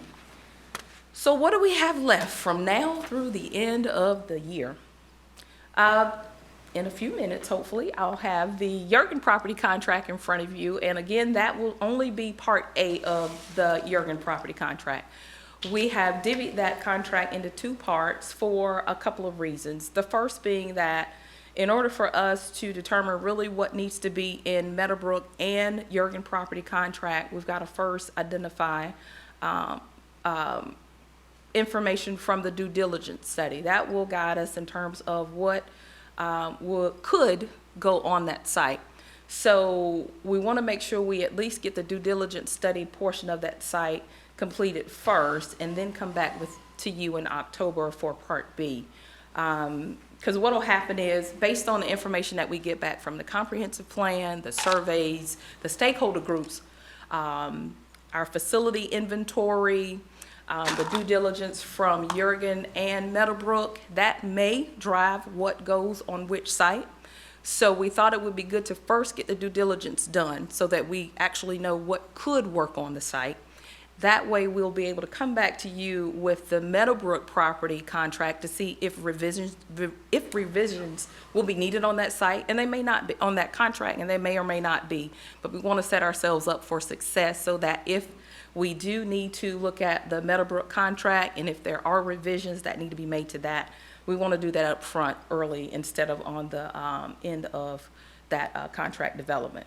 So that would, let me back up. So once we get the due diligence study done, then we would move to stakeholder meetings during September. So what we'll do at these meetings pretty much is going back through, talking with all of our stakeholder groups to share with them information that we've learned from, or that McAdams has learned from, the comprehensive plan. So all of the information that we've gone through previously that has taken place, that information will be shared with our stakeholder groups. And some of these groups will be a part of the input planning sessions for Meadowbrook and Jurgen properties. That being, of course, our athletic partners, our park neighbors, and then we'll go back to our Parks and Rec Advisory Committee and staff to review all of the information gained from the comprehensive plan studies to date, and then start moving into our input sessions for both Meadowbrook and Jurgen properties. And we are looking at the first week of October to schedule a special council session with you all, because it is a lot of information to cover. Our plan is to hopefully get the comprehensive plan portion done the first half of the day, take a break, hopefully lunch, and then come back and do the input planning session for Jurgen and Meadowbrook properties. So with that, I'll ask Ms. Gibson if she will help coordinate that for us during the first week. So we won't need to schedule that tonight, but be on the lookout for an email that we'll forward to you to try to get your schedules and see which dates work best for the group. So that'll take us through August and September. Then we come to November, and as I explained, we'll come back based on all the feedback, all the input, and determine what specifically will need to go in the Jurgen property contract, along with any amendments that may need to occur with the Meadowbrook contract. We'll then have a visioning session with the Parks and Recreation team, where we start looking at our vision, our mission, our goals, and really start building our vision based on the comprehensive plan data that comes forth. And at that point, we will revisit the Meadowbrook and Jurgen properties master plans.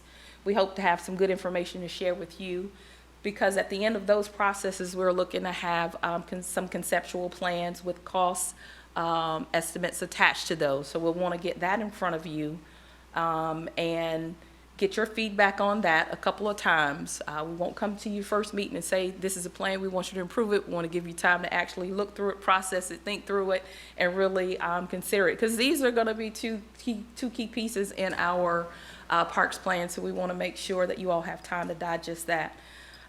We'll share that along with, we'll bring that to you along with our Parks and Recreation Advisory Committee in November. And what you'll notice for our December schedule is a separation of the comprehensive and greenways plan adoption, separate of the Meadowbrook and Jurgen plan adoption.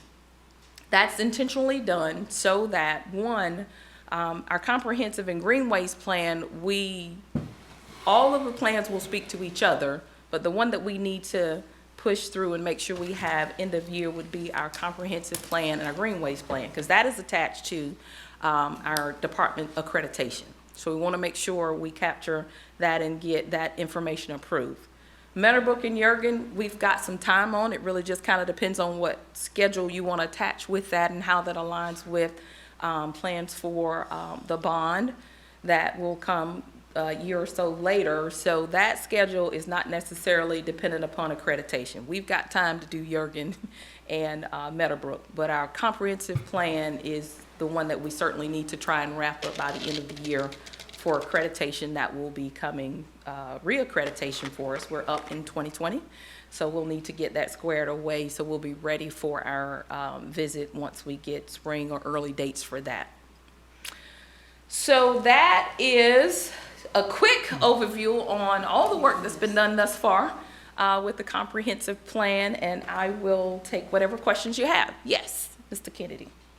So you solved the issue of not having to go through an RFQ process to start over again on Jurgen property? We figured that out, yes, sir. I was hoping you could. We did. And I'm glad you did. If you would, for just a second, the input session you want with us the first part of October? Yes. What is it that you will want us to do? Will we have benefit of information that's been assembled before, or well, that's better, because it's a lot of information. I couldn't tell you anything if I don't have a frame of reference. Absolutely. So during that session, we'll go through the comprehensive plan results, so you'll have some idea of what the citizen input has been thus far. You'll be able to look at our facility inventory and analysis. That information will be shared. So between the citizen survey, feedback from the stakeholder groups, all of that data in our inventory analysis, you'll be able to start kind of seeing an outline of where we're headed over the next 10 years. And based on that information, then we will get feedback from all of our stakeholder groups, including council, related to what you'd like to see at a Meadowbrook or Jurgen property. Yeah. Okay, any other questions for Ms. Shaw or comments? Is the due diligence the same as a feasibility? Pretty much. Pretty much so. Just want to see what would actually work on the site if fully developed.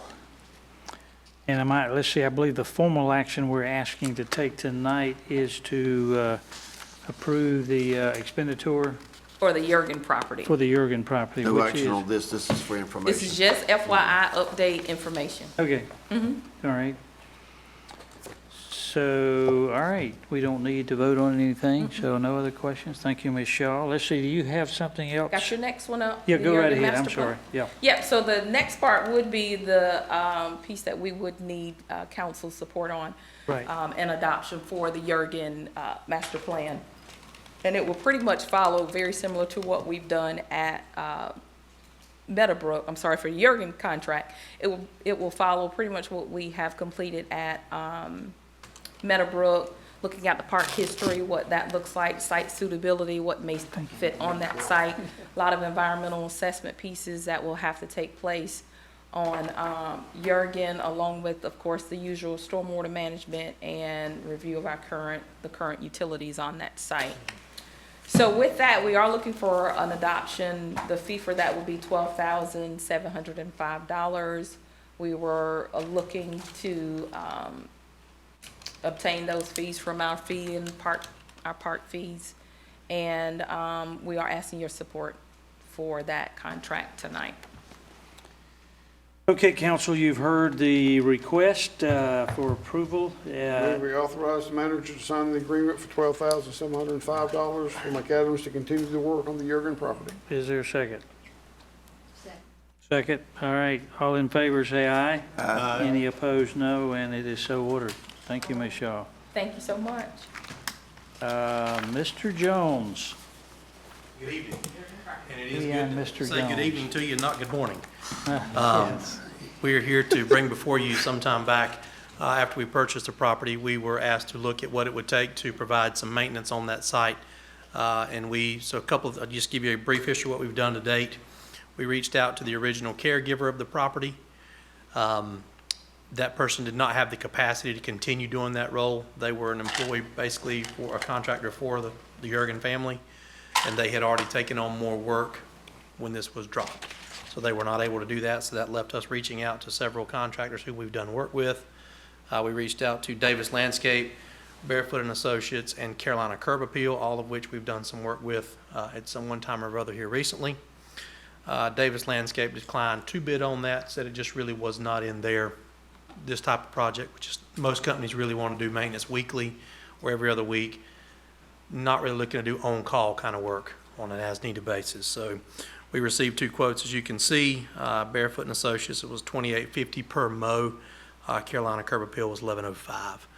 What we are asking you to consider this evening is authorizing the manager to enter into a contract with them to take on the on-call mowing for an amount not to exceed $6,630 in this current fiscal year. Should you do that, we don't currently have funds for this. This kind of came to us after we were well within the budget process. So upon your approval of this, we would move forward, but at some point in the future, our finance director would bring back a budget amendment. Okay. Question. When I see the big divergence between somebody's bids like this, was Barefoot simply saying, I don't really want it, but if you want me to have it, you'll get it for a price? And is the Carolina Curb Appeal more of a true market rate, and or did they underbid it, and do they have the capacity to do it for $1,100? They have the capacity to do it. It really comes down to, you have the tractor equipment or do you have mowers? And I think what you assume there with Barefoot and Associates is something that's not really in their wheelhouse. They elected to give us a price, whereas Davis just said, hey, we're not even going to bother submitting you a number. No, thank you. Move to approve. Second. Okay, motion made, second. Any question, comment? Hearing none. All in favor, say aye. Aye. Any opposed, no, and it is so ordered. Thank you. Thank you, Mr. Jones, and all of you who've waited so patiently long. Let's see, we've already taken care of items 5 and 6, have we not? Correct, that's correct. Okay, are there any committee reports? No. Hearing none, okay. And by the way, I don't know if you guys need to hear it formally, but you can take off, I think, can't you, if you want to? Or you can stay around to the bitter end. Okay, manager reports, Mr. Town Manager. You have Garner info, finance report, if you have any questions on that. Mr. Beck is still here. And then we also included a report on available housing stock, which might be a timely report, but some information that was put together just on what some of the price points and things have been in the area that the planning department put together. And so if you just want to take a look at that and see if there's any questions about that, but it's just a basic overview. Is any more I need to say about that, John? I think this was Mr. Triesenberg's first of what he thinks might be a series of a couple of memos to council that is in follow-up to some questions that were asked. I know some specifically on Mr. Kennedy, and I think by others as well, just about general housing stock. So we knew some things that you were looking for, so Mr. Triesenberg took the initiative to put together a memo. I think he's got a couple of other topics in mind to follow up with, but after you review this, if there's additional information that you don't see here or don't see something in the formatting of it that you'd like us to consider doing differently, please let us know. I will tell you, I got back home yesterday at 6 o'clock, and by the time I got to page 209 of the agenda, I was not too deep in understanding. And I'd like to have some discussion on this. I'd like to better understand what I'm looking at. And he'll need, I think it would be helpful if he could just lead us through this. Let's postpone this until we get a better time and we're thinking straighter. Work session? And in the meantime, if you do review it and have specific questions, feel free to email us so that we go ahead and address those when we do come back to you. Okay, so I'm hearing we'll probably take it up at the work session, or is that satisfactory? We will see if that, we could Okay. probably make that work. Yes, sir. Okay, all right. All right, thank you very much. Mr. Attorney? Well, Well, I still had a couple of other items. Sorry about that. One thing we wanted to do with you approving the bond resolution tonight is just a report, and we can give you these written also, that as part of that process, we submit information back to the bond rating agencies, S&P and Moody's, just to see if there's any change that could be done, and also just to reaffirm where we are. And so I just wanted to present that with the S&P rating, they reaffirmed that Garner was a AAA in that rating, and then Moody's, which they gave us a report and talked about the criteria. We did not get an upgrade there, but they did reaffirm that we were a AA1. So we're one step below being a AAA in Moody's, and there's number of reasons for that. I would say the positive for both agencies is they really liked our financial management, our reserves, and just some of the things that we've been doing, some of the growth that we've had here in Garner over the last few years. Moody's would like to see, a little more growth and maybe some higher values and those type of things. But overall, for our size and our town, we're doing really well as far as that's concerned. We would like to see some growth in our values as well. Yes, okay. Anything else, Mr. Manager? No, not at this time. Okay, and Mr. Attorney? Mr. Mayor Pro Tem, if there's no objection, I'd just like to hold my items till next week, perhaps at an earlier hour. Okay, thank you. We're trying to get in under the midnight hour. Can we take care of that at the work session? Okay, We do have a council, busy work session, but maybe I'll talk fast. maybe not Okay. as busy as tonight. council reports. I'll start on my right with Mr. Vance. Mr. Mayor Pro Tem, I will hold what I have for now. Okay. Live time. Subject to report at a future meeting if you so desire. Ms. Behringer. I just have one item, and that is the mowing on Highway 70. They finally started mowing yesterday, but it has looked terrible for a couple of weeks. It looks like it's been quite a while since the contractor was out there mowing. It looks like it's not been in the time frame it's supposed to be. They got behind with the other section from the rain, so it was a delay getting back to the other section. Now, I'm not just saying that that's really what happened, but they flip-flop. And Yeah, if but they how get did the behind, Had the rain hold them up that much? Yeah. That wasn't that much rain.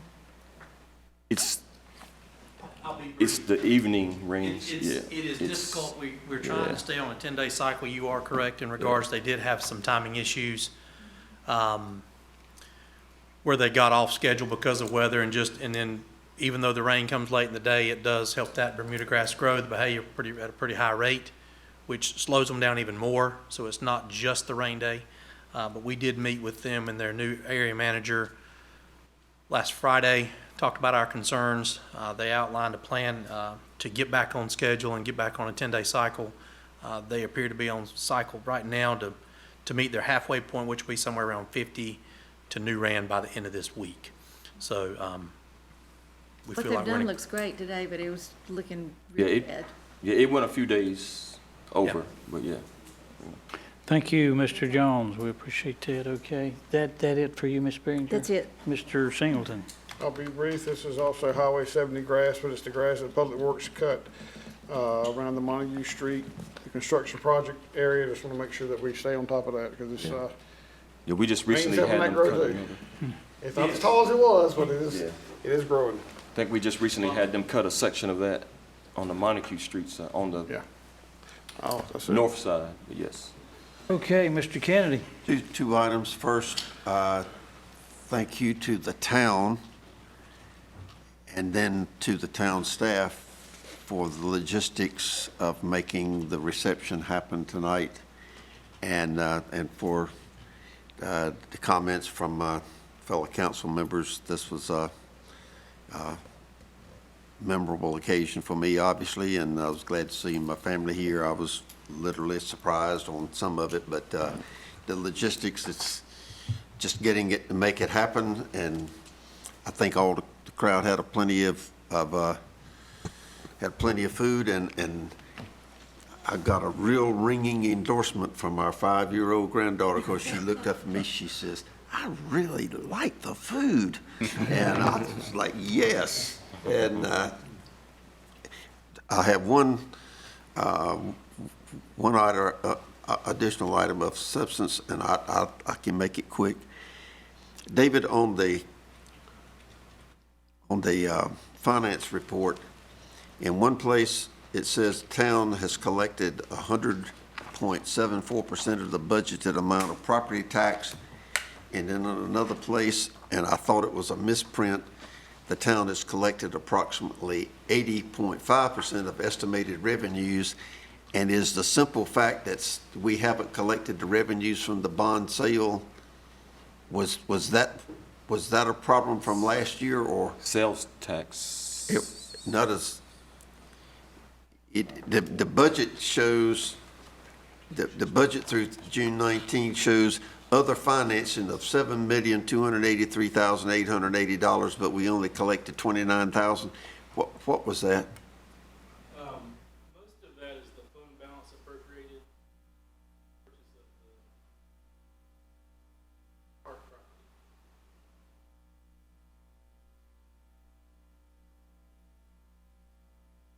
That's in revenues, okay. And we're also waiting for our last disbursement of sales tax, which is. That would come under another item. Under another, yeah. I'm still not clear. I'll leave that, but I don't quite understand that. We can handle that at another date. It's on the floor. We'll try to fish that out at a subsequent time. That's all I have. Thank you, Mr. Kennedy. And just a personal word, great evening, well-deserved recognition, Mr. Kennedy. Thank you so much for your kind remarks and for everything that made the evening very special. Your fellow council members are very proud of you. I think I can say that without question. Yes, Mr. Mayor Pro Tem, I would like to also add, I came a little late in on the celebration, and congratulations to you, Councilman Kennedy. Thank you. We are proud of you. We told the truth when we talked about you, too. There you go. I was waiting for some real bombs to drop on it. I felt like somebody would really kick me around a little bit. Jimmy Jackson was the worst one. He's like, God, I'm glad you can have some more time because your game stinks. Okay. Wait until you have your last meeting, then we're gonna drop the bombs. You won't be here at the next meeting. Move to adjourn. All right, all in favor, say aye. Any opposed? No. Thank you, council, for indulging me this evening as I